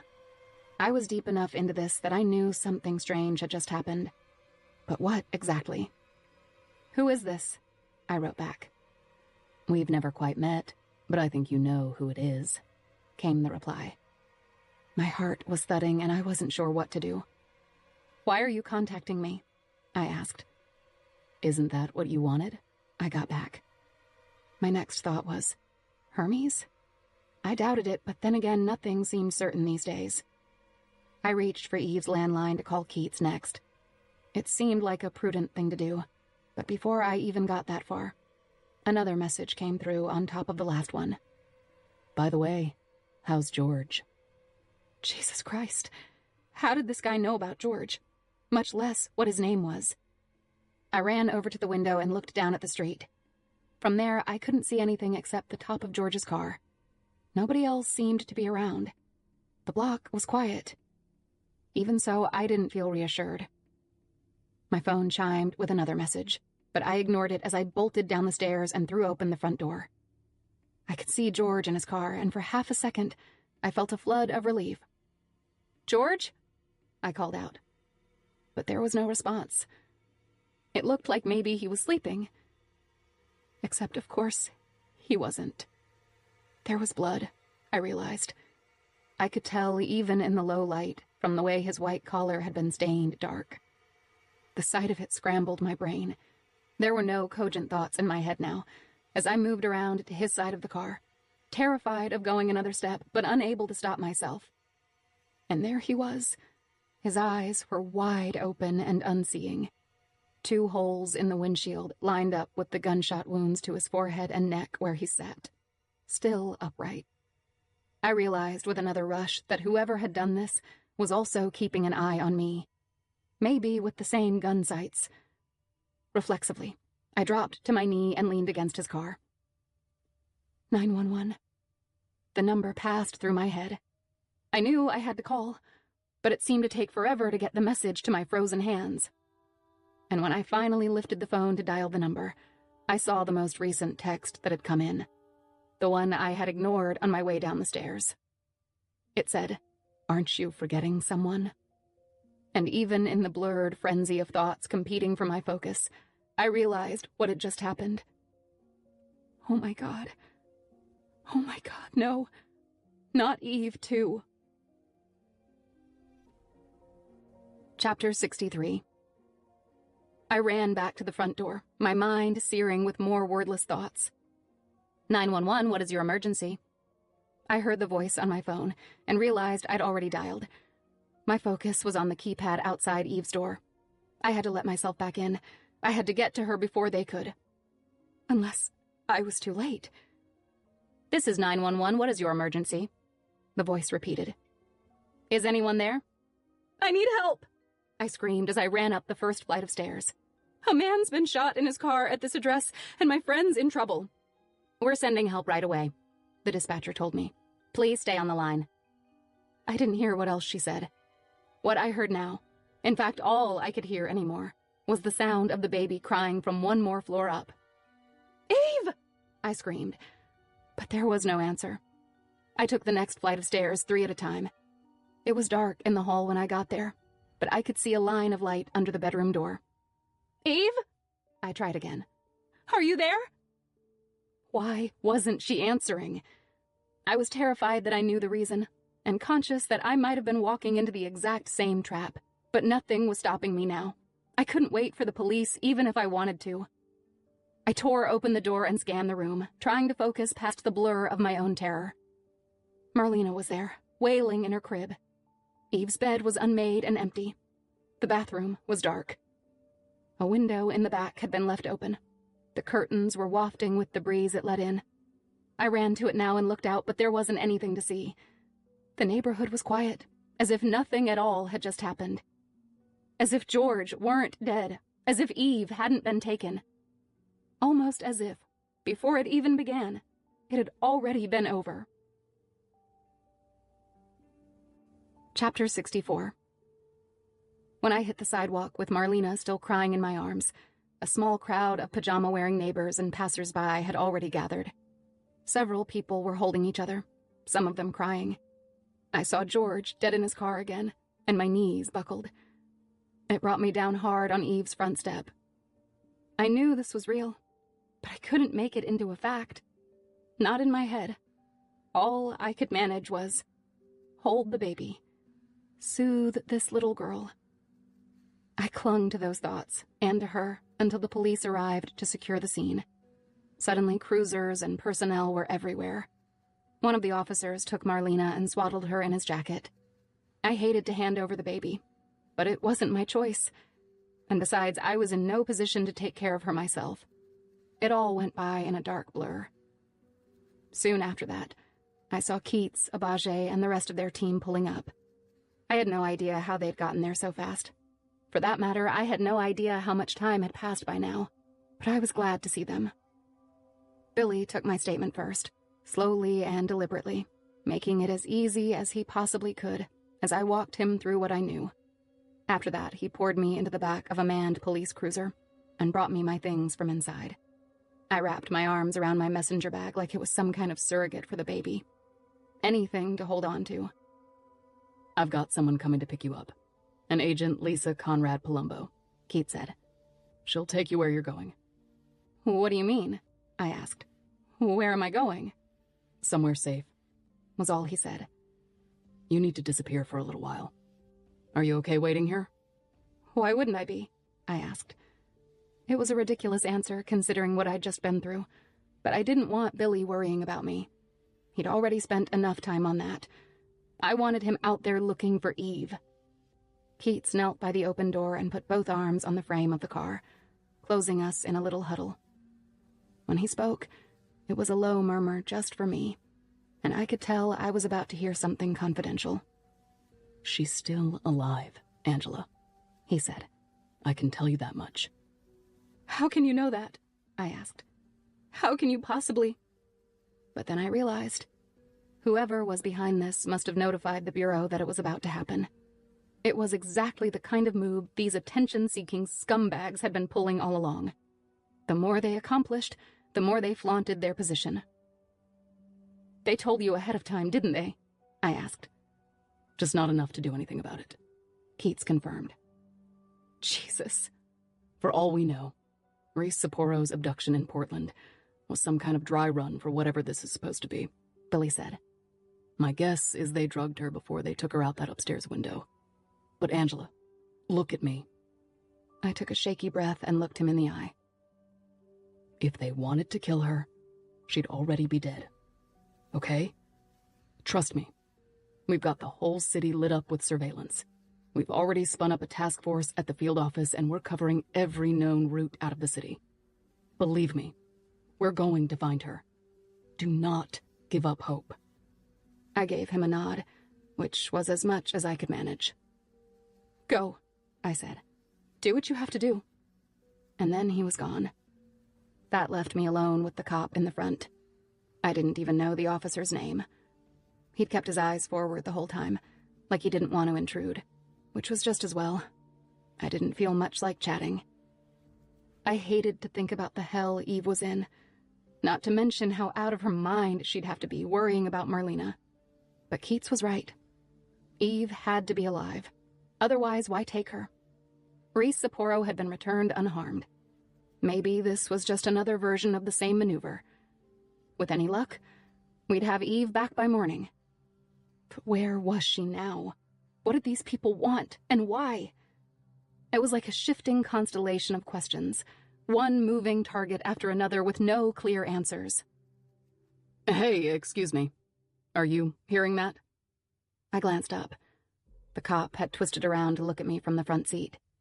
He chinned down at the messenger bag on my lap. Sounds like your phone's going off, he said. You seemed a million miles away, but I wasn't sure if that might be important. You must have heard something else, I told him. I don't have a phone on me. I dropped my burner inside the house, and it had already been tagged for evidence. But even as I finished saying it, an unmistakable ping sounded from somewhere inside my bag. I looked down and back up at the cop, totally confused. He just shrugged and left me alone. I had to rummage through my usual collection of junk to find where that sound had come from. And there, at the very bottom of the bag, I found a silver Android phone I'd never seen before. It had a charger rubber-banded to it, and a white bar on the screen that read, 5 new messages. What in the blue hell? When the cop caught my eye in the rearview mirror, I wasn't sure what to say, so I punted. It's my friend's phone, I told him. I forgot I had it with me. But whoever had planted that android there was no friend of mine. That much was clear. They must have dropped it in my bag while I was outside losing it at the sight of George's murder. I tapped the message bar with a shaking finger. It opened the phone right up without any unlock code and took me straight into the app. The app. The one I'd been seeing everywhere I looked, ever since this case began. And there, in the familiar 3-color interface, I saw my 5 waiting messages. All of them sent within the last minute. Hello, Angela. Don't say a word. Don't even look around. One wrong move, and Eve dies. Hit me back when you're ready for more instructions. Chapter 65. In my hand, I now had a phone with the capability to listen, watch, and track my every move down to the square meter. I knew as well as anyone what that app could do. So I kept my eyes down, heart thundering, and texted back right away. What have you done with Eve? I asked. The reply was almost immediate. If you want to find out, start walking up West Broadway. I eyed the cop in the front seat, but he'd gone back to leaving me alone. My thumbs flew over the keyboard, sending another question. Why would I do that? At first, nothing happened. Then I got back a photo instead of a text. It was nearly identical to the one they'd sent just after Reese Sapporo's abduction. It showed Eve in a blurry close-up, eyes wide, with silver tape over her mouth. And there, at the edge of the frame, was the unmistakable black barrel of a gun pointed at her head. I slapped a hand across my own mouth to keep from blurting anything out. It was almost as if I was looking at someone other than Eve. She barely looked like herself, and I had no context for seeing my friend and mentor, this woman who had been more of a rock to me than anyone I'd ever known, trapped in this horrifying state. Outside the cruiser, police and agents were buckling down the scene. Yellow tape had already gone up in front of Eve's house and around George's car. The crowd had swelled, and a few officers were starting to corral everyone up the block. How am I supposed to walk away from this? I texted. You're the genius, Angela. You figure it out, he wrote back. And then, you have 1 minute. With that, a digital timer popped up on the Android screen, counting down from 60 seconds. Maybe it was a bluff, but I couldn't assume that. These people had shown themselves more than willing to kill for no reason. There was no time to come up with a workaround either. I was already down to 45 seconds. And whatever they wanted from me, I was the one who had set it all in motion. There was no way I could let Eve pay for my mistakes. That realization cut through everything else, including my panic. Hey, I said to the cop in front. I forgot to tell Agent Keats something. I don't have him on my radio, he told me. No, I didn't think so, I answered, and looked down at the phone again. There were 30 seconds left. Half a minute to get out of that car. My hand was already on the door handle, and I took out my credentials for show. "I'm just going to run in and find him. I'll be right back," I said. "I can get one of my guys to." "Don't bother, I've got it," I told him.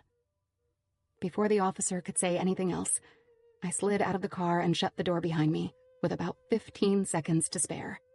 I knew I might have been making the worst mistake of my life, but given the alternative, I can only say that I'd do it again if I had to. No question. Chapter 66. I forced myself to walk away from the cruiser at a casual pace. I couldn't afford to draw any attention to myself, and I was terrified someone might pull me back. I saw Abaje standing outside Eve's front door, but he was talking to someone. Billy was nowhere in sight. Everyone was too busy to notice as I slipped up the block and away from the scene. As soon as I turned off of Eve Street and onto West Broadway, I started running. I didn't know where I was going, but my body needed to move. My mind was a seething mess of confusion, and I was terrified about whatever came next. But at least my feet knew what to do. Once I'd gotten around that first corner, the phone pinged 3 times in my hand. I looked down to read the incoming messages without slowing my pace. "Carlito's Coffee. 5 blocks on your left. Order something and wait at the counter. You have 2 minutes." The on-screen timer had already reset and started counting down again. It felt like this was some kind of game for them, like they were toying with me, and I had no choice but to play along. I knew exactly where Carlito's was and broke into a sprint the rest of the way. I focused on speed, focused on my feet, focused on getting there, and tried not to think about what might happen if I didn't. When I reached the coffee shop, I stumbled as much as walked inside. It was after midnight by now. Most of the tables were empty, and there was nobody waiting at the counter. I ordered a latte, gave my name, and shoved some money at the apron dude staring back at me. Then I looked down to check the Android. Nothing new had come in. "What now?" I wrote, and hit send. At nearly the same moment, a chime of some kind sounded from across the room. My eyes snapped up to see a guy in a red and black Northeastern hoodie, just picking up his phone. I held my breath. I watched as he read whatever was in front of him, and set the phone back down without ever looking my way. So I sent another message. "Hello? Are you there?" And again, the guy's phone dinged. Maybe it was a coincidence. Phones are constantly going off in a place like Carlito's. But tell that to the adrenaline pumping like white water through my system just then. Before I could think about it, or think at all, I was plowing my way across the floor. A few empty chairs tipped over in my wake, and the guy looked up just in time to see me bearing down on him fast. He jumped up with his phone and backed away. "What were you just doing?" I demanded. "What the bloody hell?" he asked in a clear English accent. "Show me your phone," I screamed, half out of my mind. I lunged for it, and he stepped back again. Someone grabbed my arm from behind. Whoa, what's going on here?" one of the staff asked. "This nutter's trying to take my phone," the Brit said. "Where is she?" I yelled at him. "What have you done with her?" "Calm down, miss," he shouted back, just as I heard a new message dinging into my own phone, then another and another. If anything was going to re-rack my focus, it was that. I tore my arm free from the barista and looked down to see what I had.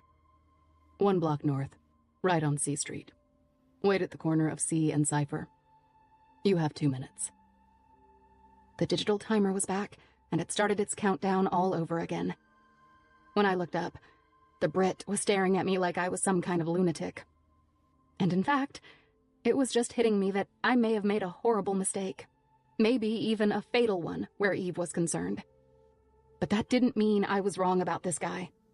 He could have been just one part of a larger team. Some kind of diversion or test. As I stared back, I could swear I saw him biting off a smile. His eyes crinkled, like he was taunting me, silently daring me to make the wrong move. When I checked the timer on my phone, 20 seconds had already evaporated. That left 1:40 to cover the next leg. I had to leave now if I was going to go at all. I gave the Brit one last look, committing his face to memory. Strong nose, sandy brown buzz cut, cleft chin, and turned to head for the door. The last thing I heard before I hit the sidewalk was, "Latte? Single shot for Angela?" But I was already gone. Chapter 67. It was getting surreal. I felt like I was slogging through mud and fog as I covered the next several blocks, texting back and forth on the fly with the architect of my own nightmare. "Where are you taking me?" I asked. "Just keep going," he said. "Are you going to release Eve if I do?" "Yes." "How do I know that?" "You'll have to take my word for it.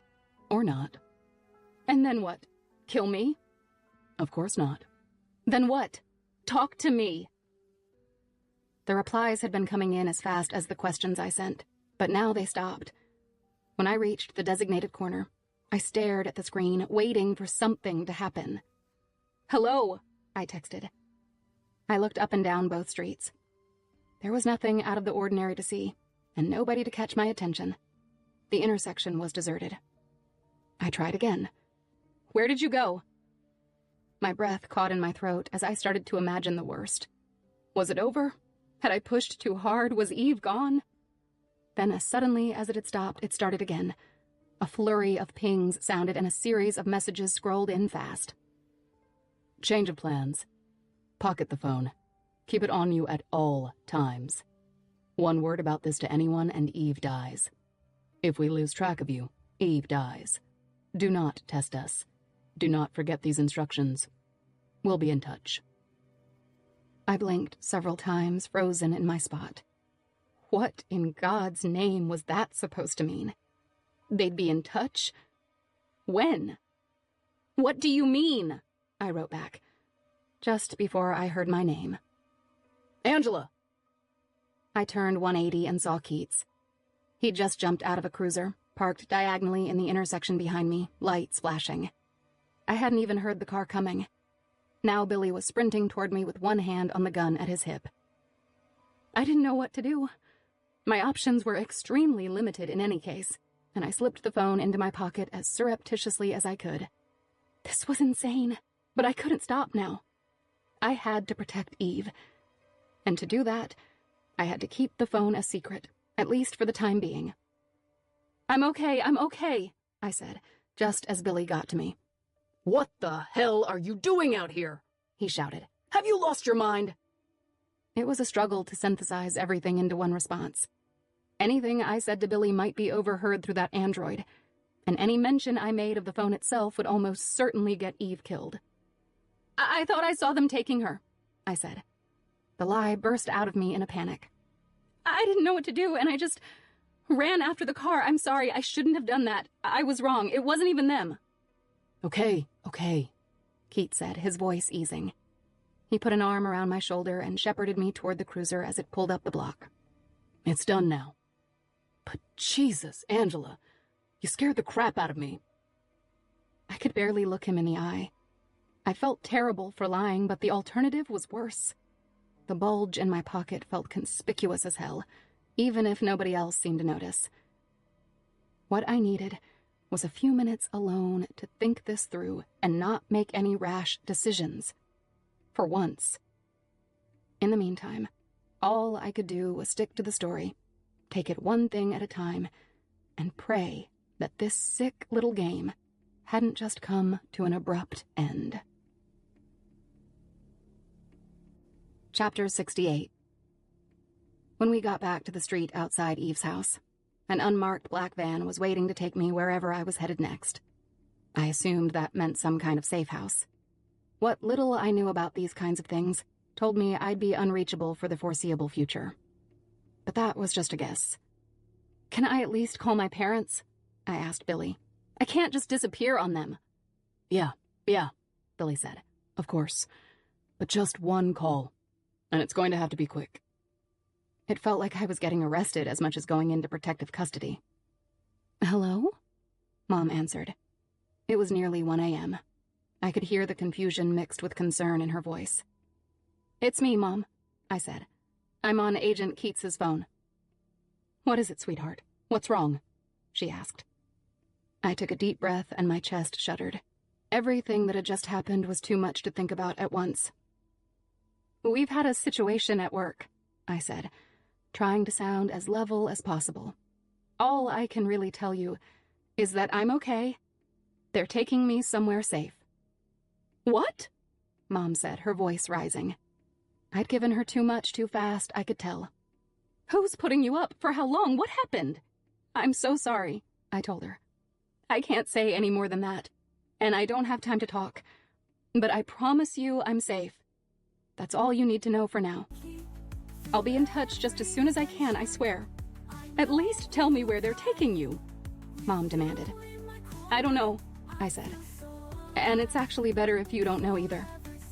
Keats was motioning at me to wrap it up. I could tell he hated having to hurry me, but this transfer wasn't a whenever kind of thing. We had to go. And meanwhile, I'd just stoked every fear Mom had ever had about me in this job. "Angela." She was crying now and running out of words, which was unusual for anyone in my family. "I love you, Mom," I said. "Please tell Dad and the girls that I love them too."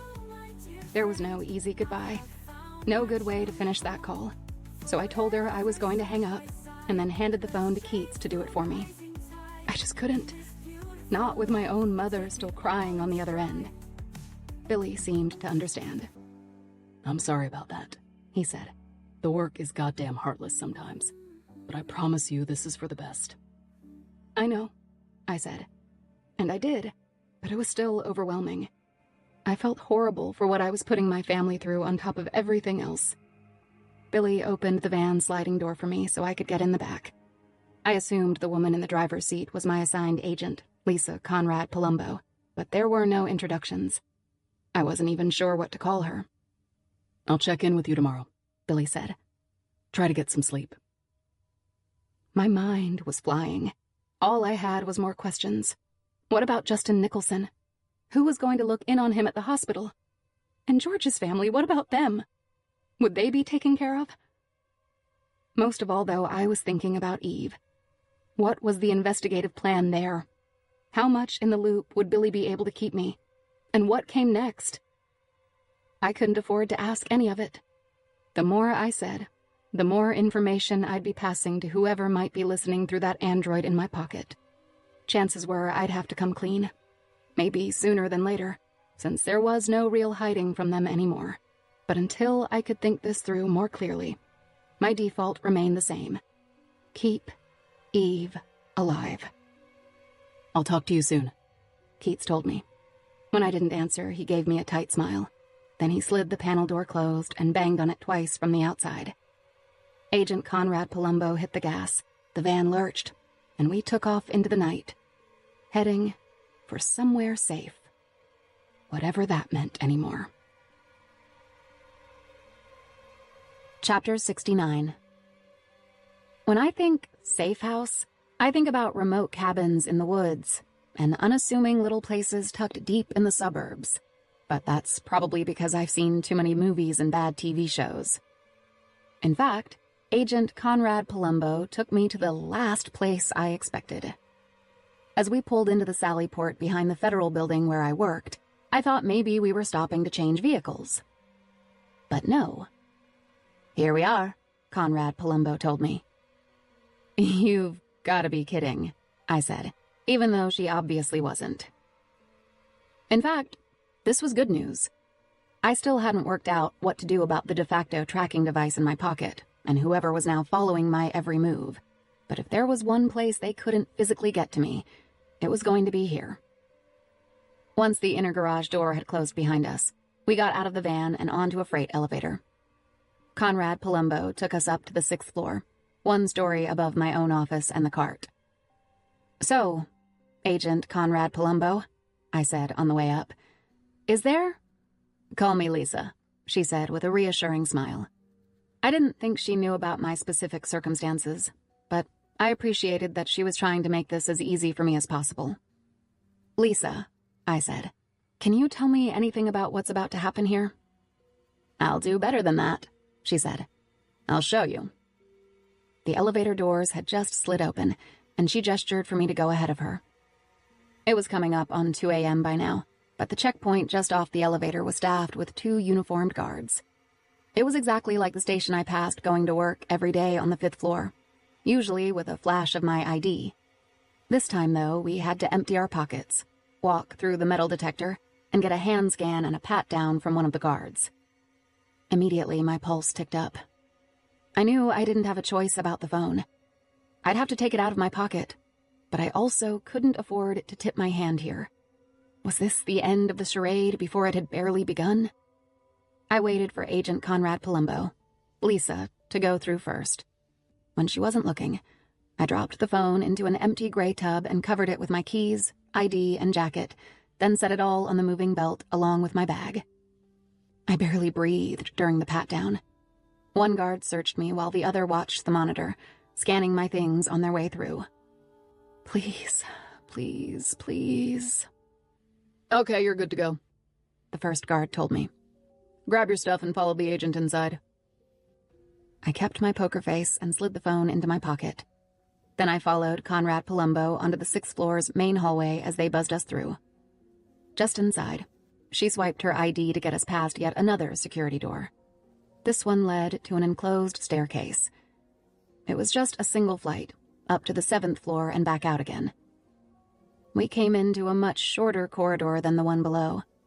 I counted 5 beige steel doors on the left and 4 on the right, with an alarmed fire exit at the far end.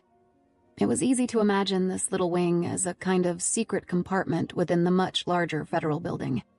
I didn't even know that the Bureau had offices on 7. I followed Conrad Palumbo down to the last door on the right. She held her ID up to the card reader. The little red light turned green with a click, and she pushed the door open. "This is you," she said. "Home sweet home-ish." Inside, there was a carpeted space with a platform bed, a couch, a bathroom, and a tiny kitchen, including a full bag of groceries on the counter. It was basically a little studio apartment, minus the windows. "More like cave, sweet cave," I said. "How long am I going to be here?"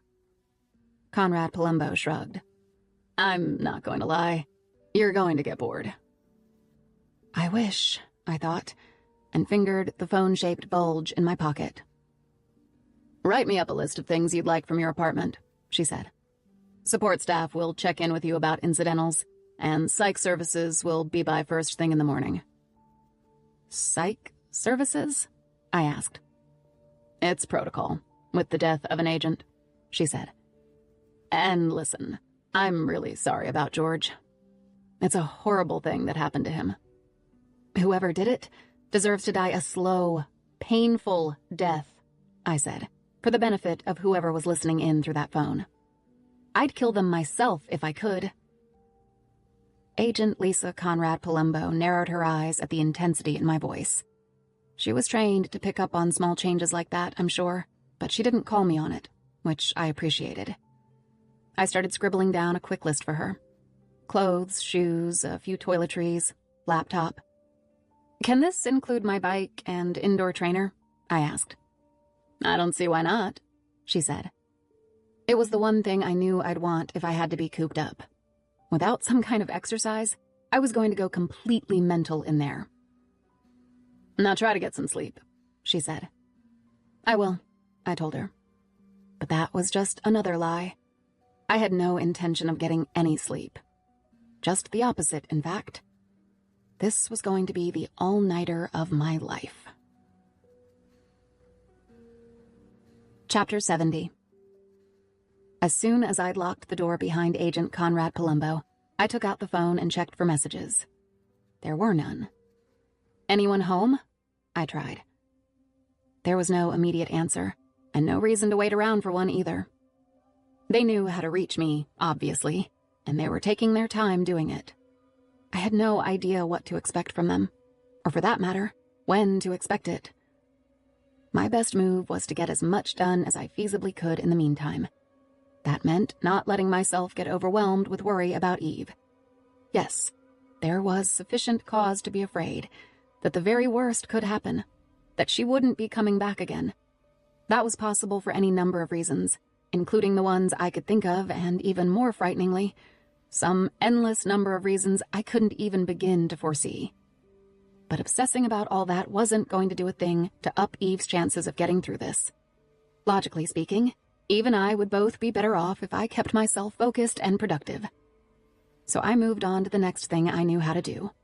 I went looking for Hermes. The android was fully functional, which meant I could get online as much as I wanted. I just had to do it consciously. I was living in a virtual fishbowl now, but if these guys were as smart as they seemed, this was exactly what they'd expect me to do. I worked from memory, going back to every technology board, every chat space, and every seamy little dark net hangout I could think of where I'd seen signs of Hermes before. The last time I tracked him, he'd all but advertised himself as a key player in this case. There had been signs of him everywhere I looked. Now it was just the opposite. I spent a tedious 3 hours going page to page without finding a single indication that Hermes had ever existed. It was like someone had gone around scrubbing out every footprint and eating every breadcrumb that had been all over the trail before. Which meant one of two things to me. Either our killers had pulled up stakes and moved their operations yet again, or the supposed connection between these sexed murders, Hermes and the Free Net Collective, was just an elaborate bit of fiction. My money was on the latter. Hackers do it all the time, laying down false leads as a smokescreen while they go about their real business elsewhere. And Hermes hadn't just been some garden variety smokescreen either, I realized. He'd been a trap.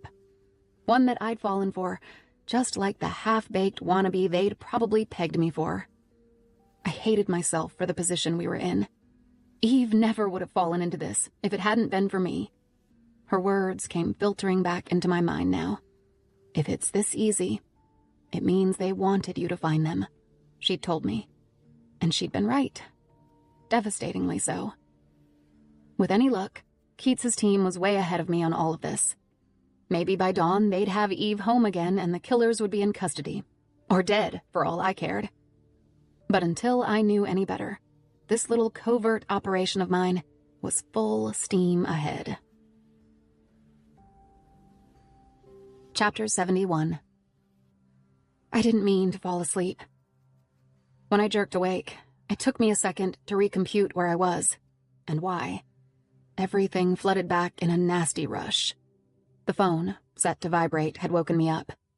A new message had just come in. Hey, Angela. Want to talk? They'd been watching me sleep, hadn't they? It was a disgusting feeling, but I also knew that any contact was better than none. I'm here, I wrote back. Any luck finding Hermes? He asked. No, I answered. But you already knew that, didn't you? You were pretty obvious. I wasn't trying to hide. I was trying to get you to talk to me. Well, here I am. Did you get much sleep? Where is Eve? I wrote. I asked you a question first. According to the android, it was just before 9 a.m. The last I remembered, it had been coming up on 7. I could feel the last 48 hours dragging on me like a literal weight. I slept a little, okay? Where is Eve? She's right here with me, safe and sound. Who are you? I pounded out. If we'd been talking on the phone, I would have been screaming at him by now. I'm nobody, he wrote. Who are you? Are you nobody too? A chill razored up my back. Even I recognized that line. It was from an Emily Dickinson poem. This wasn't the cold, authoritarian voice of whoever had sent me running around the city the night before. This was the poetry lover. The chameleon who had seduced Gwen Petty and Nigella Wilbur and Reese Sapporo by becoming whoever they needed him to be online. We'd known for a while that there was more than one of these guys. Now the picture was becoming clearer.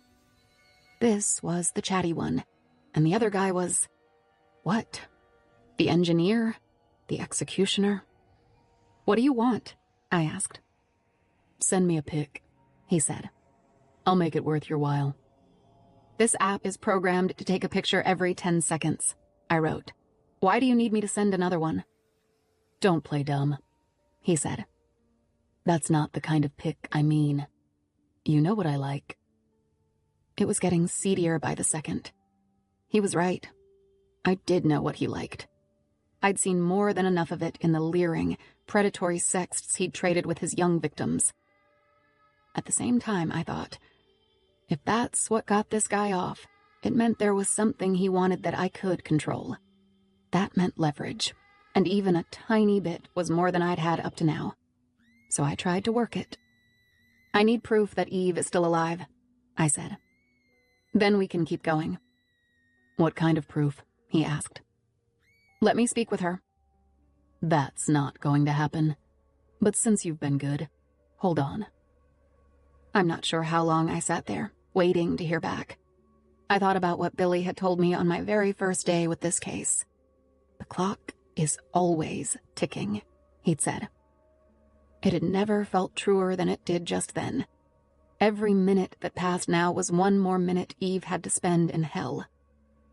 Finally, just when I started to wonder if he was playing me, was he ever going to come back? I got word. Instead of a text or a photo this time, an audio file scrolled into the android's chat thread, and I hit play right away. What I'd received was a recording of Eve, her voice flat and emotionless as she read back the most recent text exchange. I need proof that Eve is still alive. Then we can keep going. What kind of proof? Let me speak with her. That's not going to happen. But since you've been good, hold on. That was it. Only 8 seconds long, but it meant she was alive. Just hearing her again filled me with the energy I needed to keep going. I listened to the recording 3 more times, straining for any background noise that might give me some clue about where they'd taken her. There was nothing to extract, and before I could try a 4th time, the screen refreshed, the audio file disappeared, and a new text took its place. Satisfied? Why are you doing this? I asked. Not so fast. It's your turn. For what? I asked, even though I knew. It's called Show and Tell, he wrote. You show, I tell. Every pick buys you a new question. Fun, right? I could feel my desperation, rising inside me like mercury. I didn't want to go down this path, but I had to be able to say I tried everything for Eve's sake. Before I could respond either way, a sharp knock came at my door. I flinched, then went to look through the peephole. A woman I'd never seen before was standing in the hall. Who is it? I asked. Angela, I'm Dr. Ann L. Johnson, she called back. I'm here from Psych Services. Damn it. I'd forgotten she was coming, and it wasn't like I could send her away, as much as I would have liked to. Just a minute, I said, as a quick series of new messages scrolled onto the phone in my hand. Sounds like you have company. We'll play later. This is just getting interesting. Don't blow it now, Angela. Chapter 72. Dr. Ann L. Johnson had an easy, chic kind of vibe going on, with her pleated pencil skirt, 3/4 sleeve cardigan, and a beautiful floral print scarf that would have made my mother jealous. I could easily imagine her as the headmistress at some Tony New England boarding school. After some initial chit-chat that I figured was meant to put me at ease, like that was ever going to happen, we sat down at my little kitchen table for the psych evaluation I assumed she was there for. She asked how I was feeling about George, about Eve's disappearance, and about the case in general. I answered honestly but superficially, never forgetting that someone else could be listening in. The whole thing was as uncomfortable as it was unavoidable. And then, inevitably, Dr. Johnson wanted to talk about my least favorite subject. Me. I've spoken a bit with your superiors here, she said.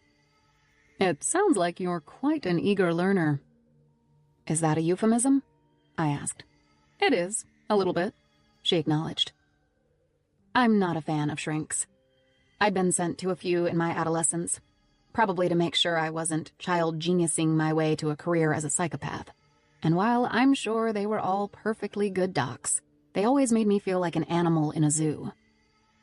Still, I knew what Dr. Johnson was looking for, so I cut to the chase for both of us. the sooner we got this over with, the better. What can I say? Some people overeat, some people gamble or drink, I told her. I overdo. I overthink, and always have. But that's also part of what's gotten me this far, especially for someone my age. It's true. Your resume is extraordinary, she said. That wasn't a dig for compliments, I told her. What I'm saying is that I wouldn't walk away from that part of myself, even if I could. She only smiled at that, which made me want to scream. Angela, let me start over with you, Dr. Johnson said.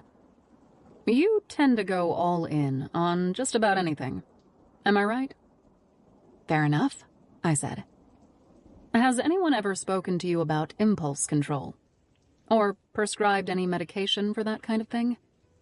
I paused, actually taking it in. Impulse control? Medication? I thought we were supposed to be talking about George and Eve, I said. I'm merely suggesting that it's possible you've succeeded so spectacularly in spite of these tendencies, not because of them. She went on. In which case, just imagine what you might accomplish without them. I couldn't argue with that, and wasn't going to. Her logic wasn't the problem. It was her timing. I just didn't want to be having this conversation. She went on. I'm not telling you to pretend there's no crisis, she said. But maybe this sequestration will help you pull back on the throttle a bit. Just take a conscious breath or two. Give your mind some space to process all of this. Do I have a choice? I asked, looking around my little cave. I'm in the ultimate timeout here. That doesn't mean it's lost time, Johnson told me. It's just a matter of what you want to do with it. On that, we agreed fully. I couldn't wait for her to leave. She stayed a little longer anyway, offering something to help me sleep. No, thank you. And asking about a convenient time for her to drop by again. Like I was going anywhere soon. The fact that I got all the way to the end without completely losing my shit felt like as much of an accomplishment as I could hope for. Finally, she got up to go. I walked her out to the hall and promised that I'd think about everything she'd said. Then I shut myself up in my room and turned back to the real task at hand. Hacking my way out of this corner I'd gotten myself into. Chapter 73. Another string of messages was waiting for me after my session with Dr. Johnson. The first one just read, FYI. Then came a screen capture from a Twitter account under the name Just Cuz. Hey, at FBI. Any luck finding #Eve Abajan? Didn't think so. The tweet, stamped for 5:30 that morning, had been posted with the picture of Eve they'd sent me the night before. Mouth taped and eyes wide. It gave me the same hollow feeling in the pit of my stomach as it had the first time I saw it. And there was more. The third message was a link to a CNN story with the headline, FBI abduction tweeted by alleged kidnappers. Authorities are following up on a disturbing tweet that appeared briefly online Wednesday morning. The single posting, from an account held under the username Just Cuz, referenced the unconfirmed kidnapping of a Boston area FBI employee and included a graphic picture of the alleged victim. The tweet has since been taken down by Twitter. CNN has learned that the victim in question is Eve Abajan, a cybersecurity analyst and consultant with the FBI's Boston field office. Witnesses confirmed that police were called early this morning to the street outside of Abajan's home in South Boston, where the body of retired federal agent George Yates was found in his car, following an apparent execution-style shooting. Calls to the FBI for comment were not immediately returned. My little safe house was starting to feel like a bomb shelter. Everything was blowing up out there, and I was stuck inside, listening to the explosions. These guys knew exactly what they were doing. They knew the tweet would be taken down, and they knew it wouldn't matter. Once it got out, the media machine would treat it like the catnip it was meant to be. "What do you want from me?" I messaged back. I didn't expect a quick answer, but I got one. "We want you to help us disappear." Disappear? What did that mean? How? I asked. Cable this phone to any networked computer at the FBI. We'll take care of the rest. That's when I knew I was talking to the other guy. The one I'd started to think of as the engineer, as opposed to the poet. This one was all business and no chat. What about Eve? I asked. You do your part, and she walks away. Why should I believe anything you say? I wrote. Not my problem, he answered. Your call. They had to be making this up as they went along. They couldn't have known ahead of time where I'd be taken, but now they were trying to capitalize on it. Or at least this guy was. Were the two of them even talking to each other at this point? Were they deliberately trying to confuse me, playing me off of each other? For that matter, were these two even in the same location? I had no way of knowing. The only sure thing was that I couldn't give in to this latest demand. Not even for Eve. It was one thing to compromise my own safety. It was another to allow them access to the Bureau's servers. That would put far too many other people in jeopardy. And if I knew Eve at all, I knew she'd back me up on this. There was simply no way. But the engineer didn't have to know that. I'm stuck here, I wrote. How do you suggest I do this? You have 6 hours, he answered. Already, that damn timer of his had popped up again and started counting down. I need more than that, I wrote. This is not a negotiation, he told me. In 6 hours, we find our way to disappear. Then Eve stays put, and she can starve to death while you look for her. Think on that. A bolt of rage shot through me. I forced myself to set down the phone rather than hurl it across the room. Then I picked up the mug I'd been drinking from and threw that instead. It smashed into a shower of blue shards and coffee, dripping down the wall by the door. And no, I didn't clean it up or care. I took up the phone again. Please give me more time, I wrote. Silence. Hello? We need to talk about this. Still nothing. He'd said all he was going to say, and I was left there with no more than the sound of my own shaky breathing. Clearly, the next move was mine to make. But I had no idea what it was going to be. Chapter 74. At around 10, Billy came by. He had an FBI duffel full of my clothes, along with my bike, my indoor trainer, and everything else on my list. With one exception. No laptop? I asked. You're officially offline as long as you're here, he said. I know that's like cutting off your oxygen, but you understand. There was so much I couldn't say, and even more on my mind. I wasn't even sure if I should feel guilty for hiding so much from Billy. It was like a complex moral equation, and I didn't have the skills, much less the presence of mind or the time, to balance it out. All I could do was take this one thing at a time. What about my family? I asked. I went by your folks' place this morning. They're concerned, of course, but they're doing okay, he said. What about you? How are you holding up? Never better, I said. Billy didn't even try to smile at that. Okay, I'm horrible, I told him. I'm going crazy in here. I want to cry and kill someone at the same time. He nodded with the calm understanding of a bureau vet, even if he didn't know all the particulars of my personal hell that morning. Listen, he said. I can't tell you much, but since part of this has gone public, there's no reason to keep it from you. He navigated his phone to a page and handed it to me. What I saw was the Globe's website, with their own version of the CNN story from that morning. The headline this time was, "Tweeted FBI kidnap confirmed." Oh my God, I said. I tried to seem genuinely surprised, and took a minute to scan the article for anything I didn't already know. Apparently, the FBI had held a press conference to confirm Eve's kidnapping, but they weren't sharing any details about the case. We figured we might as well own it, Billy said. It wasn't a bell we could unring. Then he thumbed toward the door. But come on, I can at least show you around before I go. Really? I wasn't even expecting to get out of the apartment that day. Don't get too excited, he told me. It's the world's shortest tour. The hall outside my room was as empty as it had been the night before. All the closed doors looked exactly alike, except for the fire exit, which had an alarmed crash bar and a surveillance camera mounted above. Your ID card will get you into your apartment and into the admin office during business hours, Billy said. Other than that, you're not to go anywhere. Admin office? I asked. He pressed his own card to the reader on the door directly opposite mine. The little red light clicked to green, and Billy pushed the door open. Welcome to the end of the tour, he said. I followed him into a cramped, windowless office.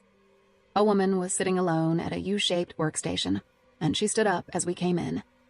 I couldn't help noticing her desktop computer, as well as the Asus laptop sitting on her return. I wasn't sure what that might mean for me, but it was something. Angela Hoot, this is Rena Partridge, one of our operations coordinators, Billy said. Angela, hi. She shook my hand with a reassuring smile. If there's anything you need, drugstore run, a message for Billy Boy here, or even just some kind of favorite foods, I'm your gal. With her short, salt and pepper hair and the red glasses on a chain, she seemed like someone's elderly babysitter, not a high-security clearance FBI employee. I liked her right away. I'll probably have to take you up on that, I said. Thank you in advance. If I needed to get online without the Android, this office opened up some possibilities, I thought. Maybe not with Rena's desktop, which would be hardwired into the building's network, but the laptop was an option. Angela? Keith said. I snapped back to attention. They were both looking at me like I'd missed something, which, for all I knew, I had. Hun, you should get some sleep, Rena said. You look exhausted. I didn't argue with that. I just thanked her again and followed Billy back out to the hall. He wasn't kidding about the world's shortest tour either. 3 steps later, we were standing outside my door like it was the end of some strange date. Our night together in Portland seemed about a century ago. A past lifetime. Maybe a future one, too. But I couldn't think about that right now. I've got to run, Billy said. Of course, I told him. Thanks for bringing my stuff. He hesitated and tilted his head to catch my eye.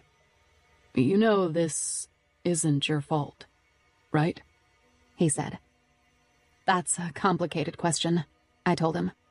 Maybe one for another time. Right. He looked at his watch. The clock was ticking for both of us. I'll check back when I can, he said.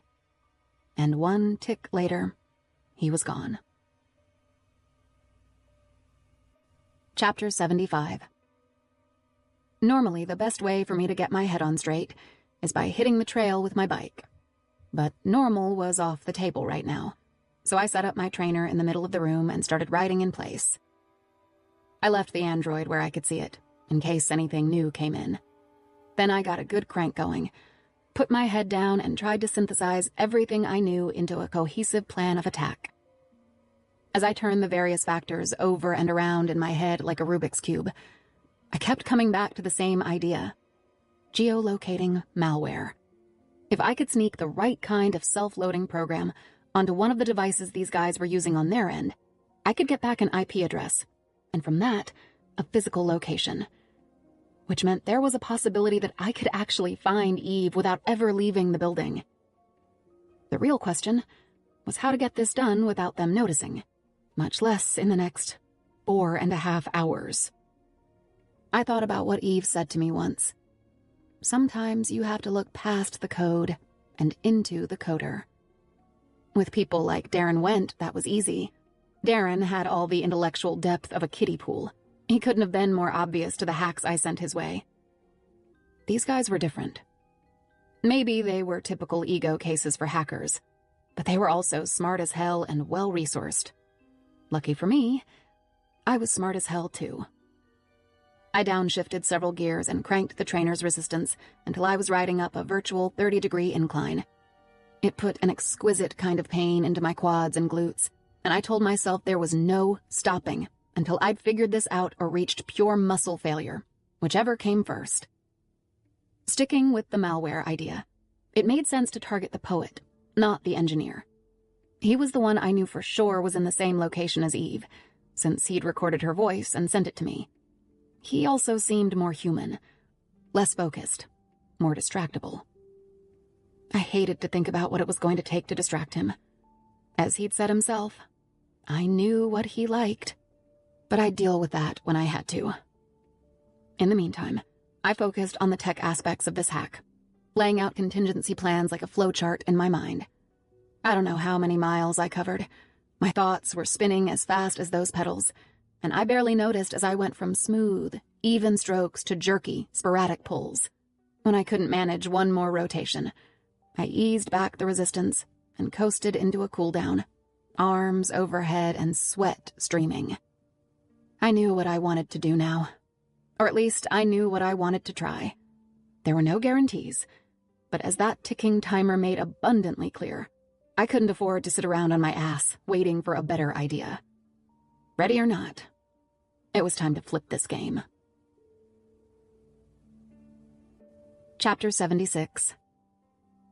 I dismounted my bike, muscles singing, and peeled off my sweaty tee and bra. Then I put on my hoodie and left the zipper down just far enough to make it look like I was trying to start something with this guy. I turned the android's camera on myself then, and did what I could to keep from looking completely disgusted. The truth was, I was about 90% fearless, but this was well inside my 10%. Before I could change my mind, I snapped a selfie and posted it into the app's chat thread. "Are you there?" I texted.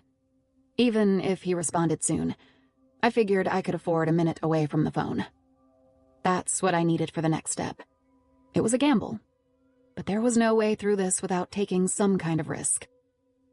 I picked up my card key, slipped silently out of the apartment, and let myself into the admin office across the hall. "Hey, hun, what can I do for you?" Rena asked, looking up from her keyboard as I came in.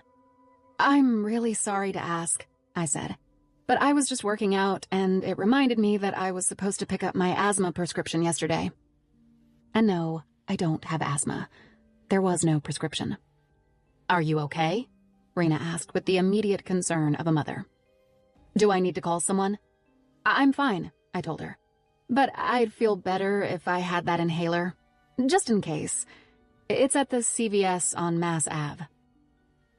Already, she was stepping out of her low heels and into a pair of keen slip-ons.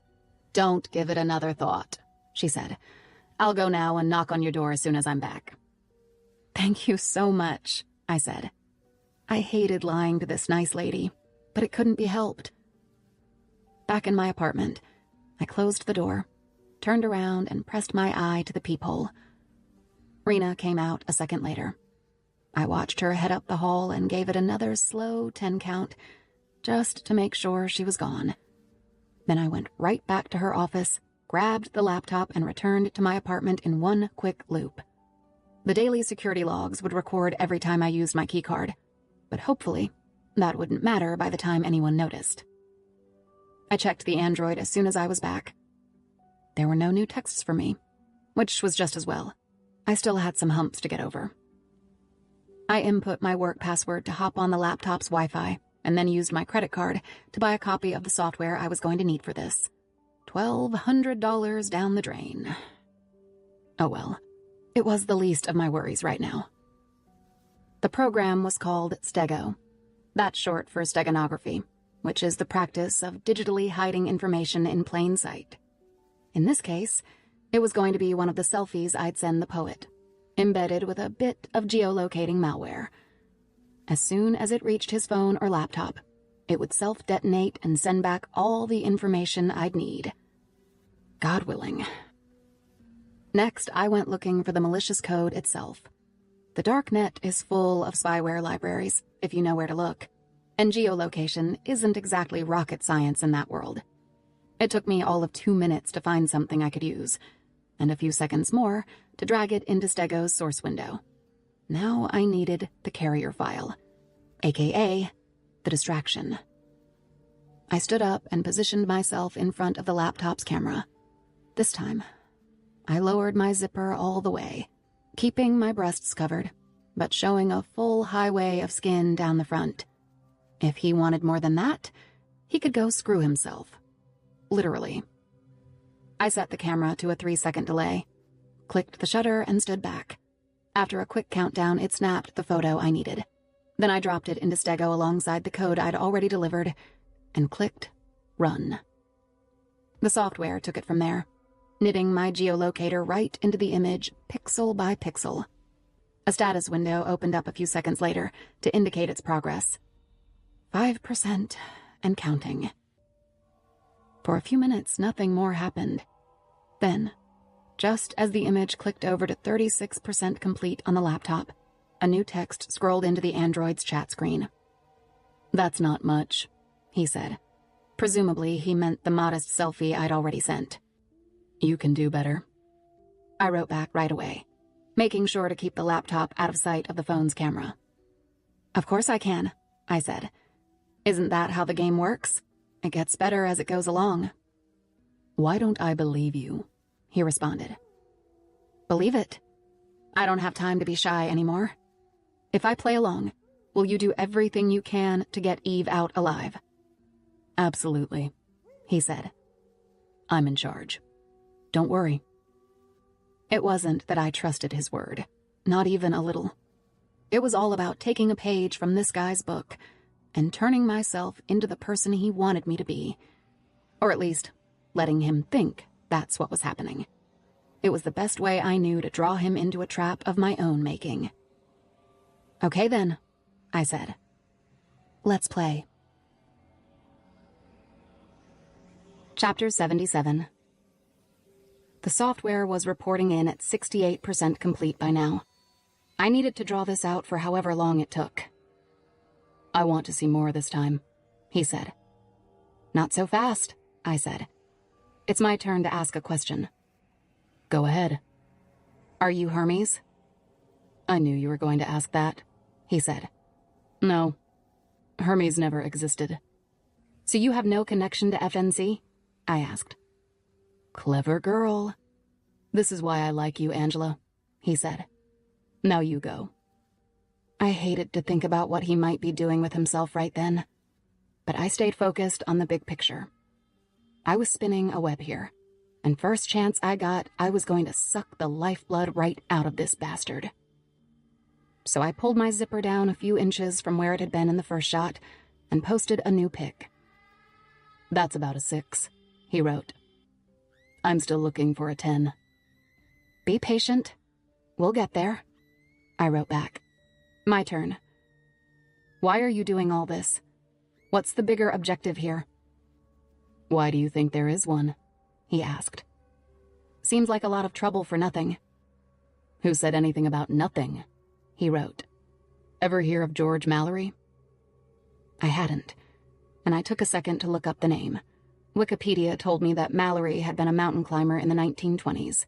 The thing he was most remembered for was his famous quote about why he wanted to climb Mount Everest. "Because it's there," he'd said. And weirdly enough, it made perfect sense. Black hat hackers lived by that credo, in their own nihilistic way. They were motivated by doing things that had never been done before, often just for the sake of doing it. It also echoed the Twitter handle from that morning, "Just 'cause." This was starting to add up. "So you wanted to kill those people because they were there?" I asked. "Basically." "Does that mean this app is your Mount Everest?" "It was," he said. "But now, you are." And 1,000 invisible spiders went crawling through my stomach. Jesus Christ, this guy was all over the map. "I don't know what to say to that," I told him. "You don't have to say anything," he wrote back. "Next picture, please." Chapter 78. The good news was my Stego image was just about there. I watched the status window as it clicked from 99 to 100% complete, and a throbber started cycling on the screen while the software did its final processing. "Anyone there?" the poet texted. "I warned you, Angela. Don't bore me. It won't end well for Eve if you do." I'm just deciding how much to show you. I wrote back quickly. That's easy, he said. Show me everything. Finally, a new window opened on the laptop, and I had my finished image. It looked exactly like the original. He'd have to blow it up to wall size before he'd be able to see any impact from the embedded code. None of which was my immediate concern. The most vulnerable part of this whole process was in the next step, transferring that infected photo from Rena's laptop to the Android. I had no idea if the app would detect that granular a file change or not. If it did, then I'd just wasted 2 days of hell and was about to lose everything, including Eve. But there was no stopping now. I turned off the laptop's Wi-Fi first. Then I slid the phone across the table, keeping it flat with the camera aimed at the ceiling. I plugged its charger cable into a port on the computer and transferred my spyware-laden selfie to the Android's photo library as quickly as I could. Once that was done, I yanked the charger cable and posted my image on the Android so he could see it. Then I turned the laptop's internet back on and started watching for any incoming reports. Within seconds, I had confirmation that the spyware had rooted. So far, so good. Hot, he wrote me. This is what I'm talking about. You like that? I asked. It nauseated me just to write it, but I had to string him along. Let's just say you earned your next question, he said. As I watched the laptop, the screen blinked twice, repopulated, and spit out an IP address, followed quickly by an actual street location. 147 Condor Street, Boston, Massachusetts, 02128. I didn't need another Q&A with him, but I did need more time. So I kept going. Why did you take Eve? I asked. Why not me? As he worked on his answer, I tore back onto the laptop and mapped the address I'd been given. Condor Street was over by the Chelsea River in Eastie, only 2.9 miles from my current location. Easy striking distance. I wanted to see what you could do on your own, he texted. You depend on Eve too much. You know that? That's not true, I typed back, even as I was scanning the route on the laptop, committing as much as I could to memory. Moving on, he said. I want to see more now. And I do mean more. I was ready for this too. I'd known I was going to need a big stall at some point. I also knew this guy was a horny son of a bitch. I'm all sweaty from my ride, I told him. If we're going to keep going, I need a nice hot shower first. Excellent. Can I watch? He asked. No, but you can listen, I said. And you can see when I'm done. No clothes this time. And no towel. Give me 15 minutes. Hurry up, he said. I won't wait forever. You won't have to, I told him. It's like I already said, the game gets better as it goes along. And I meant it, just not in the way he might have thought. It was time for me to snap this trap once and for all. Chapter 79. I carried the android into the bathroom and set it on the sink, without a view of the shower. Then I turned on the hot tap and let the bathroom start to steam up. I draped a towel around the shower head, so it would sound like someone was in there, and I slipped out of the bathroom, closing the door behind me. A few seconds later, I was back in Rena's office. I grabbed the phone and dialed Billy's number, but it went straight to voicemail. Damn it! It felt like forever just getting to the beep. Billy, it's Angela. I don't have time to explain, but I know where they're holding Eve. It's 147 Condor Street in Eastie. God, I hope you pick this up soon. I couldn't call the police. If they got to that address without instruction, Eve was screwed. Someone needed to head them off or get there first. So I ran back along the hall and down the stairs to the guard station on 6. One of the guards stopped me right away with a hand out. Hold it right there, he said. I need to get hold of anyone on Agent Keats's team, I told him. It's an absolute emergency. An agent's life is at stake. The other guard picked up the phone. I'll try Agent Keats right now, he said. He's not picking up, I told him. Call Audrey Gruss's office. Call whatever emergency contact you need to and get them over to 147 Condor. Have you got that? They need to go in carefully.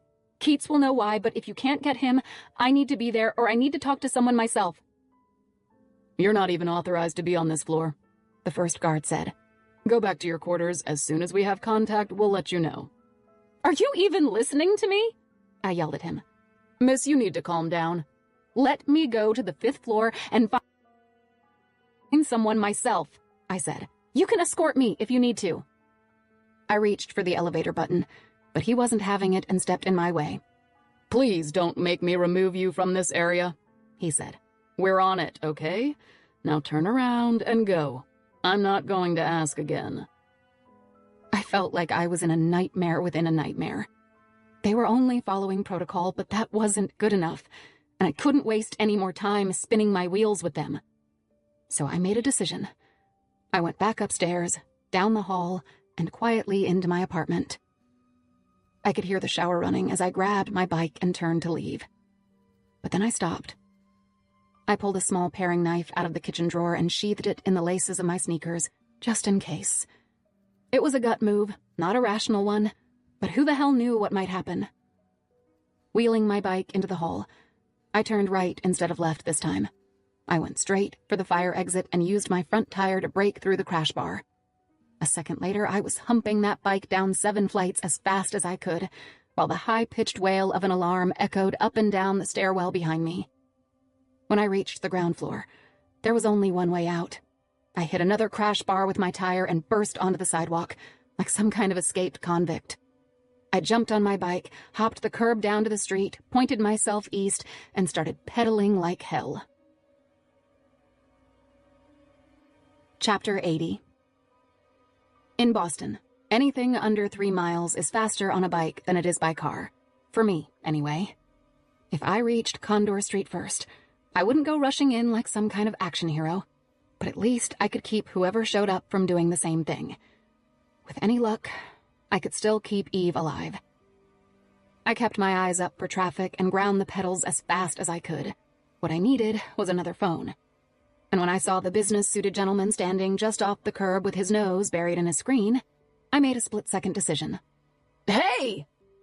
I'd grabbed it out of his hand and was halfway through the next intersection before he even spotted me. If this didn't work, and maybe even if it did, I was going to end up in jail. Meanwhile, I should have stopped riding long enough to call this in, but I just couldn't bring myself to do it. No stopping now. No turning back. No nothing. I kept on pedaling as I checked the road ahead, looked down long enough to dial 911 for the second time in 3 days, and kept heading east. 911, what is your emergency?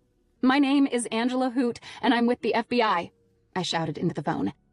I was shooting up the narrow space between the slow-moving traffic on my left and the sidewalk on my right, just hoping nobody threw open a car door without looking. I need emergency responders to 147 Condor Street immediately. Tell them to call Agent William Keats at the FBI for instruction. They have to proceed with extreme caution. Do you understand? I'll do what I can, ma'am, she said. Please hold. But I couldn't even do that. My quickest route was through the Callahan Tunnel, which doesn't allow bikes, much less have a bike lane. I needed both hands for this, and it was coming up fast. The dispatcher was going to have to get this done without any more input from me, I thought, and shoved the phone back into my pocket. I hung a right onto New Chardon Street, then right again, down toward the tunnel entrance. It was like a cattle chute at this point. The tunnel itself was a mile long, which meant 3 minutes at the speed I was going, and I'd already lost any wiggle room on the shoulder. Bring it, I thought. If I could ride 6-inch wide trails in the woods, I could thread this needle too. As I passed inside, daylight gave way to a sickly green glow from the electric fixtures, mixed with a red blur of taillights ahead. I mostly kept my eyes on the cars, checking to the right every few seconds to keep from crashing into the sidewall. There was a raised walkway above me, but I couldn't get to it. Drivers kept edging past my bike. A few yelled, and several of them blared their horns, which were amplified by the tunnel's acoustics. It was an all-out war on my senses. I had no choice but to gut it out. Eventually the road curved right, and I could see a tiny square of daylight several hundred yards ahead. I focused on my breathing, in and out, with the rhythm of the pedals, counting as I went. On the 24th breath, I broke free into the daylight again. Thank God. Not that I could feel relieved for long. I was getting close now. The traffic only got hairier outside of the tunnel, with everyone suddenly changing lanes. I swerved right onto Porter Street to avoid getting shunted up to the expressway, where I would have really been screwed. Then a quick left onto Chelsea for a couple of blocks and another left onto Brooks for one last stretch before I reached the river. The closer I got, the more my thoughts turned to what might happen next. The police were on their way. Hopefully word had filtered over to someone at the bureau as well. I pulled the phone back out of my pocket to try Billy again, but it had locked up in the meantime. The only thing I could manage from the lock screen would be another emergency call, which was better than nothing. But I never got that far. I didn't even see the car coming until it was too late. He'd pulled out from between two buildings, both of us moving too fast. I swerved into the middle of the road to try to avoid him, but it didn't do me any good. His bumper caught me from the side, full on. An explosion of pain shot up my leg. I flew sideways, leaving the bike behind. My body was airborne just long enough for me to register that fact before I came down hard on the cement. Ears ringing, head spinning, vision blurred. Game over. Chapter 81. I heard voices before anything else. Oh my God! I'll call 911. Is she okay? Someone came around the front of the car. I saw a pair of feet, then felt a hand on my shoulder. Can you stand? He asked. I think so, I said. I needed to get back on my bike. Some part of me knew that wasn't going to happen, but I wasn't letting go of it yet. Go slow. Let me help you. He put an arm around me and got me onto my feet. As soon as I put any weight on my right leg, the pain came screaming back and doubled down on itself. Jesus, what had I done? My leg buckled and he boosted me up again, all but carrying me toward his car. I felt like I was going to puke. I need to call someone, I slurred. My phone's in the car, he said. I'm taking you to the hospital right now. Ambulance is on the way, someone else said from a distance. I've got her, the guy said. Can you open that passenger side door for me? I think she's going to pass out. Got it. Thanks. It was all happening without me. I couldn't think straight. I vaguely caught sight of my bent and twisted bike in the middle of the street. Eve, I croaked out. Yes, we're leaving now. No, Eve.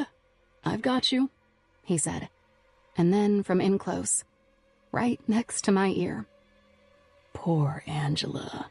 Did you really think you were going to pull this off? That's when I looked up and saw his face clearly for the first time. It was the Brit, or whoever he was. Strong nose, sandy brown buzz cut, cleft chin. The one from the coffee shop, but there was no accent now. Before I could even speak, I felt a sharp stab under the arm. My scream didn't even form. All I heard was a rasping sound from my throat, like air escaping a ruined tire. I felt weak, and then weaker again. She's losing consciousness, he said. No, I said. Help. Yes, we're getting you help. No. There she goes, I heard him say. I knew he'd injected me with something, but it was the last thought I had before everything slid sideways again. Daylight turned to a wash of gray, followed quickly by a descending blackness. And then there was nothing at all. Chapter 82. I woke up in the dark. There wasn't anything to see, and I didn't know where I was. Then a bump. And another. Each one jolted my body, bringing me wide awake with a pain that seemed to be everywhere. We were moving. I was in the back of a van of some kind, and I wasn't alone. As my eyes adjusted to the dark, I realized someone else was there, sitting across from me. Jesus! My panic turned on like a switch. When I screamed, I realized my mouth had been taped. My wrists were taped too, crisscrossed behind my back. I couldn't stop myself from speaking, even though the words never made it past my gag. It was her. I could tell. I recognized the shape of her, filling in what I couldn't see with what I knew from my gut. She wasn't stirring, and I realized all at once that she might be dead. The possibility grabbed hold of me like an icy hand. I couldn't reach her.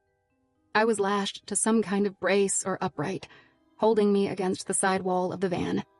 I kicked with my 2 bound feet, trying to nudge her awake, desperate to see her move. And then she did. Barely. I saw the rise and fall of a breath. Oh, thank God. She was unconscious, but she was still alive. That was all that really mattered. Still, it opened up a whole cascade of other questions. Where were we headed? How long had I been out? How many miles had we covered? I remembered the Brit then, or whatever he was. He hadn't been driving a van when he hit me. That meant I'd been out long enough for him to change vehicles. My bike was long gone. My stolen cell phone, too. I'd left both of them lying broken in the street. But the knife. It might still be there, I realized, tucked into the laces of my shoe. I twisted around, pulling against the tape and the mesh straps that had me stuck in one position. I couldn't lean forward enough to reach my feet, but with some effort, I bent at the knees and brought my feet toward my hands instead. It was just enough for me to feel around the laces, where my fingers closed on the plastic hilt I was looking for. Thank God. The blade was bent, but still usable. With some more maneuvering, I got the knife wedged between the floor and the tape around my wrists. I had to rock back and forth to create a sawing motion. Each stroke sent up a throb from my leg, watering my eyes with the pain. I had no idea how mobile I was going to be, even if I could get out of these bonds. The pain was nearly overwhelming, but the adrenaline was doing its own bit to keep me conscious and focused. I'd drag myself through this if I had to, but there was no use even thinking about that until I'd gotten through the tape. After a little more sawing, I heard a welcome ripping sound. It was just enough. I pulled with both hands, and the rest of the tape gave way.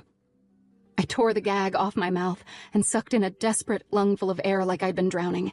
Then I started sawing away at the mesh straps that still kept me lashed to the wall. "Eve," I tried again in a hoarse whisper. She didn't respond. Whatever they'd knocked her out with had clearly been more than I'd gotten. The van was sealed. I could see some kind of molded industrial plastic wall at the front. I had no idea if anyone could hear us or not, but it made sense to be careful. The one thing I might have left on my side was some element of surprise.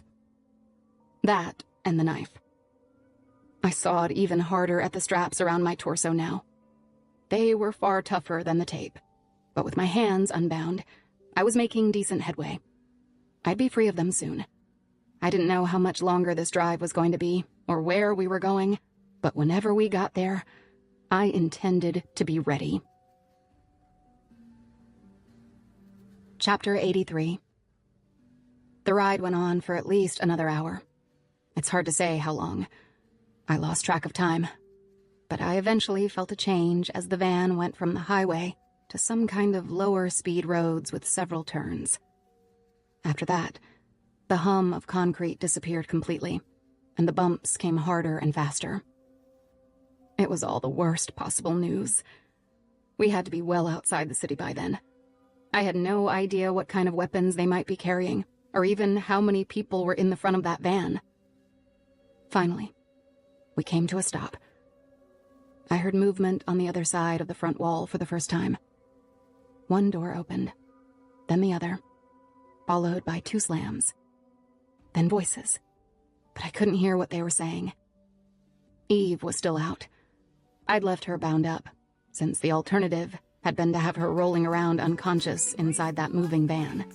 It had been hard enough for me to manage myself, holding on and gritting my teeth against the non-stop throbbing in my leg. This was all on me. I had to do whatever I could. The knife in my hand was my life now. Eve's life, Marlena's future. I tried to breathe slowly as I waited to see what would happen next. More footsteps told me that one of them had come around the back.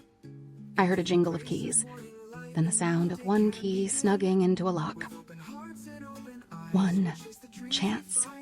That's all I'd have.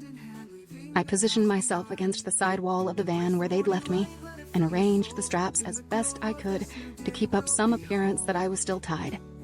The knife was in my right hand, tucked behind my back, out of sight but ready to swing. As the door opened, I dropped my chin and rested it against my chest, my eyes closed. I felt a flashlight play over my face. "She's still out?" A voice said. "Looks that way," said another. The second voice was the familiar one. I recognized it from our run-in at the coffee shop. It was the Brit, or whoever he was. The voice was the same, but the accent was gone. The whole thing had been some kind of charade within a charade. I heard one of them climb into the van. It was almost impossible to keep my eyes closed. I had to work by sense here, and pray for luck. "I'm going to wake her up," the familiar voice said. He was almost close enough to reach with my knife. I held my breath and waited another beat until he was bent over me. That's when he seemed to notice that something was wrong. "What the?" he said, and I moved.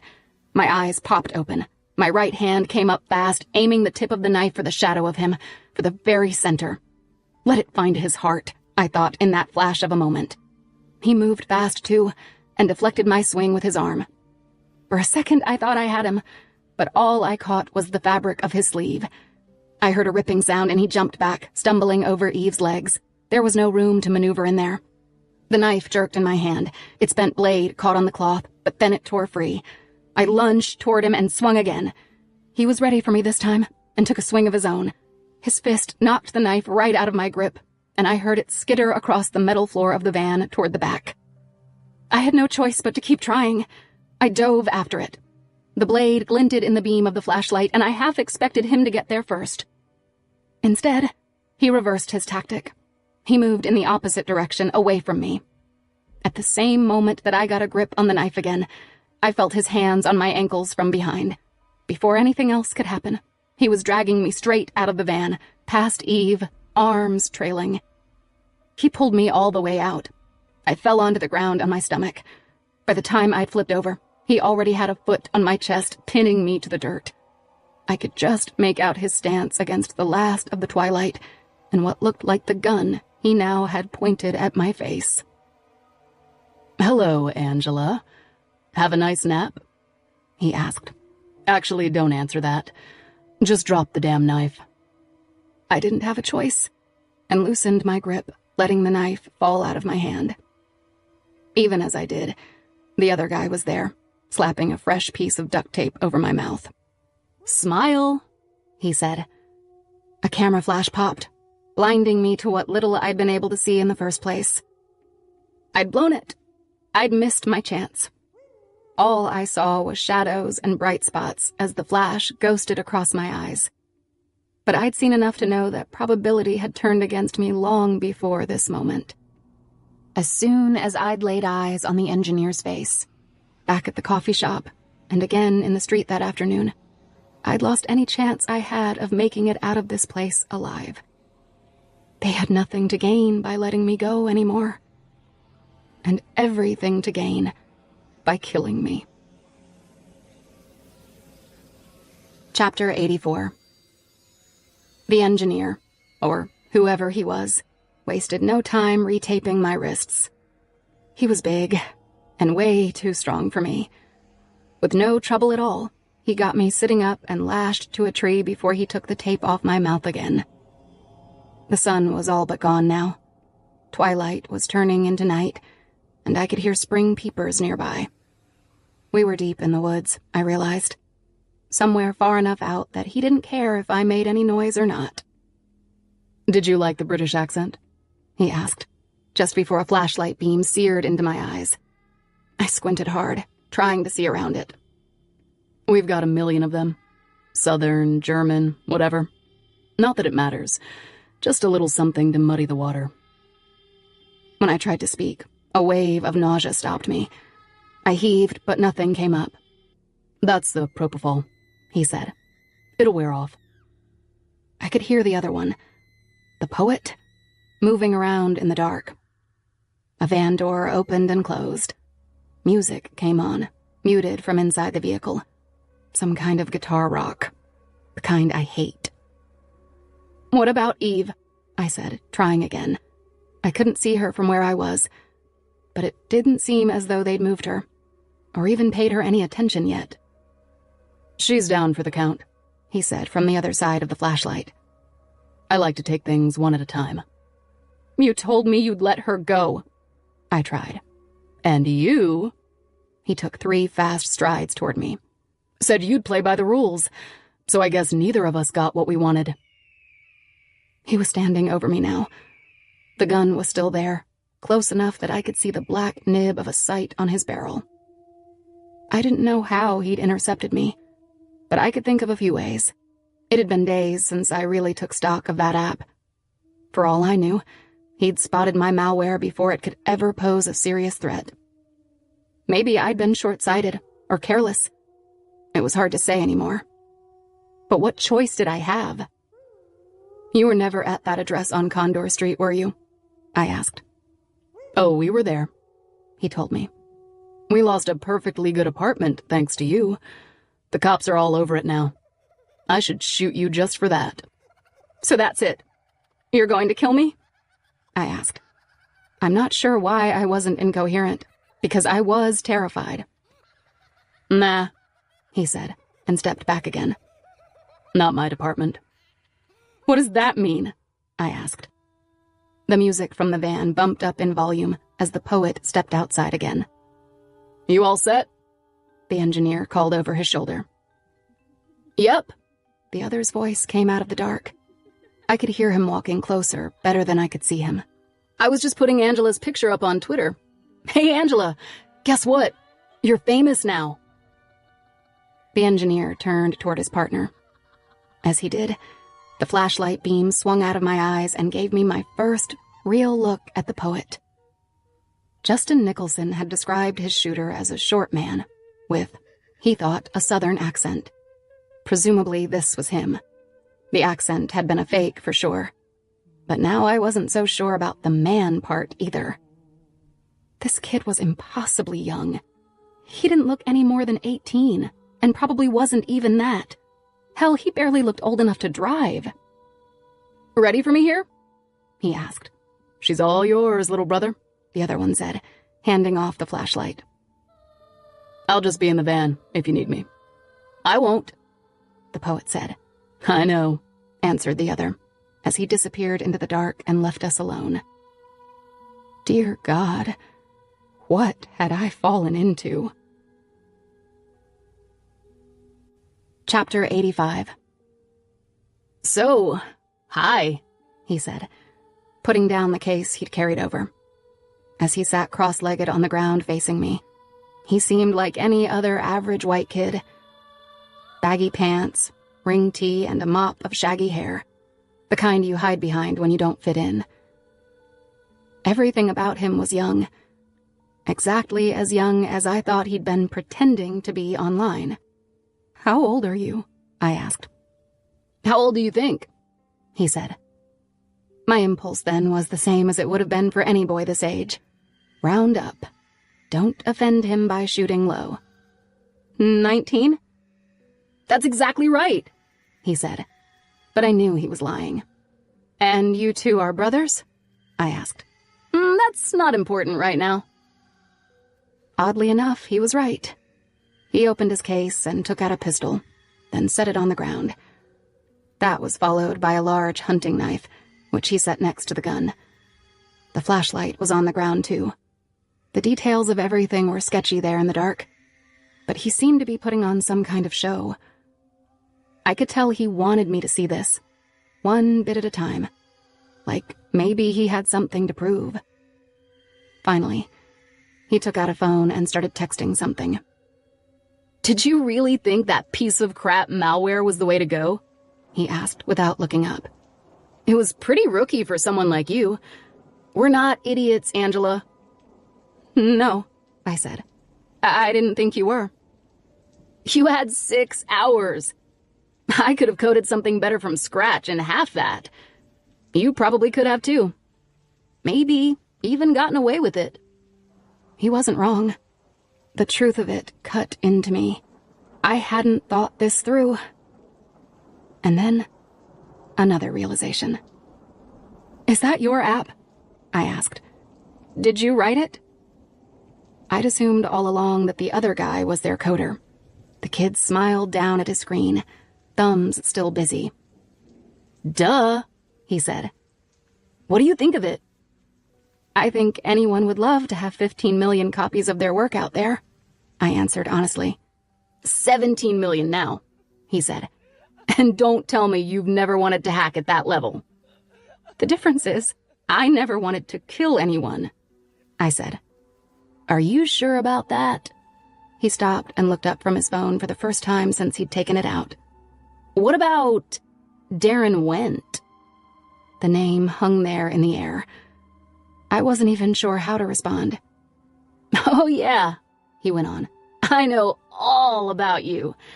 Ever since that day at Boston Latin, you completely changed the game then. You should be proud. I was processing everything as fast as I could. There was a lot to take in. When he went back to his phone, I thought he was still texting, but then he held up a picture for me to see. Remember this? It was an image of Billy and me standing outside Mass General, taken from across the street. Ever wonder how we got the number of that burner phone? I assumed you hacked Justin Nicholson's account, I said. He was one of the only people I gave it to. The kid's face lit up. There was an odd innocence to his smile, like he was genuinely happy to be sitting here, talking to me. I love that you know that, he said, already navigating to the next image. When he held this one up, I saw a picture of myself getting into George's car outside the bureau field office. Poor George, he said. You may have changed the game, Angela, but George paid the price. It was a struggle to keep my anger down. You didn't have to kill him, I said. See, that's where you're wrong, he told me. There are lots of people we didn't have to kill. But George, he was in the way. Of what? I said. Of me? The kid rocked his head side to side. That's a bit simplistic. But as a binary question, let's say yes. It was all coming together in its own twisted way. As far as I could tell, he'd created that app just to see if he could. Then he killed those girls and their families because they were there. Now he'd turned his micro-attention span on me. Which begged the question, how do I keep this kid distracted? How long could I survive? Chapter 86.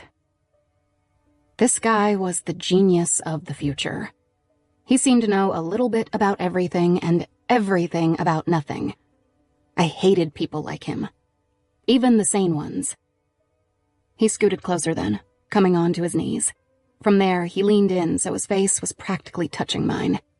When he put a hand on my leg, I shuddered, imagining the worst. Do you want me to kill Darren for you? He asked.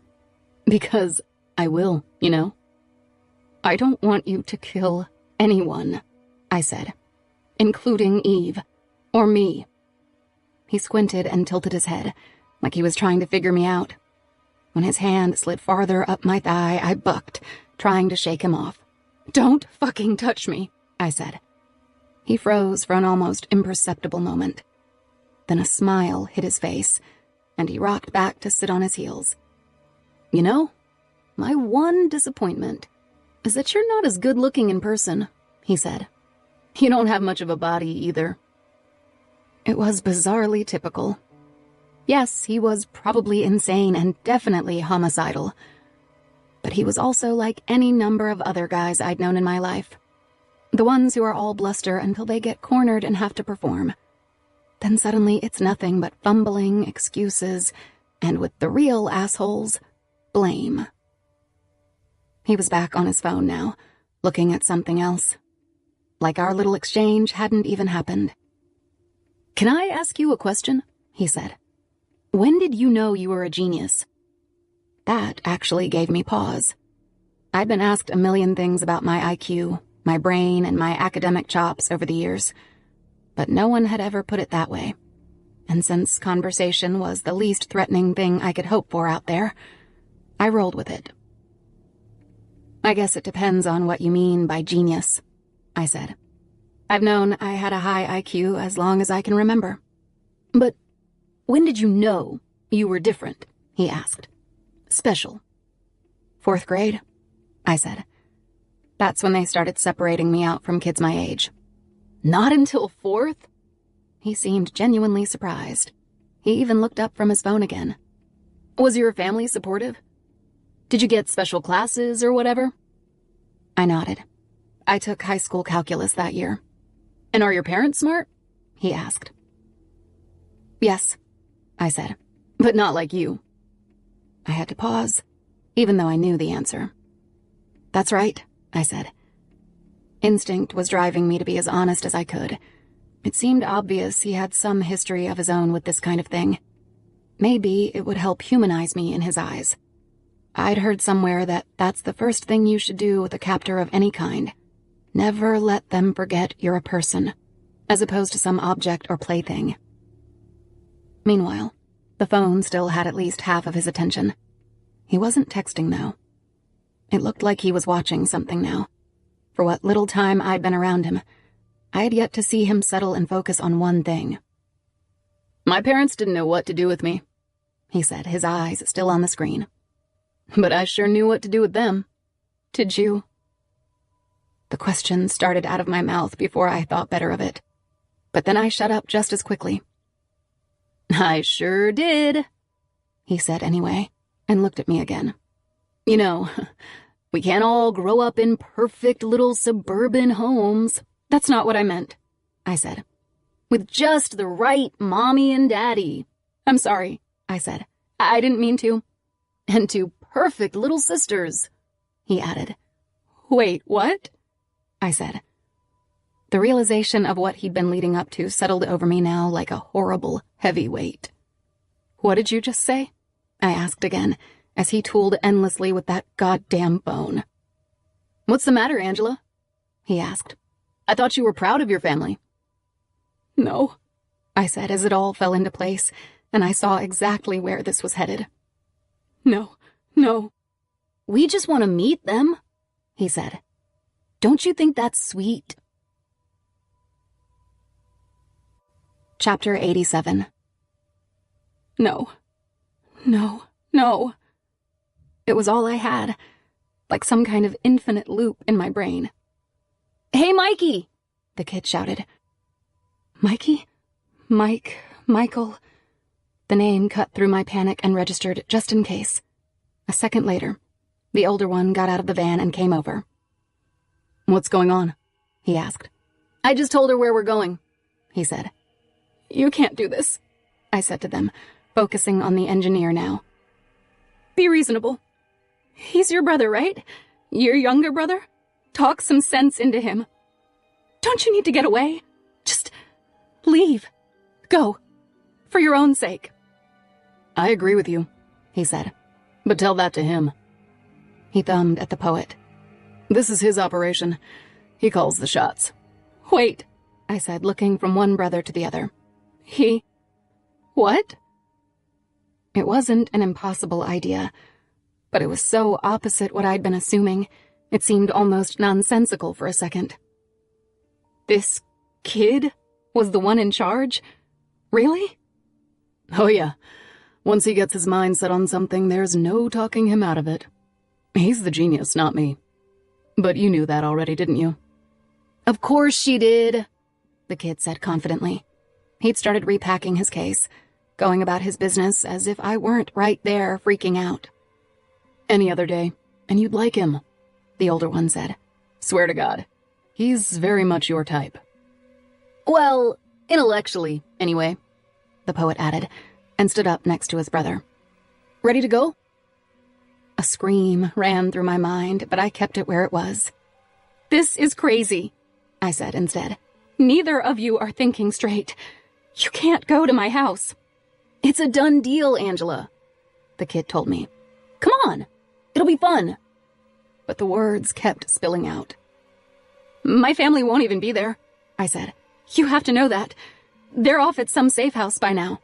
"In fact, they're not," the poet said. He was right. I was flailing for anything to say, and then doubled down on the lie too, because there was no reason not to. "I'm telling you, they're under federal protection, I swear." I didn't expect it to get me anywhere, and it didn't. All he did in response was turn his phone around to show me what he'd been watching all that time. It was a video feed of some kind. From my family's house, I realized all at once. There on the screen, I saw my sister Sylvie. She was slumped on the couch at home, leaning over the camera in her own phone, obliviously texting away or playing a game. The app had been watching her too, all this time. "And let's not forget Hannah," the poet said. He ticked something on a screen and the view switched. Now I saw my other sister from the vantage point of my mother's laptop, which usually lived on the kitchen counter. Hannah was in her PJs, eating a bowl of cereal at the table. She always ate cereal before bed. "Looks like everyone's hunkering down for the night," the poet said. "Think they miss you?" "Not that it matters. You'll all be together again soon enough." His words blurred in the air. What little I could see in the gloom around me seemed to blur too. And that scream I'd been holding down came up before I could stop it. "Help!" I shouted. "Someone, please help me!" "Don't do that," the older one said, but I couldn't stop. It was like falling down a hole with nothing to grab onto. I knew it wouldn't matter, but I had to try. "There's no way I'm going with you," I told them. "You can just kill me right now and get it over with. Go ahead. Shoot me, you asshole. Do it." The words were coming with a clarity I didn't even know I had. I wasn't afraid to die anymore. Not in that moment. The thing that scared me most now was getting in that van and letting them take me where they wanted to go. The older one leaned down and pressed both of my shoulders against the tree. I tried to push back, but it was an impossible situation. "Help!" I screamed again. "Please, someone!" Then another stab of pain ignited under my arm, just like the last time. My mind fired up with a fresh wave of panic, mostly because I knew what was coming. It wouldn't be long now. The drug took hold almost right away. It started with the fuzziness around the edges. I think I might have mumbled one last protest, but then came the gray blur, the slipping away, and finally, the black. Chapter 88. I woke up in the van again. Not because we were moving, but because we'd just stopped. A single line of light was cutting between the back doors, and I could see Eve across from me. Her eyes were open. I bolted up and got caught short against my own bindings. My head snapped back against the wall of the van. It took me another few seconds to refocus. Eve's mouth was taped like mine. I could just see the whites of her eyes. I leaned toward her, babbling her name incoherently from behind my gag. But all we could really do was stare at each other. Tears were streaming from my eyes now. I knew where we were, and I knew what was about to happen. Images rushed through my mind. Crime scene photos of Gwen Petty and the victims before her, all asphyxiated in their bedrooms. Family members, too. Shot in their beds. Horrible stuff like I'd never imagined. Now it was all about to come very much to life, right in front of me. The back of the van opened, and I got a better look at Eve as more streetlight streamed in. She was pale and drawn, and barely even looked like herself. I could see her trying to make some noise, kicking with her feet, but she was too weak even for that. God only knows what she'd been through since I'd last seen her. The older of our two captors climbed in and went to Eve first. He bent over her, doing something I couldn't see. A few seconds later, she went slack, and he dropped the hypodermic he'd been carrying. That was it. She was out again. Then he turned to me. "Time to go," he said, and a fresh wave of panic erupted all through me. No. I tried to scream uselessly. He leaned in and used his hunting knife to cut away the straps that held me in place. I rolled away from him instinctively, but I knew there was nowhere to go. "Hey, get in here," he whispered it to his brother. "We're going to have to light her up." Light me up? What the hell did that mean? I was still using my heels to push myself away, but then my back hit the rear wall of the van and I was truly cornered. The poet climbed in with his briefcase.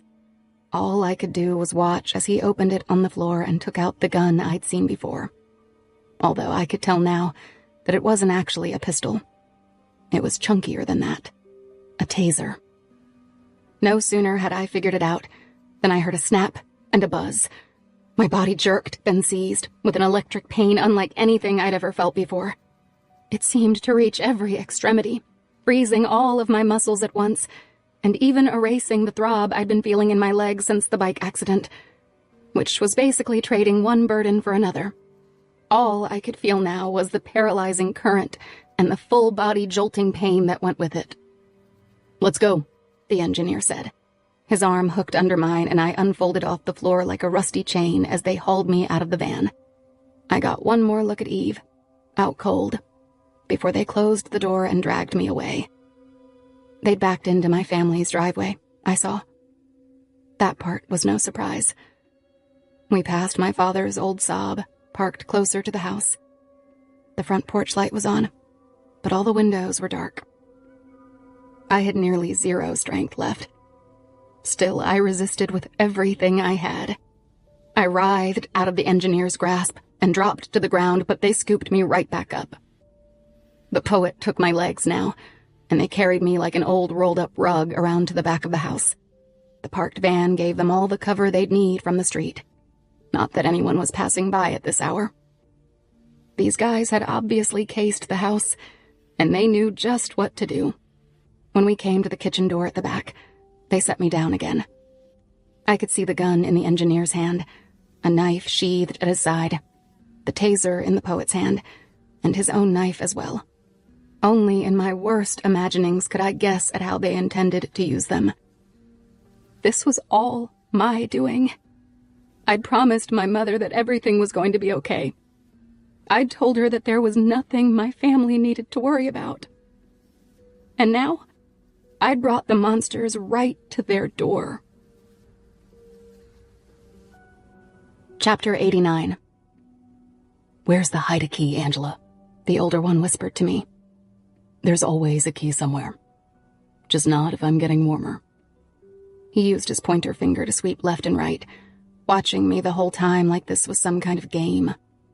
In fact, the key was in a magnetic box on the back of the outside spigot, 5 feet away. I knew that he'd probably figure it out on his own if he tried. But the longer this took, the better. He still had hold of my arm, and after a few more passes, he leaned down to speak into my ear. "Listen to me. We're going in, one way or another. If you help, we make it easy for your sisters and parents. Quick and done. But if you make this harder than it has to be, well then, we're going to take our time. Up to you." "Go to hell," I said. Or at least tried to say from the inside of my taped mouth. I think he got the gist anyway. I was out of my mind. I had no rational thought left. Even if it did make sense to take his threat seriously and give him what he wanted, I still couldn't bring myself to do it. Not with my family on the other side of that door. The longer I made these guys wait, the more chance there was for a miracle. Which was what I needed now. It didn't buy me much time in any case. "Screw it," he said, and elbowed a glass panel out of the back door without any trouble. A few seconds later, he'd reached in and undone the lock from the inside. They carried me through the kitchen, and this time I didn't struggle. I kept still, letting my eyes focus on the room around me, ranging from side to side, hoping to make some kind of physical disturbance or loud noise to wake up the others. The knives in the big wooden block were out of my reach. The china cabinet in the dining room wasn't close enough for me to throw myself against it, even if I could get free of them. And a few seconds later, it was moot anyway. It didn't take more than a moment to pass all the way through the house to the bottom of the stairs. They moved quickly now, up the steps with silent feet on the carpet runner, and then down the hall to my room. They knew exactly where it was. When we got there, they dropped me on the bed, right next to the white painted nightstand where I used to keep my endless stack of reading. Now it was repopulated with a sampling of my academic trophies from high school and further back. My parents had made a shrine to me in my own room. Soon it would be my memorial. None of my yelling and screaming rose to more than a low hum from behind the tape on my mouth. "Stop it!" the younger one whispered fiercely, and I felt the electric seizure of the taser once more. A grunt came from somewhere deep inside me. In my head, it was another scream. By the time I could marshal any motor skills at all, they'd taped me to the bed, one wrist on either side, lashed to the posts. With a little more energy, I might have been able to rip free, but that wasn't happening. "Don't make me do that again," the poet whispered in my ear. He climbed onto the bed and then on top of me, straddling my waist with his legs. It stirred the bile in my stomach. I was afraid for a second that I might actually throw up behind my gag. "This needs to be quick," his brother told him. "You know what to do." "Just go," the kid said, staring me in the eye. "Take care of the others." He flipped on the bedside lamp as his brother left the room and closed the door. I could see his face clearly again in the light. He looked eerily peaceful. Happy, even. This was what he'd been waiting for. I could tell.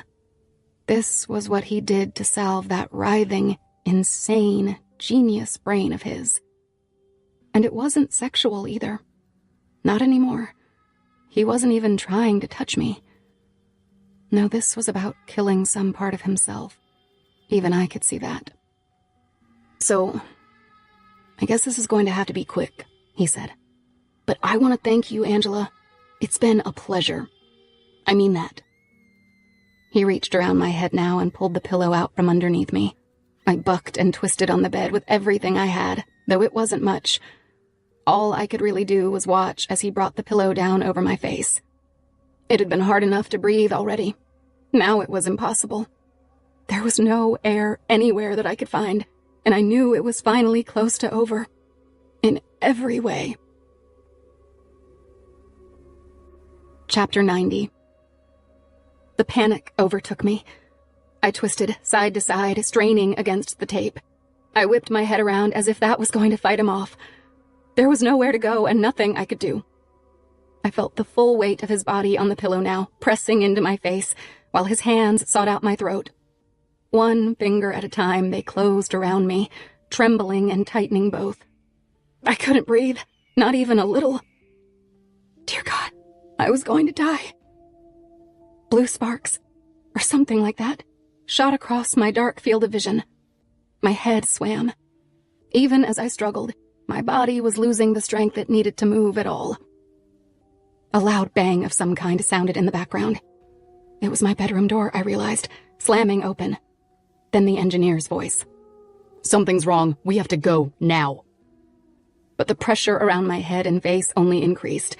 The hand on my windpipe tightened its grip. "What are you talking about?" I heard.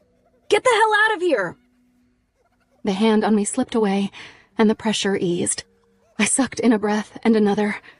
The pillow slipped off my face, and I saw the older of the two trying to pull the kid off me.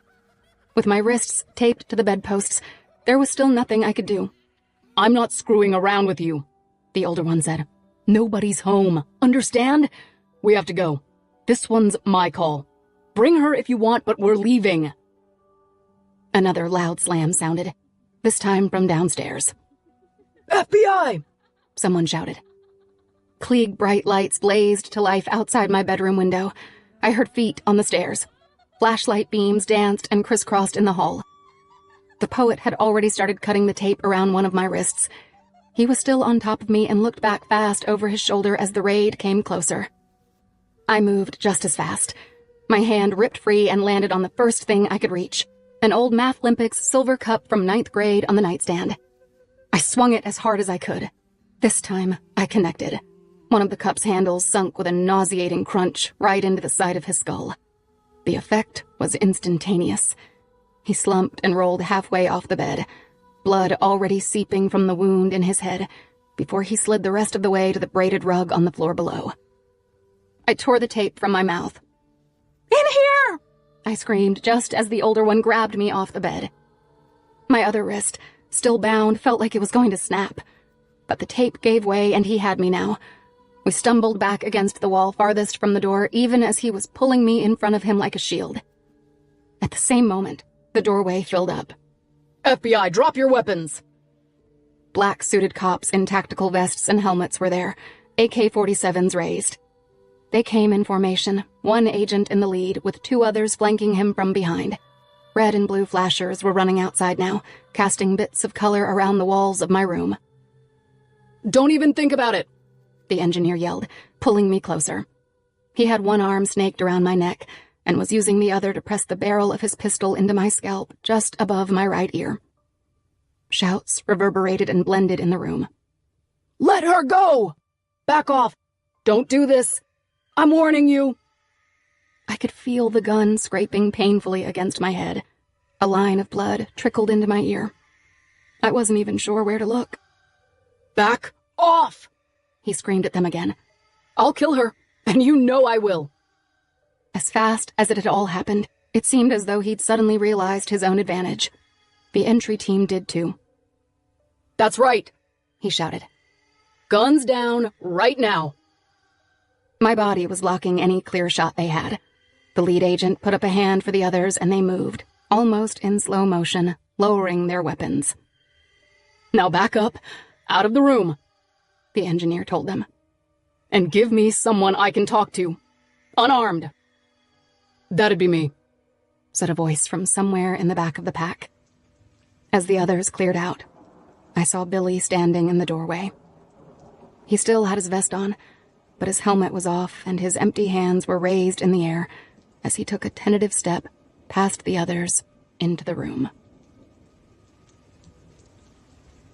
Chapter 91. "I'm Agent Keats from the FBI," Billy said. "I know who you are," the engineer said. "What authorization do you have?" "I'm the lead investigator on this case," Billy said. "Tell me what you need for us to de-escalate the situation." His hands were still up. He used his foot to kick the bedroom door closed behind him, and he flicked on the overhead light.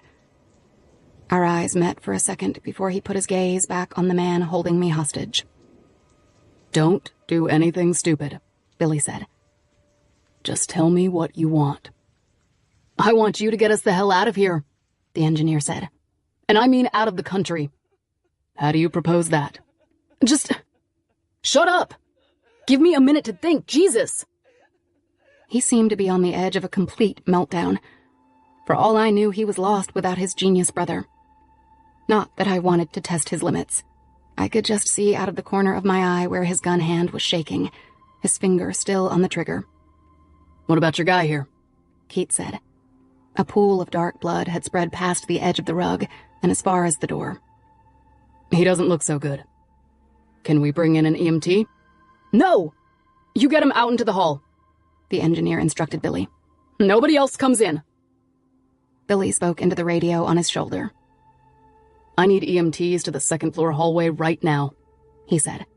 Then he moved slowly, picking the kid up in his arms and handing him off to someone in the hall. It was a long, slow pass-off. Nobody was making any false moves, but the engineer dug the barrel of his gun that much farther into my skin anyway. "Close that door again," the engineer told Billy, and he complied, keeping his hands spread out in front of him. I could hear the med techs starting to work on the wounds I'd sunk into the other one's skull. I hoped the kid wasn't dead. Even now, I didn't want that on my conscience. Okay. Talk to me, Billy said. Where are you trying to get to? Mexico City, the guy said. It sounded to me like he was making it up, improvising now as much as he and his brother ever had. Okay, Keith said placatingly. That's doable, but you're going to have to give us a little time.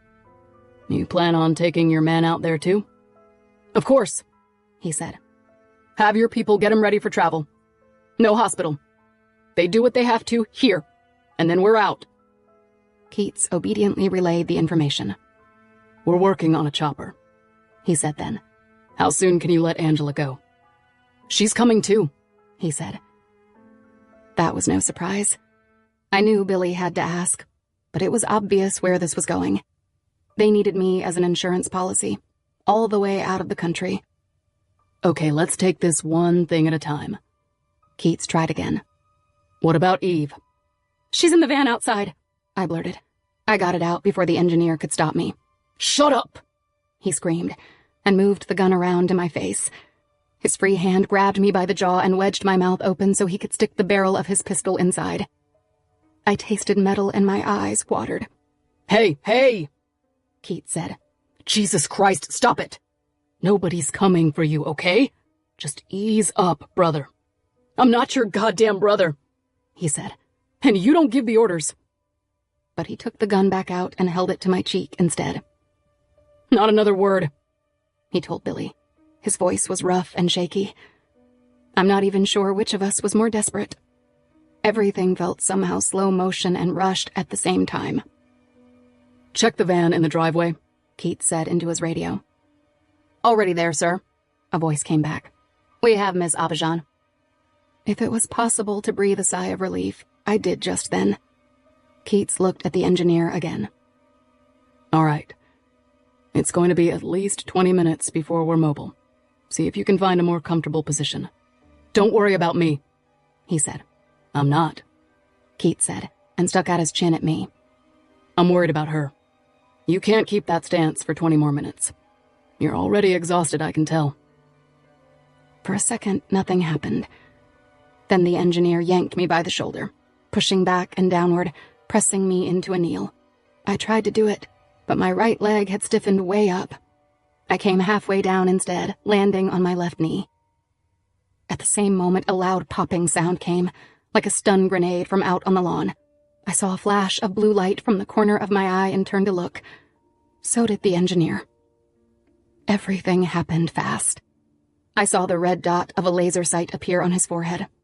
On instinct, I dove out of the way as much as I could in that small space.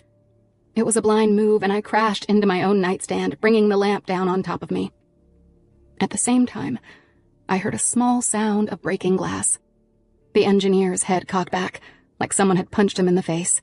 His knees bent first, but the rest of him followed. Shot fired, Keats was saying into his radio. The bedroom door opened and personnel were flooding back in. Billy was there in a second. He scrambled across the bed to reach me. Are you okay? He practically shouted, shielding me against anything else that might come flying. I'm okay, I said. I really was. Because over Billy's shoulder, I could see where the engineer had come to a rest on the floor. A dark, impossibly round circle showed on his forehead, and his eyes seemed frozen wide open. He was dead already. The sniper's bullet had found its mark. And the longest night of my life was finally over. Chapter 92. The next several minutes are a blur in my memory.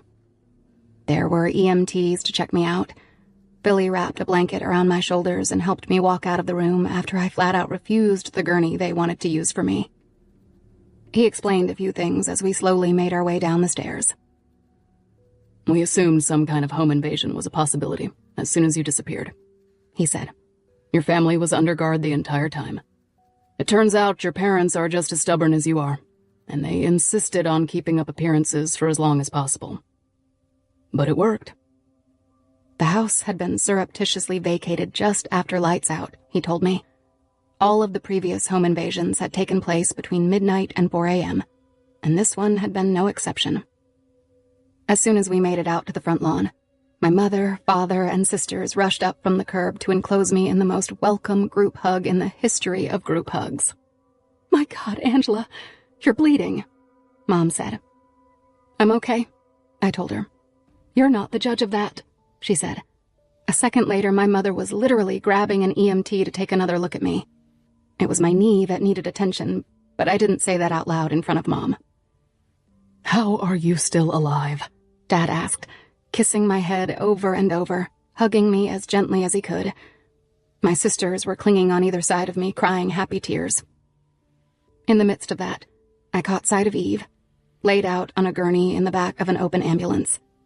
I gently extracted myself from the family cluster and climbed in to see her. "Look who it is," she said groggily. "Billy told me they're bringing Marlena to the hospital," I told her. "You'll see her soon." A tear rolled out of the corner of Eve's eye. It was the first time I'd ever seen her cry, if that even counted. And it broke the seal on my own tears, too. "Eve, I'm so sorry," I said, choking it out through a sob. There were no definitive words for what I was feeling. Regret, relief, joy, love, and everything in between. "Don't be sorry," she told me. She put a hand under my chin and got my eyes to meet hers. Maybe it was the narcotics, but she'd never touched me so tenderly before. I waited for some sage piece of wisdom from her. "Remind me not to get you any more internships," she said. I laughed through my tears and blew snot down my shirt without giving a hoot. "Duly noted," I said, and kept the rest of my mushy feelings to myself. Like, for instance, I sent a little prayer of thanks up to God for bringing Eve Abashan into my life in the first place, and for making sure the two of us weren't done with each other yet. Chapter 93. It took me several days to get all of the info I'd been dying for, but there was finally an unofficial team meeting on my first shift back at work. We had it in SAC Gruss's office, marking the first time I'd been invited to the top of the pyramid like that. Not bad. She had a killer view of the harbor, a private bathroom, and the kind of imposing mahogany desk you might expect. She seemed to fit perfectly behind it. Audrey Gruss wasn't afraid to lead, and I admired that about her. I sat on one of Gruss's 2 couches, listening to the debrief and looking over the file of materials Keats had passed around. The killers, in this case, were Aaron and Michael Dion, legitimate biological brothers, ages 17 and 23. They'd been left behind by 2 very wealthy parents, whose double murder had never been solved. Until now. Back at that time, the brothers had been separated by the foster system, both passed from home to home, until the older one, Michael, had aged into his trust fund at 21. The younger one, Aaron, the poet and the engineer, as it turned out, was a bona fide genius in his own right. He'd been a prodigy all his life, graduating high school at age 13, well ahead of my own accomplishments. He'd also been in and out of psychiatric care until the system lost track of him. In classic fashion, his known file was hip-deep in reports on his inability to attach to anyone beyond his brother. It all tracked with everything I knew about him from our brief time together. Michael was dead, I knew by now, but Aaron was going to pull through. "I think Hoot put a permanent dent in his head," Keats said, trying not to smile. "What did you use on him anyway?" "Brute strength," I said with a straight face. Several of the others, including Gruss, seemed to approve. The truth was, none of it sat entirely well with me. Aaron had been right about one thing. He and I shared some common ground. I know what it's like to live inside a crowded mind like that. It can manifest in all kinds of ways, but history is littered with the miserable lives of brilliant people. It was tragic in a way. "So what happens to him now?" I asked. "He'll be in psychiatric custody at least until he's 18, and then his case can be retried," Gruss reported. "Let's just say my hopes aren't too high for this kid." Mine weren't either. But in a way that I never could have predicted, some small part of me was pulling for him. He was all alone in the world now, and nobody deserves that. No exceptions. Then, as the meeting was breaking up and I was turning to go, Gruss called my name. "Angela, got another minute?" she said. Of course, the answer was yes. I sat back down while she closed the door and resituated herself across the desk from me. I couldn't help getting a little case of nerves. Unlike most people, Ms. Gruss intimidated me. "So tell me," she said. "You've been through quite a lot in a short time. What are your feelings about continuing on?" Oh man, here it came. "I'd like to finish out the internship very much," I said. "If you'll have me, I mean." "Actually, I was asking about the longer term," Gruss said. She took a packet of some kind out of her drawer and slid it across to me. "So when your 6 months is up, I'd like you to consider our training program at Quantico." I coughed out a little laugh before I could help myself. "I'll be honest," I told her. "That's not what I thought you were going to say." "I can tell," she said. I tried to maintain eye contact with her, but it was hard not to jump into that packet right away. It looked like some kind of pre-application. "Thank you, ma'am," I said. "Thank you very much. I'll be filling this out the first chance I get." "I'm glad to hear it," she said. "Just make sure you're ready. This training program isn't the easiest thing you'll ever take on." "Considering the last few weeks, I'm pretty sure it won't be the hardest thing I've ever done either," I said, with all due respect. She smiled then, as briefly as ever, but warmly, and dismissed me back to my desk. As I headed out of the room, I could feel my thoughts turning toward the future in a whole new way. Most of all, I just kept thinking, what next? Because I was all out of predictions. Chapter 94. The craziness around the case went on for nearly a week. The press coverage was absurd, and I had to lie low for a while. But finally, I got to have a nice dinner, one-on-one, with my bestie, AA. And by dinner, I mean I brought a loaded pizza and a bottle of Jameson to our old apartment. That's where life could start to feel like something normal again. I'm not naive enough to say that everything I'd been through meant never sweating the small stuff again. But I wasn't going to waste any more opportunities if I could help it. So once AA and I got through all the brouhaha about this case, I brought the subject around to her. And me. And us. "Listen," I said. "There's something I've been wanting to do for a while now. I should probably ask you about it first, but I don't know. I guess this whole experience has left me in a just go for it kind of mood." "Excuse me?" she said. "Since when have you not been that way?" "Good point," I said. So I leaned in, put a hand on her cheek, and kissed her. I did it lightly and slowly. Then I lingered. And she let me. The whole thing sent a swimming feeling through my body before I leaned back again. "Okay," she said. "Was that for real? Or are you just—" "It was for real," I told her. "And maybe a little late in coming."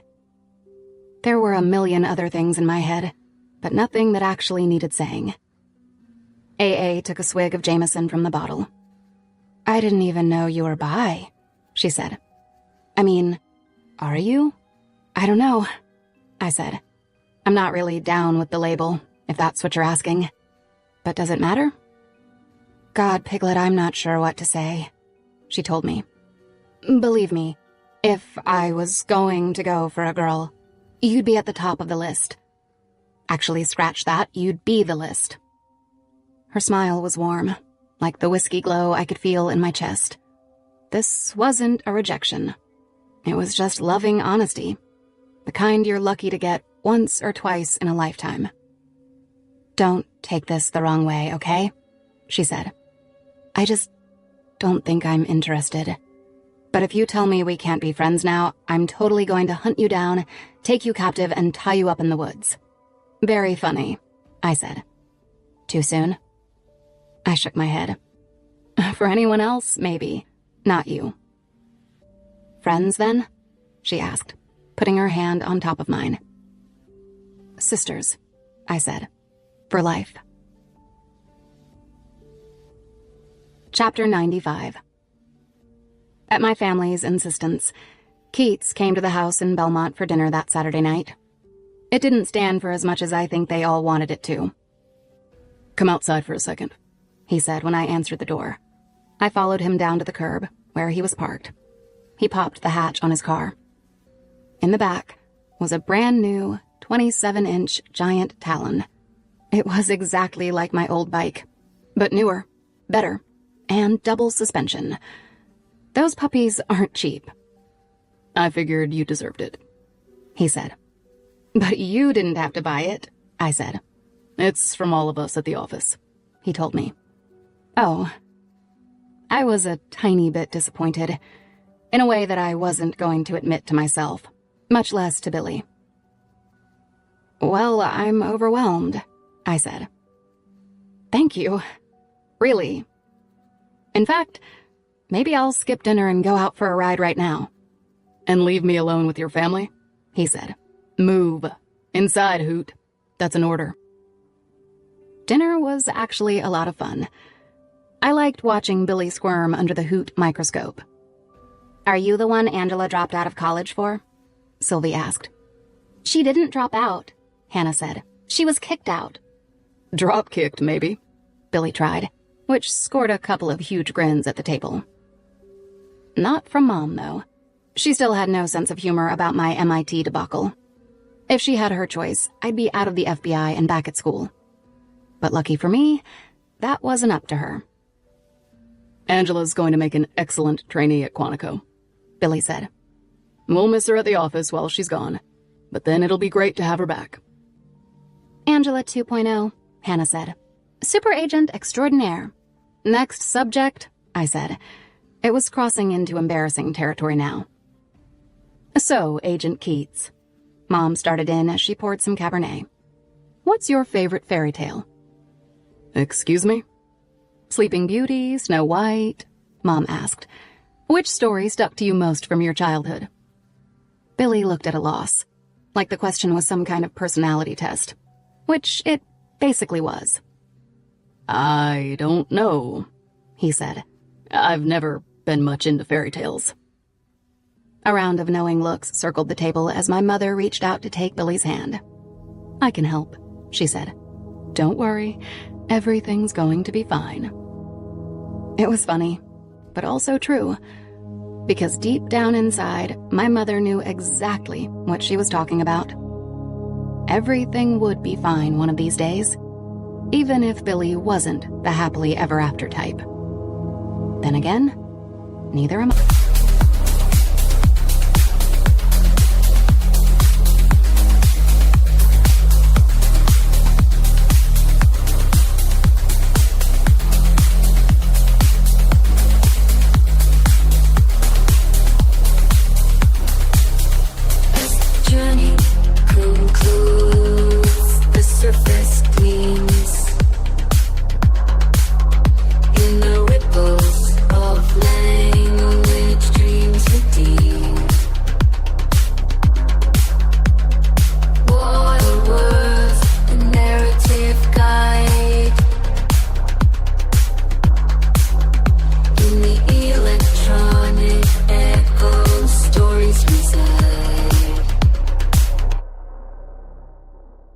Of predictions.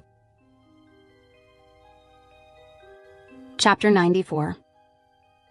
The craziness around the case went on for nearly a week. The press coverage was absurd, and I had to lie low for a while.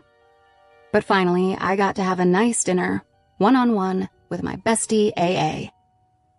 And by dinner, I mean I brought a loaded pizza and a bottle of Jameson to our old apartment. That's where life could start to feel like something normal again.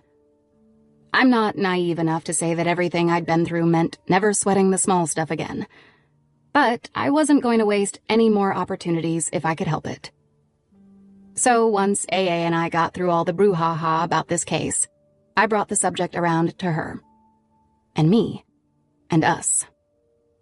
Listen, I said. There's something I've been wanting to do for a while now. I should probably ask you about it first, but I don't know. I guess this whole experience has left me in a just go for it kind of mood. Excuse me? She said. Since when have you not been that way? Good point, I said. So I leaned in, put a hand on her cheek, and kissed her. I did it lightly and slowly. Then I lingered. And she let me. The whole thing sent a swimming feeling through my body before I leaned back again. Okay, she said. Was that for real? Or are you just... It was for real, I told her. And maybe a little late in coming. There were a million other things in my head, but nothing that actually needed saying. AA took a swig of Jameson from the bottle. I didn't even know you were bi, she said. I mean, are you? I don't know, I said.